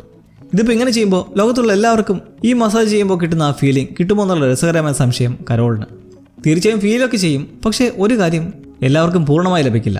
കാരണം ജസ്റ്റ് ഇപ്പോൾ കഴിഞ്ഞ 10 മിനിറ്റിൽ തന്നെ ഭൂമിയിൽ മരിച്ചിട്ടുള്ളത് 1674 പേരാണ്. കൂടാതെ 965 പുതിയ ജീവനുകളും ജനിച്ചിട്ടുണ്ട്. എത്ര അപ്ഡേറ്റഡ് ആണല്ലേ. ഒരു സെക്കൻഡ് പോലും വേണ്ട അറിയാൻ. ഇലക്ട്രിക്കൽ എനർജിയെ ആക്റ്റീവ് ആക്കാൻ കഴിഞ്ഞാൽ അപാരമായിരിക്കും. മുന്നത്തെ ഗ്രനേഡ് പൊട്ടിത്തെറിയിൽ പറ്റിയതായിരിക്കണം. മുതുകത്ത് മനസ്സൂസിൻ്റെതുപോലെ കുത്തിക്കുറപ്പൊക്കെ ഉണ്ട് സോഷ്യയിലും. അങ്ങനെ കരോളിന് നിർണായകമായ മറ്റൊരു ഇൻഫർമേഷൻ കൂടി ലഭിക്കുകയാണ് സോഷ്യയിൽ നിന്നും. കെപ്ലർ ബഹിരാകാശത്തുള്ള ഈ നക്ഷത്രത്തെ ചുറ്റിപ്പറ്റിയുള്ള പ്ലാനറ്റിൽ നിന്നാണ് അന്ന് ജ്യോതിശാസ്ത്ര ഗവേഷകർക്ക് ആ സന്ദേശം ലഭിച്ചത്. RNA സാമ്പിളിംഗ് നടത്തി DNA ആക്കിയപ്പോൾ ലോകം മൊത്തം ഒരു വൺ മൈ ഡെസ്റ്റിനേഷൻ ആകാനുള്ള ആ മെസ്സേജ്. കെപ്ലറുമായി ബന്ധപ്പെട്ടുള്ള ടെലിസ്കോപ്പിലൂടെ കാണാൻ കഴിയാത്ത ആ പ്ലാനറ്റിന് പേരിട്ടിരിക്കുന്നത് കെപ്ലർ B എന്നാണ്. ഭൂമിയുടെ 2 ഇരട്ടി വലുപ്പമുള്ള ആഗ്രഹത്തിലെ ജനങ്ങളോട് ഇവർക്ക് അതിയായ സ്നേഹവും കടപ്പാടുമുണ്ട്. നേരിട്ടറിയത്തില്ലേ പോലും. കാരണം അവരുടെ വൈറസ് ആണല്ലോ ഇവരിലെല്ലാം ഇപ്പോൾ ഉള്ളത്. ആ കെപ്ലർ B പ്ലാനറ്റ് എങ്ങനെയായിരിക്കുമെന്ന് ഈ വൺ മൈൻഡ്സ് മിക്കപ്പോഴും സങ്കല്പിക്കാറുണ്ടെന്ന് പോലും. നക്ഷത്രത്തെ കാണാൻ കഴിയുന്നില്ലല്ലോ എന്ന് കരോൾ നിൽക്കെ അത് ലൈറ്റ് പൊല്യൂഷൻ മൂലമാണെന്ന് പറഞ്ഞ് സെക്കൻഡുകൾക്കുള്ളിൽ ആ പ്രദേശം മൊത്തം ഇരുട്ടാവുന്നൊക്കെ ആശ്ചര്യമുണ്ടാക്കുന്ന കാര്യങ്ങളാണ് വൺ മൈൻഡ്സിൻ്റെ എഫിഷ്യൻസിയുടെ കാര്യത്തിൽ. അങ്ങനെ കരോൾ ആ നക്ഷത്രം കണ്ടെത്തി നിൽക്കെ സോഷ പറയുന്നൊരു കാര്യമുണ്ട്. എത്ര സമയം എടുത്താലും ഇവരെല്ലാം കെപ്ലർ Bയിലെ ജനങ്ങൾക്ക് ഒരു സിഗ്നൽ അയക്കാനുള്ള പരിശ്രമത്തിലാണ്. കാരണം വൺ മൈൻഡ്സിന് സർവൈവ് ചെയ്യാനായി പുതിയ ഗ്രഹങ്ങളിലേക്ക് ചേക്കേണ്ടതുണ്ട്. ഭൂമിയിൽ ഒരു നീണ്ട നിലനിൽപ്പുണ്ടാവാൻ പോണില്ലെന്ന് മുമ്പ് കുമ്പാതി വഴി നമ്മൾ കേട്ടതാണ്. അപ്പോൾ അങ്ങനെ അതിനു വേണ്ടിയിട്ട് മുമ്പ് കെപ്ലർ Bയിലുള്ളവർ ഇങ്ങോട്ടേക്ക് സന്ദേശം അയച്ച പോലെ അവരങ്ങോട്ടേക്ക് അയക്കാനുള്ള റിസർച്ചിലാണ്. ഭൂമിയുടെ സകല പവർ സോഴ്സും ഉപയോഗിച്ച് ഒരു ഭീമൻ ആൻറ്റിന നിർമ്മിച്ച് അതിലൂടെ സ്പേസിലേക്ക് സിഗ്നൽ അയക്കാനാണ് ഇവരുടെ ഉദ്ദേശം. വണ്ടടിച്ച് നിൽക്കുന്ന കരോൾ എന്തായാലും അങ്ങനെ പുതിയ കുറേ ഇൻഫോ ലഭിച്ചിരിക്കുകയാണ്. മനുഷ്യരെ തിന്നുന്നത് കൂടാതെ ഒരുമിച്ചുള്ള ഉറക്കവും കെട്ടിപ്പിടുത്തവും പരസ്പരം കമ്മ്യൂണിക്കേറ്റ് ചെയ്യുന്ന ബോഡിയിലെ നാച്ചുറൽ ഇലക്ട്രിക് എനർജി, അതായത് അൺലോക്ക് ചെയ്ത ശരീരത്തിലെ മറ്റൊരു ദിവ്യമായ കഴിവ്, കെപ്ലർ 22Bയുമായിട്ടുള്ള കണക്ഷൻ, സിഗ്നൽ അയക്കാൻ വേണ്ടി നിർമ്മിക്കുന്ന ഭീമൻ ആൻറ്റിന എന്നിങ്ങനെ. ആഗ്രഹത്തിലെ അന്ത്യവാസികളൊക്കെ എങ്ങനെ ആയിരിക്കുമെന്ന് ഇപ്പോൾ ഒരു ചോദ്യചിഹ്നമാണ്. പിന്നീട് അറിയാൻ കഴിയുമായിരിക്കും. എഴുതി മാർക്കർ തീരുന്നതും 0 ഡയൽ ചെയ്ത് പുതിയ മാർക്കർ സെറ്റ് കൊണ്ടെത്തിക്കുന്ന സോഷയ്ക്ക് ഒരു ത്രില്ലുണ്ട്. എഴുത്ത് വീണ്ടും തുടങ്ങാനാണോ പുതിയ മാർക്കർ ഒക്കെ എന്ന് ചോദിച്ചുകൊണ്ട് കരോൾ തൻ്റെ രഹസ്യ പദ്ധതി അറിയിക്കാതിരിക്കാൻ വേണ്ടി അതേന്നൊക്കെ പറയുന്നതും അവിടെ പുറത്തു നിൽക്കുന്നവർക്കും എല്ലാം സന്തോഷം. വൈക്രോ നോവലിലെ സീക്വൽ ഞങ്ങൾ വായിക്കാൻ കാത്തിരിക്കുകയാണെന്ന് പറഞ്ഞു പോകുന്നു. ഇവിടെ നമ്മൾ ഒരു കാര്യം നോക്കിയാൽ വൺ മൈൻഡ്സിൻ്റെ പുതിയ ബുക്കിനുള്ള താല്പര്യത്തിന് കാരണം അവിടെ ഇപ്പോൾ ക്രിയേറ്റീവായിട്ടുള്ളത് കരോൾ മാത്രമാണ്. ട്രാൻസ്ഫോം ആയവരൊക്കെയും ഒറ്റ മൈൻഡ് ആയതുകൊണ്ട് അവർക്കൊരു പുതിയ വായനാനുഭവത്തിന് വേണ്ടിയ കൗതുകവും ആകാംക്ഷയും ഒന്നും ആരെഴുതിയാലും ഉണ്ടാകാൻ പോകുന്നില്ല. റൈറ്ററായ കരോൾ അവർക്കുള്ളിലെ സിംഗിൾ മൈൻഡിൽ നിന്ന് വരുന്ന ഐഡിയാസ് അപ്പോൾ അവിടെ ഒരു ആൻറ്റിസിപ്പേറ്റിംഗ് ഘടകമാണ് വൺ മൈൻഡ്സിന്. അതുകൊണ്ടാണ് അവർക്ക് വീണ്ടും എഴുത്തിലേക്ക് കടക്കുന്നു എന്ന് ത്രില്ലൊക്കെ വരുന്നതായി കാണിക്കുന്നത്. പിന്നെ ക്രിയേറ്റീവ് മൈൻഡിൻ്റെ കാര്യത്തിൽ മറ്റു സർവേഴ്സിനെ നോക്കണ്ട, അവരെല്ലാം കണക്കാണ്. ഇതൊക്കെ കണ്ടും കേട്ടും ഇവിടെ കരോളിൻ്റെ പുതിയ കഥയുടെ മേൽ ഇപ്പോൾ ചെറിയ ഇൻട്രസ്റ്റ് ഒക്കെ വരുന്നുണ്ട് കേട്ടോ. പക്ഷേ ഇപ്പോൾ മുഖ്യം മറ്റേത് തന്നെ. Then Croker game. നമ്മുടെ ആലീസ് ഇൻ ബോർഡർലാൻഡിലെ അവസാന ഗെയിം പോലെ ഇതുവരെ തട്ടി നിൽക്കെ അവിടെ ഒരു കാര്യം സംഭവിക്കുകയാണ്. കരോളിനറിയാം ലോകത്തെ മൊത്തം പേരുടെ ബുദ്ധിയും വെച്ച് നടക്കുന്ന സോഷയെ അങ്ങനെ തോൽപ്പിക്കാനൊന്നും പറ്റില്ല എന്ന്. അങ്ങനെ ഇരിക്കെ എഴുത്തിൻ്റെ വിഷയം സോഷ എടുത്തിടുവാണ്. കരോളിൻ്റെ ജീവിതത്തിൽ മറക്കാൻ പറ്റാത്ത ഒരു റൈറ്റിംഗ് ഡേ എന്നാണെന്നൊക്കെ ചോദിച്ചുകൊണ്ട്. നമ്മൾ തുടക്കത്തിൽ കണ്ടതിലും ഇപ്പോൾ വൺ മൈൻഡ് അവൾ തന്നോടൊരു പ്രത്യേക കംഫർട്ട് വരാനും കരോളിനെ കുറച്ചുകൂടി അടുപ്പം ഉണ്ടാക്കാനൊക്കെ ആയിട്ടുള്ള രീതിയിലാണ് ഇപ്പോൾ സംസാരിക്കുന്നതൊക്കെ. എന്തായാലും ആ ചോദ്യത്തിൻ്റെ പ്രതികരണം കരോളിന് അങ്ങനെയൊന്നുമില്ല. എഴുത്തെപ്പോഴും തലപോഞ്ഞ പരിപാടി തന്നെ. പക്ഷേ എന്താ ഇപ്പോൾ സോഷ അങ്ങനെ ചോദിച്ചെന്ന് കൗതുകപ്പെടുന്നതും പിന്നെ നമ്മൾ കാണുന്നതാകട്ടെ അവരവിടെയുള്ള ഒരു ഡൈനറിലേക്ക് എത്തുവാണ്. ആ ഡൈനറിൽ ഇരുന്നായിരുന്നു കൊല്ലങ്ങൾക്ക് മുമ്പ് കരോൾ അവരുടെ ആദ്യ നോവൽ എഴുതിയത് മൊത്തവും. രാത്രി ജോലിയും പകലെഴുത്തുമായി ഇവിടെയായിരുന്നു സ്ഥിരം. ഇപ്പോൾ ഈ ഡൈനർ കാണുമ്പോൾ അത് സ്പെഷ്യലായിട്ടുള്ള സ്ഥലമാണ്. ഓരോ മെമ്മറീസ് ഓർത്തെടുക്കുമ്പോൾ അന്നത്തെ സർവറായിരുന്ന നല്ല പൊളൈറ്റായ ഒരു സ്ത്രീ ഉണ്ടായിരുന്നു, ബ്രീ എന്ന പേരുള്ള, എന്ന് പറയുന്നതും ദേണ്ട അവർ എത്തി നിൽക്കുന്നു. ഇതൊക്കെ ആദ്യം കരോൾ നല്ല സന്തോഷവും എക്സൈറ്റ്മെൻറ്റും ഒക്കെ ഉണ്ടാക്കുന്നതിലും അവർ കുറച്ചു നേരം ഇരുന്നിട്ട് ദേഷ്യത്തോടെ ഇറങ്ങി അങ്ങ് പോവാണ്. കാണാൻ പറഞ്ഞില്ല, കരോൾ റിയലൈസ് ചെയ്ത് കഴിഞ്ഞു ഇതെല്ലാം ഇവർ റീക്രിയേറ്റ് ചെയ്തതാണ്. ആ ഡൈനർ മുന്നേ കത്തിപ്പോയി നശിച്ചായിരുന്നു, അതിപ്പോൾ ഇവർ പുതുക്കി പണിതാണ്, അതും എസ്പെഷ്യലി കരോളിന് വേണ്ടിയിട്ട്. പിന്നെ സപ്ലയറായ ബ്രീ നാടുവിട്ട് പോയി സെറ്റിലായ അവരെയും ഇവിടേക്ക് കരോളിൻ്റെ സന്തോഷത്തിന് എത്തിച്ചപ്പോൾ കരോൾ എന്തിനാണ് പിണങ്ങിപ്പോയെന്നറിയണ്ടേ? നമ്മുടെ ജിം കെറിയുടെ ട്രൂമാൻ ഷോ പോലെ കരോളിനെ വെച്ച് അവർക്ക് വേണ്ടിയിട്ട് തന്നെ ഒരു സെറ്റ് ഒരുക്കി ഈ വൺ മൈൻഡ്സിലുള്ള നാടൻ കളിച്ചത് തൻ്റെ ചിന്ത തിരിപ്പിക്കാനാണെന്ന് ബോധ്യം വന്നിട്ടാണ്. എഴുത്തിലേക്കുള്ള കരോളിൻ്റെ ചിന്ത വീണ്ടും വന്നാൽ പിന്നെ വൺ മൈൻഡ്സിന് ദോഷമുണ്ടാക്കുന്ന പ്ലാൻസിലോട്ട് കടക്കുന്നതങ്ങ് മറക്കും. അതുകൊണ്ട് വീണ്ടും റൈറ്റിങ്ങിൽ തൊഴിലെടുത്തി മാനിപ്പുലേറ്റ് ചെയ്യാൻ ശ്രമിച്ചത് കൊണ്ടൊന്നും ഞാൻ മാറാൻ പോണില്ലെന്ന് കരോൾ നല്ലോണം ഫയർ ചെയ്യുന്നുണ്ട്. രാത്രി സോഷ അവരെ കാണാൻ എത്തുമ്പോൾ പിണങ്ങിപ്പോയതിൻ്റെ കാരണം എന്താണെന്ന് അറിയാത്ത രീതിയിലാണ് സോഷ കാര്യം തിരക്കാൻ എത്തുന്നത്. ഡൈനറിൻ്റെ പുതുക്കിപ്പണിയലിനെക്കുറിച്ചും ബ്രീയെ മിയാമി നഗരത്തിൽ നിന്ന് ഇവിടേക്ക് കൊണ്ടുവന്നതിനെക്കുറിച്ചും അറിഞ്ഞ ശേഷം മാനിപ്പുലേറ്റ് ചെയ്ത് മാറ്റാനുള്ള ശ്രമത്തിനെതിരെ ശബ്ദമുയർത്തുന്നതിലും മാക്സിമം ഓവറാവാതിരിക്കാൻ ശ്രമിക്കുന്നുണ്ട് കരോൾ. കാരണം ഓവറായ പിന്നെ എന്ത് നടക്കുമെന്ന് പറയാൻ പറ്റില്ല. സോഷ പറയുന്നതാകട്ടെ ഞങ്ങൾക്ക് വൈക്രോ നോവലിൻ്റെ മേലുള്ള ഇൻട്രസ്റ്റ് കൊണ്ടുകൂടിയാണ് വീണ്ടും എഴുതുന്നതിനെ പ്രോത്സാഹിപ്പിച്ചതെന്നും. ഇവിടെ കരോൾ തുറന്നടിക്കുവാണ്. എനിക്ക് നിന്നോടൊരു ദേഷ്യവുമില്ല, പക്ഷേ ഈ വൈറസ് ഇതിവിടെ നടന്നിരിക്കുന്ന ഒരു ദുരന്തമാണ്. നിങ്ങളെല്ലാം മാനസിക രോഗികളായി കഴിഞ്ഞിരിക്കുന്നു. ബുദ്ധിഭ്രമം സംഭവിച്ച് നടക്കുന്ന നീ ഉൾപ്പെടെ എല്ലാവരെയും പഴയതുപോലെ ആക്കാനുള്ള ശ്രമം ഞാൻ തുടർന്നുകൊണ്ടേ തന്നെ ഇരിക്കും. വൺ മൈൻഡ്സ് എല്ലാം വീണ്ടും തന്നെ ഒറ്റയ്ക്കിട്ട് പോയാലും ശരി, അതിൽ നിന്ന് പിന്മാറില്ലെന്ന് പറഞ്ഞ് ഇമോഷണലായി നിൽക്കെ സോഷ അടുത്തേക്ക് വന്നിട്ട് കരോളിനെ ചുംബിക്കുവാണ്, കാം ഡൗൺ ചെയ്യിക്കാനെന്ന പോലെ. ഓർക്കണം, സോഷയാണ് അടുത്തേക്ക് വരുന്നത്.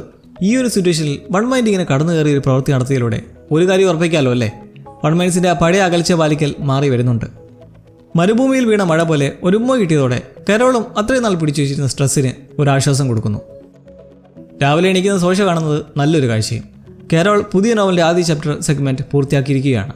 ഒരു സ്പെസിമെൻ മുന്നേ കണ്ടെത്തി വെച്ചതുകൊണ്ട് ആ രാത്രി കൊണ്ടവർ ആദ്യ ചാപ്റ്റർ തീർത്ത ശേഷം എഴുന്നേറ്റ് വിടുന്ന സോഷയോടായി ലോകത്തിൻ്റെ ആകെ അഭിപ്രായം അറിയാൻ വേണ്ടി വായിക്കാൻ കൊടുക്കുന്നു. എന്താണ് ഒപ്പീനിയൻ എന്നറിയാനുള്ള റൈറ്ററുടെ ആവേശം നമുക്കിവിടെ കരോൾ കാണാം.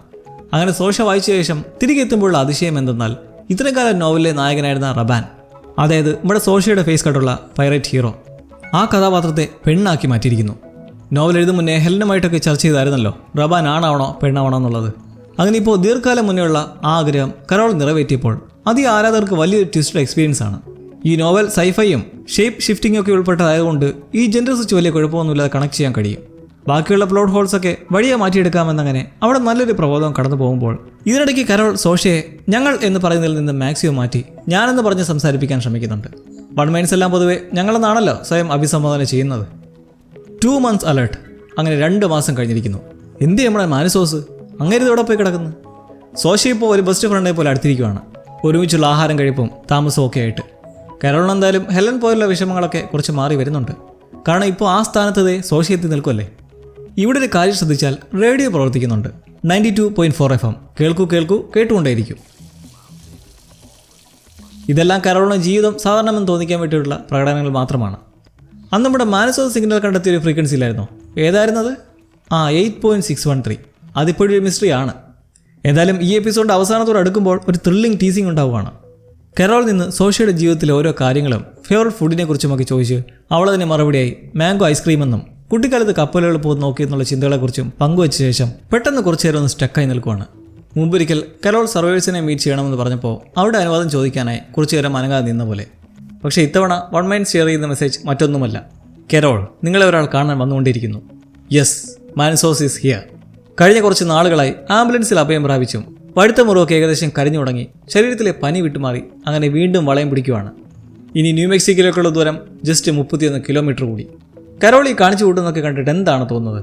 പഴയ സ്റ്റബേൺ സ്വഭാവമൊക്കെ മാറ്റി വൺ മൈൻഡ്സിനോട് താല്പര്യത്തോടെ പെരുമാറുന്നത് അവരിൽ നിന്ന് ഇതുപോലെ ഓരോ കാര്യങ്ങൾ ഊറ്റിയെടുക്കാനുള്ള ഒരു ഡീപ്പ് മൈൻഡ് പ്ലാനിങ് ആണോ?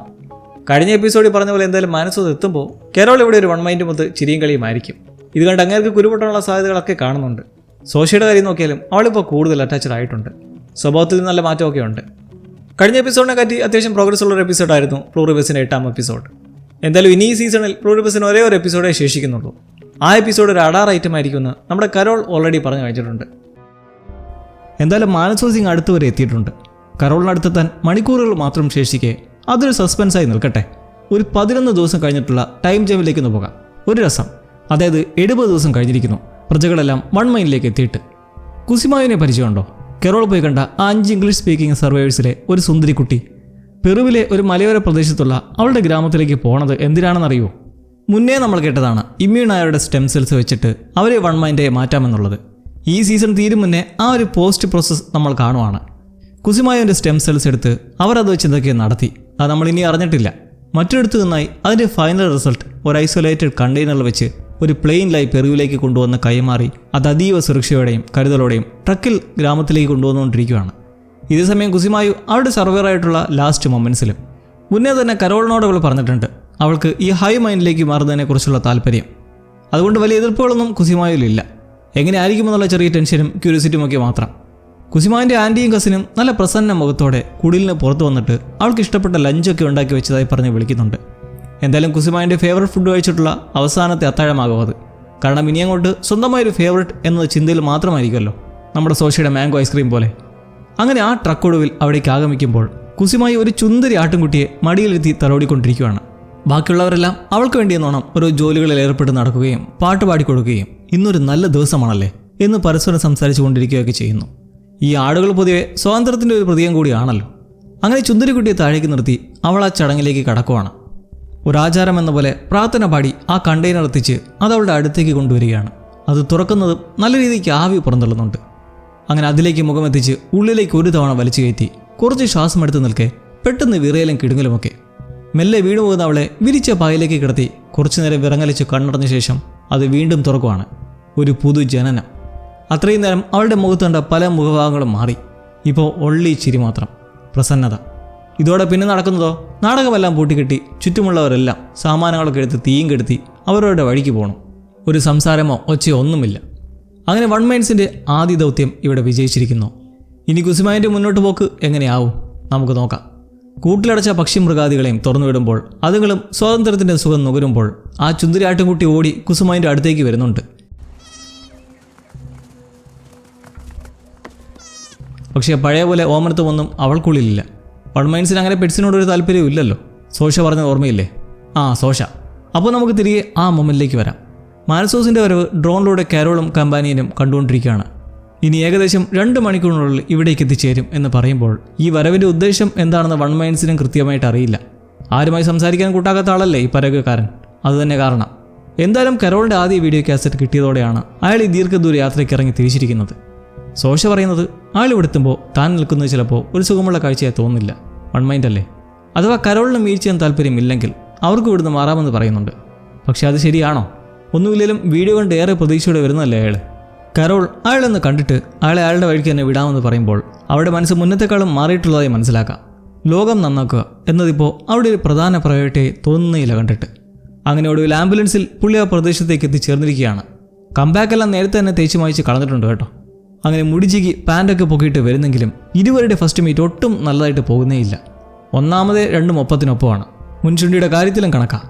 ഹോൺ അടിച്ച് കരോളിനെ വിളിപ്പിച്ചിട്ട് മാനസോസ് പഠിച്ച ഇംഗ്ലീഷ് വെച്ച് എൻ്റെ പേര് മാനസോസ്, ഞാൻ വൺ മൈൻഡ് അല്ല, എനിക്ക് ലോകത്തെ രക്ഷിക്കണം എന്നൊക്കെ ഇൻട്രൊഡ്യൂസ് ചെയ്തതിന് പിറകെ കരോൾ തിരിച്ച് അറിയാവുന്ന സ്പാനിഷ് ഭാഷ സംസാരിച്ച് ഒരു കൊച്ചു സ്വാഗത പ്രഭാഷണം നടത്തി വീട്ടിലേക്ക് ക്ഷണിക്കുമ്പോൾ ലോണിൻ്റെ കയ്യിൽ വെട്ടുകത്തിയൊക്കെ. മുന്നേ സോഷ്യയോട് അയാൾ കുഴപ്പക്കാരൊന്നും അല്ലല്ലോ എന്ന് ചോദിച്ചപ്പോൾ കുറച്ച് നിമിഷം മിണ്ടാതെ നിന്നിട്ട് അയാൾ നിങ്ങളെ ഉപദ്രവിക്കില്ലെന്നാണ് കരുതുന്നത് എന്നൊക്കെ പറഞ്ഞത് കരോളുടെ മനസ്സിലുണ്ട്. അതുകൊണ്ട് വടിവാളം വിട്ടത്തേക്ക് വണ്ടിയിൽ വെച്ചിട്ട് വരാൻ പറഞ്ഞങ്ങനെ മാനസോസ് തിരികെ വണ്ടിക്കടുത്തേക്ക് എത്തുമ്പോൾ അയാൾക്കുള്ളിലും ചില സംശയങ്ങൾ. ആരാ എന്താ മനസ്സിലിരിപ്പെന്നറിയാതെ വീട്ടിൽ കയറുന്നതും ശരിയല്ലല്ലോ. അങ്ങനെ ആംബുലൻസ് തുറന്ന് അതിലിരുന്ന് സംസാരിക്കാമെന്ന് വിളിക്കുന്നു. അതിനോട് ഒട്ടും യോജിക്കാതെ കരോളും. എങ്ങനെ ഇരിക്കണ്? ആകെ മൊത്തം തകർന്ന ഒരു ലോകത്ത് രക്ഷിക്കാൻ മനസ്സുള്ള 2 പേർ. പക്ഷേ ഈഗോയ്ക്കും കോംപ്ലക്സിനും ഒരു കുറവുമില്ല. Thanks to mobile phone. Carol phone എടുത്തിട്ട് വന്ന് ട്രാൻസ്ലേറ്ററിൽ വരാൻ പറ്റില്ലെന്ന് പറയുന്നതും മാനസോസ് തട്ടിയെടുത്തിട്ട് ഒരേ വിഷയം. ഫോണിൽ സംസാരിക്കുന്നതൊക്കെ അവരിന്ന് വാച്ച് ചെയ്തുകൊണ്ടിരിക്കുകയല്ലേ എന്നൊക്കെ പറഞ്ഞിട്ട് ഒടുക്കമോ രണ്ടാളും തമ്മിൽ ഫോണിന് വേണ്ടിയുള്ള നീട്ടക്കമായി അയാൾ ആ ഫോൺ എടുത്ത് തൊട്ടടുത്തുള്ള ജാലകത്തിലേക്ക് ഇടുന്നു. ഇതോടെ കരോളിന് അരിശം മൂത്ത് എനിക്ക് നിങ്ങളോടൊന്നും സംസാരിക്കാനില്ലെന്നും ഏത് നാശത്തിലേക്ക് വേണമെങ്കിലും പോകുന്ന പ്രാഗി വീട്ടിലേക്ക് കയറി പോകുന്നു. എന്ത് നല്ല ഫസ്റ്റ് ഇംപ്രഷൻ ഈ 2 പേർക്കും അല്ലേ. 9,000 കിലോമീറ്റർ താണ്ടി വരേണ്ടിയിരുന്നില്ലെന്ന് തോന്നിപ്പോവാണ് മാനസോസിന്. എന്തായാലും ഇത്തിരി ക്ഷമ വരുത്തി പുള്ളി വെട്ടുകത്തി വെച്ച് ഒരു തരത്തിൽ ആ ഫോൺ കവറിലേക്ക് കുത്തിക്കയറ്റി തിരിച്ചെടുത്ത് വീട്ടു ഡോറിന് അടുക്കലേക്ക്. ട്രാൻസ്ലേറ്റർ വഴി പറയാനുള്ളത് വേണ്ട, ആംബുലൻസിൽ വേണ്ട, പുറത്തു നിന്ന് തന്നെ സംസാരിക്കാം, പക്ഷെ ഒരു കുട വേണം. അങ്ങനെ ഒരു ഒഴിഞ്ഞ പ്രദേശത്തേക്ക് പോയി നിൽക്കുമ്പോൾ ഈ പരകക്കാരൻ്റെ പ്രശ്നം എന്തെന്നാൽ ഈ വൺ മൈൻസ് ഫോൺ ഹാക്ക് ചെയ്ത് വിവരങ്ങളെല്ലാം ശേഖരിക്കുന്നുണ്ടോ ഇല്ലെങ്കിൽ വീട്ടിൽ റെക്കോർഡിംഗ് ബഗ് വല്ലതും സ്ഥാപിച്ചിട്ടുണ്ടോ എന്നുള്ള സന്ദേഹങ്ങളാണ്. ഇപ്പോൾ കുട ചോദിച്ചതും അതുതന്നെ. മുകളിൽ ഡ്രോൺ വിട്ട് വീക്ഷിച്ചുകൊണ്ടിരിക്കുകയല്ലേ. എസ്കേപ്പ് പ്ലാൻ ഇടുന്നത് എന്താണെന്ന് അറിയരുതല്ലോ. ഇവരെല്ലാം നീചരാണ്, അവരെ നശിപ്പിക്കാനുള്ള പ്ലാനാണ് വേണ്ടത്. അങ്ങനെയാണ് അയാളുടെ ചിന്താഗതി. പക്ഷേ കരോളിന് ഇത് കേൾക്കുന്ന ഒരു ഷോക്കാണ്. അവർ ഒരിക്കലും വൺ മൈൻസിനെ നശിപ്പിക്കുന്നതിനെക്കുറിച്ച് ഒന്നും പറഞ്ഞിട്ടില്ലെന്നും അവരാരും അപകടകാരികളല്ല എന്നും നിൽക്കുവാണ്. മാനസോസിൻ്റെ കണ്ണിൽ ഇവരുടെ എല്ലാ ആത്മാവിനെ അടക്കി വെച്ചിരിക്കുന്ന ഒരു നീചശക്തിയാണ് ഇതിൻ്റെ എല്ലാം പിന്നിൽ. അതിനെ വകവരുത്തുക. ഇങ്ങനെയൊക്കെ പറഞ്ഞ് ഈ ഏകാന്ത സ്ഥലത്ത് ഒരു കുടക്കീഴിൽ കവിതാക്കളെ പോലെ 2 പേർ നിൽക്കുമ്പോൾ സംഭവം എന്താണെന്ന് വെച്ചാൽ നമ്മൾ 1 മാസം മുന്നേ കണ്ട കരോളിനെ പോലാണ് ഇപ്പോൾ മാനസോസ്.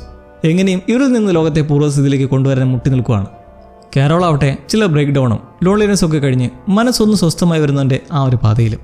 ഇവിടെ അവർക്ക് ഇടിപിടിയെന്ന് അങ്ങനെ എന്തെങ്കിലും ചെയ്യാനുള്ള ഒരു ചിന്തയേ ഇല്ല.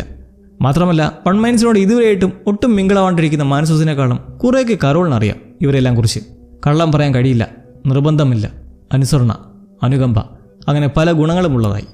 എന്തായാലും പറഞ്ഞ് മാനസോസിൻ്റെ ആ സംശയം, വീട്ടിൽ ബഗ് ഉണ്ടോ എന്നുള്ള ആ ഡൗട്ടിൽ അങ്ങനെ കരോളിൻ്റെ വീട്ടിൽ കയറി തിരിച്ചിൽ നടത്തി. അതും കരോളിന് ഒട്ടും സുഖകരമല്ലാത്ത രീതിയിൽ. അങ്ങനെ പുള്ളി ലിക്കർ ഷെൽഫിൽ നിന്നായി ഒരു സംഭവം കണ്ടെത്തുവാണ്. അതൊരു ട്രാക്കിംഗ് ഡിവൈസ് തന്നെയാണ്, പക്ഷേ അത് വൺ മൈൻസ് ആരും വെച്ചതല്ല. ആരാണ് വെച്ചതെന്നറിയുന്നത് അപ്പോൾ തന്നെ സോഷ്യയെ വിളിക്കുമ്പോഴാണ്. 14 കൊല്ലം മുമ്പ് ഹെലൻ സ്ഥാപിച്ച ഒരു മോഷൻ സെൻസറാണത്. കരോൾ വെള്ളമടിക്കാനായിട്ട് ആ ക്യാബിൻ തുറന്നാൽ അപ്പോൾ തന്നെ ഹെലൻ അറിയാൻ വേണ്ടിയിട്ട്. അതിൻ്റെ കാരണം മറ്റൊന്നുമല്ല, ആ ഒരു കാലത്തായിരുന്നു കരോൾ അവരുടെ എക്സ് ഫ്രീസ് ചെയ്തത്. അതായത് ഭാവിയിൽ കുട്ടികളൊക്കെയായി ഒരു ദാമ്പത്യത്തിന് വേണ്ടിയിട്ട് അന്നേ അവരുടെ ഓവ ബീജകോശം അണ്ടം ശേഖരിച്ച് അതൊരു ഫെർട്ടിലിറ്റി ക്ലിനിക്കിലായി സൂക്ഷിച്ചിരുന്നു. ഈ പ്രോസസ്സ് നടക്കുന്ന കാലക്രമത്തിൽ ആൽക്കഹോളൊന്നും ഒട്ടും നല്ലതല്ല. അതിനു വേണ്ടിയിട്ട് കരോളിനെ മോണിറ്റർ ചെയ്യാൻ അവരറിയാതെ ഹെലൻ ചെയ്ത രഹസ്യമായിരുന്നു ഇത്. ഈ ഫ്രോസൺ എക്സിനെ കുറിച്ച് മുമ്പൊരിക്കൽ കരോൾ ജസ്റ്റ് ഒന്ന് സൂചിപ്പിച്ചിട്ടുണ്ട്. ഇതുവരെ നോർവേയിലെ ഐസ് ഹോട്ടലിൽ ഹണിമൂണിന് പോയ സമയത്ത്. ഇതിപ്പോൾ സോഷ്യയുടെ വായിൽ നിന്നറിയുന്നതോടെ കരോളിന് അടുത്ത ടെൻഷൻ. തൻ്റെ മേൽ അത്ര കരുതലും കൺട്രോളും ഹെലൻ ഉണ്ടായിരുന്നതായി തെളിയിക്കുന്ന മറ്റൊരു കാര്യമാണല്ലോ ഇത്. ഇതോടെ വീണ്ടും 2 അടിക്കാൻ മുട്ടി നിൽക്കുന്ന കരോൾ മാൻസോസിനോടായി സെൻസർ തൻ്റെ വൈഫ് മദ്യപാനത്തെക്കുറിച്ച് അറിയാൻ വെച്ചതാണെന്നും പറഞ്ഞ് തൽക്കാലത്തേക്ക് തൊട്ടപ്പുറത്തൊരു വീട്ടിലേക്ക് കൊണ്ടുപോവുകയാണ്. ഇപ്പോൾ ലോകത്തെ രക്ഷിക്കാൻ എനിക്കിത്തിരി ക്ഷീണമുണ്ടെന്ന് രസകരമായി പറഞ്ഞിട്ട്. അയൽക്കാരനായിരുന്ന ഏതോ ഒരു വൺ മൈൻഡ് ഇപ്പോഴത്തെ ഒഴിഞ്ഞ വീട്ടിലേക്ക് കൊണ്ടുപോയി അവിടെ തൽക്കാലത്തേക്ക് താമസിക്കാൻ പറയുമ്പോണ്ടോ അന്തസ്സുള്ള മാനസോസിന് വഴങ്ങുന്നു. കരോളിൻ്റെ വീടുമല്ല, തൻ്റെ വീടുമല്ല, ആരുടെ വീട്ടിൽ താൻ നിൽക്കില്ലെന്ന് നിൽക്കുന്നുണ്ട്. എന്നാൽ പിന്നെ ആ വന്നിരിക്കുന്ന ആംബുലൻസ് നിങ്ങളുടെയാണല്ലോ, അതിൽ പോയി കിടന്നോന്ന് പറഞ്ഞ് കരോൾ ഒരൊറ്റ പോക്കും. എന്തോന്നടി 2 എണ്ണവും. എന്നാൽ മാനസോസിൻ്റെ ചിന്ത പോകുന്നത് വേറെ വഴിക്കാണ്. മുന്നേ സെൻസറെക്കുറിച്ച് ഫോണിൽ വിളിച്ചന്വേഷിച്ചത് കണ്ട് അതാരാണെന്നപ്പോൾ ചോദിച്ചായിരുന്നു. One of the one minds എന്ന് അറിഞ്ഞതോടെ ഇപ്പോൾ ഒട്ടും സമയം കളയാതെ ഫോൺ എടുത്ത് ഡയൽ ചെയ്യുവാണ്. സ്പാനിഷിൽ ഒരാൾ മാനസോസിനെ വെൽക്കം ചെയ്യുന്നതും കരോൾ സംസാരിച്ചത് ആരുമായാണെന്ന് തിരക്കി അവരെ അയാളുടെ അടുക്കലേക്ക് പറഞ്ഞുവിടാൻ ഒരു നിർദ്ദേശവും. ആരെ? നമ്മുടെ സോഷ്യയെ തന്നെ. അങ്ങനെ ഇതൊന്നും അറിയാതെ കരോൾ വോഡ്കയും അടിച്ച് മറിഞ്ഞ് പിന്നെ എണീക്കുന്നത് രാത്രിയിലും. മാനസോസിൻ്റെ കാര്യം എന്തായെന്നറിയാൻ പുറത്തേക്ക് നോക്കുമ്പോൾ ദോണ്ട സോഷ്യയുടെ കാറ്. അന്നം വിട്ട് നേരെ കയറി ചെന്നിട്ട് എന്താ പറഞ്ഞു കൊടുത്തേ, എന്താ പറഞ്ഞെന്ന് അവൾക്ക് നേരെ വെപ്രാളപ്പെട്ട് നിൽക്കുവാണ്. കാര്യം സോഷ്യയ്ക്ക് എല്ലാവരും ഒരുപോലാണ്. അതുകൊണ്ട് തന്നെ മാനസോസ് അവളിൽ നിന്ന് സകലതും മനസ്സിലാക്കി. സകലതും. ഒരു അപരിചിതനുമായി നിന്ന് സംസാരിക്കുന്നത് വെടിപ്പല്ലെന്ന പോലെ അവളെയും കൊണ്ട് കരോൾ അവിടുന്ന് പോകുമ്പോൾ മാനസോസോ എല്ലാ വൺ മൈൻസിൻ്റെയും മൈൻഡ് ഒരുപാടാണെന്ന് മനസ്സിലാക്കി അടുത്ത ഒരാളെ പറഞ്ഞുവിടാൻ കോൾ ചെയ്യുവാണ്, ഇനിയും കൂടുതൽ അറിയാനായിട്ട്. മാനസോസിനെ നമുക്ക് കണ്ട് പരിചയം പോലുമില്ല, എന്തിനാളുമായി സംസാരിച്ചോ എന്നൊരു സുഹൃത്തിനെ പോലെ കരോൾ ചൂടായി ചോദിക്കുമ്പോൾ സോഷ്യയുടെ മറുപടി എല്ലാവരും തനിക്ക് ഒരുപോലെ എന്നും. ഇത് കേൾക്കുന്ന കരോളിനറിയാം ഈ ചിന്താഗതിയിൽ ഒരു മാറ്റം വരാൻ സാധിക്കില്ലെന്ന്. എങ്കിൽ പോലും നീ എൻ്റെ കമ്പാനിയനാണ്, ഇനി അയാളുമായി സംസാരിക്കാൻ പാടില്ല എന്ന് നിൽക്കെ സോഷ്യ ദ്രുതഗതിയിൽ തറയിലേക്ക് അങ്ങ് കിടക്കുവാണ്. നിങ്ങൾ പേടിക്കരുത് കരോളെന്ന് പറഞ്ഞ് നിർത്തുന്നതും പെട്ടെന്ന് അപസ്മാരം പോലെ വിറയലും കിടുങ്ങലുമൊക്കെ. ഇങ്ങനെ വരുന്ന എപ്പോഴാണെന്നറിയാലോ, ആരെങ്കിലും ഓവർ സെൻറ്റിമെൻ്റലാവുമ്പോൾ ദേഷിച്ച് പൊട്ടിത്തെറിക്കുകയോ മറ്റോ ചെയ്യുമ്പോൾ ഇതിപ്പോൾ ദേഷ്യത് കരോളല്ല, പിന്നാരാണ്? വേറെ ആര്? തൊട്ടടുത്തുള്ള വീട്ടിലേക്ക് ഉടനെ കയറി ചെല്ലുമ്പോൾ പരകേക്കാരൻ അടുത്തൊരു വൺമൈൻ്റെ മേലെ നിന്ന് സമയം നോക്കിക്കൊണ്ട് നിൽക്കുവാണ്. ആളുടെ അപസ്മാരവും ആരോഗ്യസ്ഥിതിയൊക്കെ നോക്കിക്കൊണ്ട്. താനെന്ത് തോന്നിവസോടെ കാണിക്കുന്നതെന്ന് പറയുന്നതൊന്നും പുള്ളി വകവയ്ക്കാതെ നേരെ ആംബുലൻസിൽ ചെന്ന് ആ റേഡിയോ എടുക്കുകയാണ്. മുന്നേ കണ്ടിരുന്നില്ലേ, അത്രയും ഫ്രീക്വൻസീസ് ചെക്ക് ചെയ്ത വഴിക്ക് ഒന്നിൽ മാത്രം സ്വല്പം മ്യൂസിക് കേട്ടൊരു ചാനൽ. ഇപ്പോൾ ട്യൂൺ ചെയ്യുമ്പോൾ മൊത്തം ഗ്രെയിൻസ് ആണ്. അതുമായി അകത്തേക്ക് തിരികെ ചെന്ന് നിൽക്കുന്നതും മെല്ലെ ആ വൺമൈൻഡിൻ്റെ ഫിറ്റ്സ് അങ്ങ് മാറി ശാന്തനാവുന്ന അതേ സമയം തന്നെ ഈ റേഡിയോയിലെ ഗ്രെയിൻസ് മാറി വീണ്ടും മ്യൂസിക് ക്ലിയറായി വന്ന് തുടങ്ങുന്നു. അപ്പോൾ മാനസോസിന് ഇവിടെ ഇലക്ട്രോ മാഗ്നറ്റിക് ഫീൽഡ് വഴിയുള്ള സബ് കോൺഷ്യസ് കമ്മ്യൂണിക്കേഷനെ പറ്റി നല്ലോണം സോഷ്യൽ നിന്നും ഈ കിടക്കുന്ന റിക്ക് എന്ന പേരുള്ള വൺമൈൻഡിൽ നിന്നും ലഭിച്ചിട്ടുണ്ട്. അത് വെച്ചൊരു പരീക്ഷണം നടത്തിയാണ് സംഭവം. റിക്കിനൊരു മുന്നറിയിപ്പ് നൽകിയ ശേഷം ഹൈലി ഇമോഷണൽ ആയത് വഴി ഫിറ്റ്സ് വന്നപ്പോൾ ആ 8.613 ഫ്രീക്വൻസി മൊത്തം ഇരപ്പായിരുന്നു. മെല്ലെ ഇപ്പോൾ റിക്ക് നോർമലായപ്പോൾ, അതായത് വൺമൈൻഡ്സ് എല്ലാം നോർമലായതോടെ ആ ഇരിപ്പ് മാറി വീണ്ടും ക്ലിയറായി. അതിനർത്ഥം ഇവിടെ കമ്മ്യൂണിക്കേഷനും മാനസോസ് കണ്ടെത്തിയിട്ടുള്ള ഈ ഫ്രീക്വൻസിയും തമ്മിൽ ഒരു കണക്ഷനുണ്ട്. കുറച്ച് ഡീപ്പായിട്ടൊന്ന് പോയാൽ ഒരുപക്ഷെ ഭാവിയിൽ ഈ 8.613 വെച്ചിട്ട് ഇവിടെ കമ്മ്യൂണിക്കേഷൻസിലേക്ക് കയറി പറ്റാനോ അത് തടസ്സപ്പെടുത്താനോ ഉള്ള സാധ്യതയൊക്കെ ഇവിടെ കാണുന്നുണ്ട് കേട്ടോ. മാനസോസിൻ്റെ ഈ കണ്ടുപിടുത്തം നിലവിലെ സാഹചര്യത്തിൽ നിർണായകമായൊന്നും തന്നെയാണ്. എന്തായാലും ഇതൊന്ന് ഡബിൾ ചെക്ക് ചെയ്ത് നോക്കണ്ടേ. അങ്ങനെ സ്ഥിതി ശാന്തമായി റിലാക്സിംഗ് ആയിട്ട് വരുന്നതും ഈ മാനസോസ് ഉണ്ടല്ലോ. കരോൾ ഇത് കേട്ട് ഞെട്ടി പിന്നോട്ടായിരുന്നതും ദണ്ട് വീണ്ടും അയാൾക്ക് അപസ്മാരം. സിഗ്നൽ വീണ്ടും മൊത്തം ഇരപ്പാവുന്നതോടൊപ്പം റിക്കിൻ്റെ കയ്യിലേക്ക് റേഡിയോ വെച്ച് കൊടുത്തിട്ട് മാനസോസ് അടുത്തേക്ക് ചെന്ന് പറയുന്നത്, റിക്കേ, നീ ഉള്ളിലുണ്ടെന്ന് എനിക്കറിയാം, തിരിച്ചു വരാൻ സഹായിക്കാം, നിനക്ക് കഴിയും എന്നൊക്കെ. മൊത്തത്തിലുള്ള ഈ സൈക്കോമോഡൊക്കെ കണ്ട് കരോൾ ഇനി ഇങ്ങനെ നിൽക്കുന്നത് പന്തിയല്ലെന്ന പോലെ ഇറങ്ങിപ്പോകുന്നു. മാനസോസ് ആകട്ടെ നിർത്താതെ തിരിച്ചു വാറിക്കെന്ന് ആവർത്തിച്ചുകൊണ്ടിരിക്കുന്നതും കരോൾ ബീസ്റ്റ് മോഡ്. അയാളെ ലോക്കാക്കുന്നതോടെ എന്തായാലും സ്ഥിതി വീണ്ടും ശാന്തമായിട്ടുണ്ട്. പക്ഷെ ഇനി നടക്കാൻ പോകുന്നത് നല്ല കാര്യവുമല്ല. വൺമൈൻഡ്സിന് ഭീഷണി ഉണ്ടായ പിന്നെന്താ നടക്കുക? മുന്നേ കരോൾ സോഷ്യയെ ഹറാസ് ചെയ്തപ്പോൾ ഉണ്ടായ അതേ സംഭവം. എല്ലാവരും ആൽബക്കുറുക്കിൽ നിന്നും വിട്ടു നിൽക്കാൻ പോവുകയാണ്. ഹായ് മാനസോസ്, ഞങ്ങൾക്ക് കുറച്ച് സ്പേസ് വേണം എന്നുള്ള നീണ്ട ഓട്ടോമേറ്റഡ് റെക്കോർഡിംഗ് ഇനി ഇയാളും കേൾക്കേണ്ടി വരുമെന്നർത്ഥം. വിറയിൽ മാറി ടയർഡായിരിക്കുന്ന സോഷ്യയെ കംഫർട്ടാക്കുന്ന വഴിക്ക് ഫോൺ കോൾ വരുവാണ്. ഇന്ത്യയിൽ നിന്നും ലക്ഷ്മി. മകനും കുടുംബവും വീണ്ടും 2 തവണ അവസരം വന്നതോടെ കരോളിന് വീണ്ടും ക്രിമേഡ് തുടങ്ങുന്ന ധാരണയിൽ വിളിച്ച് 2 തെറി. കരോൾ തിരിച്ചും 2 പറഞ്ഞ് കട്ട് ചെയ്ത ശേഷം അങ്ങനെ സോഷ ക്ഷമയോടെ യാത്ര പറഞ്ഞ് ഇറങ്ങുവാണ്. റിക്കും പോയി അങ്ങനെ എല്ലാവരും വീണ്ടും നാടുവിടാൻ ഒരുങ്ങുമ്പോൾ മാനസോസ് എവിടെ? ഇവിടെ ഉണ്ടോ? പ്രശ്നം വഷളായതോടെ തോക്ക് ചൂണ്ടി ഡിക്കിൽ കയറ്റിയതാണ് പാവത്തിനെ. അവർക്ക് നല്ല ദേഷ്യമുണ്ട്.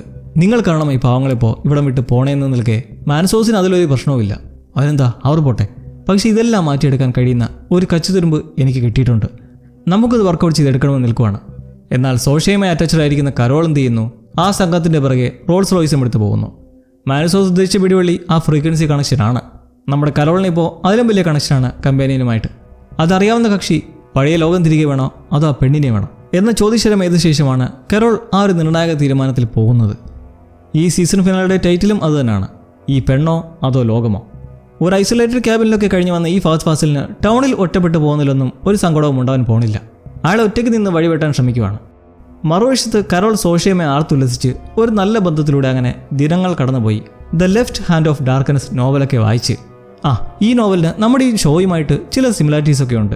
അതാരൊക്കെ കണ്ടെത്തി പറയുമെന്ന് നോക്കട്ടെ. ഓക്കെ, അങ്ങനെയൊക്കെ കഴിഞ്ഞ് 74 ദിവസം എന്ന പോയിന്റിലേക്ക് എത്തുന്നു. അതായത് കുസിമായി വൺമൈനിലേക്ക് എത്തിയിട്ട് 3 ദിവസം പിന്നിടുമ്പോൾ ഇരുവരും സ്വപ്നതുല്യമായ ഒരു ഗ്ലാസ് ഹൗസിലാണ്. ചുറ്റും മഞ്ഞൊക്കെയായി മധുരമനോഹര നിമിഷങ്ങളിൽ. ഒരു സംശയം ചോദിക്കാനുണ്ട്. നമ്മൾ മുന്നേ സെവറൻസിൽ കണ്ട ഹെലന ഈഗൻ്റെ ആ ഗ്ലാസ് ഹൗസ് തന്നെയല്ലേ ഇതും? നല്ല രസമുണ്ട്. ഹെലനും ഒത്തുണ്ടായിരുന്നേക്കാളും ഒരു പ്രത്യേക സ്നേഹവും അടുപ്പമാണ് ഇപ്പോൾ സോഷ്യയോട്. ഒരു കൊച്ചു ഹോർമോൺ ടോക്കിന് ശേഷം ഉള്ളിൽ സന്തോഷത്തിൻ്റെ എല്ലാ ഹോർമോൺസും ഒഴുകിക്കൊണ്ടിരിക്കുകയാണ്. അത് പോവാതിരിക്കാനാണ് താൻ ശ്രമിക്കുന്നതെന്നുള്ള കരോളിൻ്റെ സന്തോഷം കേട്ട് സോഷ്യ പറയുന്നൊരു കാര്യത്തിലൂടെ ഈ എപ്പിസോഡ് ആകെ തകിടം മറിയുവാണ്. എല്ലാം ശരിയാകും കരോൾ എന്നവൾ പറയുന്നതിലൂടെ റിവീലാവുന്നത് കരോൾ കരുതിയെന്ന പോലെയായിരുന്നു നമ്മളും കരുതിയിരുന്നത്. അതായത് സ്റ്റെം സെൽസ് ഇല്ലാതെ വൺമൈൻഡ്സിന് ഒന്നും ചെയ്യാൻ കഴിയില്ല. ശരീരത്തിൽ നിന്നും പെർമിഷനോടെ അകമഴിഞ്ഞ അനുവാദം ലഭിച്ചാൽ മാത്രമേ അത് എക്സ്ട്രാക്ട് ചെയ്യുകയുള്ളൂ. ഇത് നടക്കാത്തിടത്തോളം കരോൾ സർവൈവറായി തന്നെ ഉണ്ടാവും. അതൊക്കെ ശരിയായ കാര്യം തന്നെയാണ് എന്ന് സോഷ എങ്ങും തൊടാതെ പറയുമ്പോൾ റിയൽ മാറ്റർ എന്താണ്? വൺമൈൻഡ്സിന് ഓൾറെഡി കരോളിൻ്റെ സ്റ്റെം സെൽസ് കിട്ടിക്കഴിഞ്ഞിരിക്കുന്നു. ആ ഫ്രോസൺ എഗ്സ് കഴിഞ്ഞ 14 കൊല്ലമായി ഫെർട്ടിലിറ്റി ക്ലിനിക്കിൽ സൂക്ഷിച്ചിട്ടുള്ള ആ ബീജകോശം ഇവരുടെ കൈകളിലേക്ക് എത്തിയിരിക്കുകയാണ്. കരോളിന് അതൊരു എക്സ്ട്രീം ഷോക്കാണ്. കാരണം സോഷ തൻ്റെ ഇഷ്ടത്തെ മാനിച്ച് നിൽക്കുകയായിരുന്നു എല്ലായ്പ്പോഴും എന്നായിരുന്നു കരുതിയിരുന്നത്. പക്ഷേ ഇതിപ്പോൾ അവൾക്ക് അവളടങ്ങിയ വൺമൈൻഡ്സിൻ്റെ അനിവാര്യതയാണ് മുഖ്യം. പക്ഷേ അതും കരോളിൻ്റെ നല്ലതിന് വേണ്ടിയാണെന്നുള്ളൊരു ടോക്കും. അണ്ടത്തിൽ നിന്ന് സ്റ്റെം സെൽസ് ഫോം ചെയ്യാൻ 2 മാസം എടുക്കും. അത് കഴിഞ്ഞാൽ കരോളിന് വൺമൈൻഡ്സിലേക്കുള്ള ടിക്കറ്റും റെഡിയാവും. അനുവാദം കൂടാതെ ശരീരത്തിൽ നിന്ന് എടുക്കാൻ പറ്റില്ലെന്നല്ലേ പറഞ്ഞത്. ഇതിപ്പോൾ ആ സോഴ്സ് അടങ്ങിയ സെൽ ശരീരത്തിൽ നിന്ന് ഓൾറെഡി സെപ്പറേറ്റ് ചെയ്ത് വെച്ചിട്ടുള്ളത് കൊണ്ട് അവിടെ അത്തരമൊരു പെർമിഷൻ്റെ ആവശ്യം വരുന്നതുമില്ല. ആ ഒരു ലൂപ്പ് ഹോളിലൂടെ അവർ സ്ട്രൈക്ക് ചെയ്തപ്പോൾ കരോളിന് ഇതൊരു ഞെട്ടിക്കൽ ബിരിയാണി തന്നെയാണ്. അപ്പോൾ ഇനി എങ്ങനെയാണ്? തിരികെ ആൽബർട്ട് കുറുക്കയിലേക്ക് എത്തി നോക്കിയാൽ മാനസോസ് ഒട്ടും പിന്നോട്ട് പോകാതെ ഇലക്ട്രോ മാഗ്നറ്റിക് ഫീൽഡിനെക്കുറിച്ചും അതുമായി ബന്ധപ്പെട്ടുള്ള ആൻറ്റി നോട്ട്സും ലൂപ്സും ഒക്കെ ഡീപ്പായി പഠിച്ചു വരികയാണ്. ഒരു ആൻറ്റിനയിൽ നിന്ന് വരുന്ന റേഡിയോ വേവ്, അതിൻ്റെ പരമാവധി വിസ്താരത്തെക്കുറിച്ച് വിവരിക്കുന്ന കറണ്ട് ആൻറ്റി നോഡിനെക്കുറിച്ച്, പിന്നെ ലൂപ്പുകളെയും കുറിച്ച് അറിയുന്നതിന് പിന്നിൽ ഒരാസൂത്രണമുണ്ട്. ഒരേ ഫ്രീക്വൻസിയിലുള്ള മറ്റൊരു റേഡിയോ തരംഗം ചാനൽ ചെയ്തെടുക്കാൻ കഴിഞ്ഞാൽ അതേ ഫ്രീക്വൻസിയിലുള്ള കറണ്ട് ആൻറ്റി നോഡിലേക്ക് കൈകടത്താനാകും.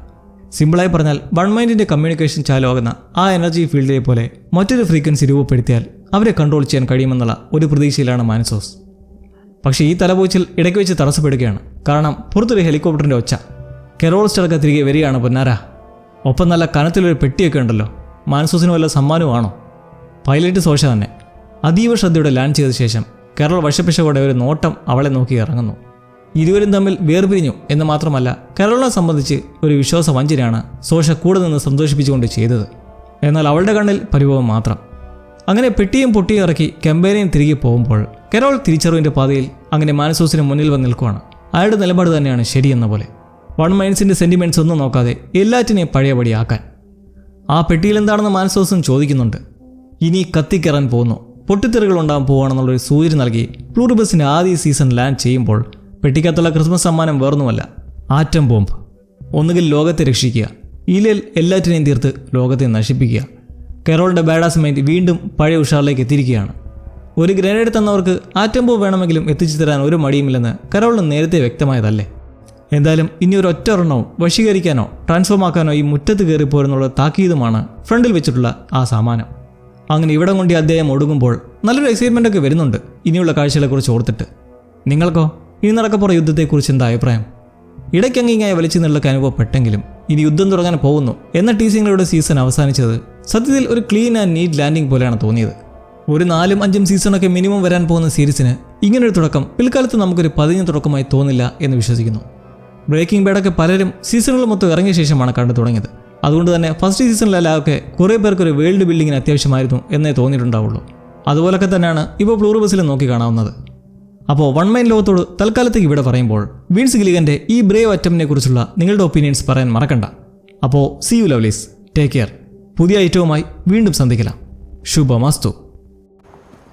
What is this? Atom bomb.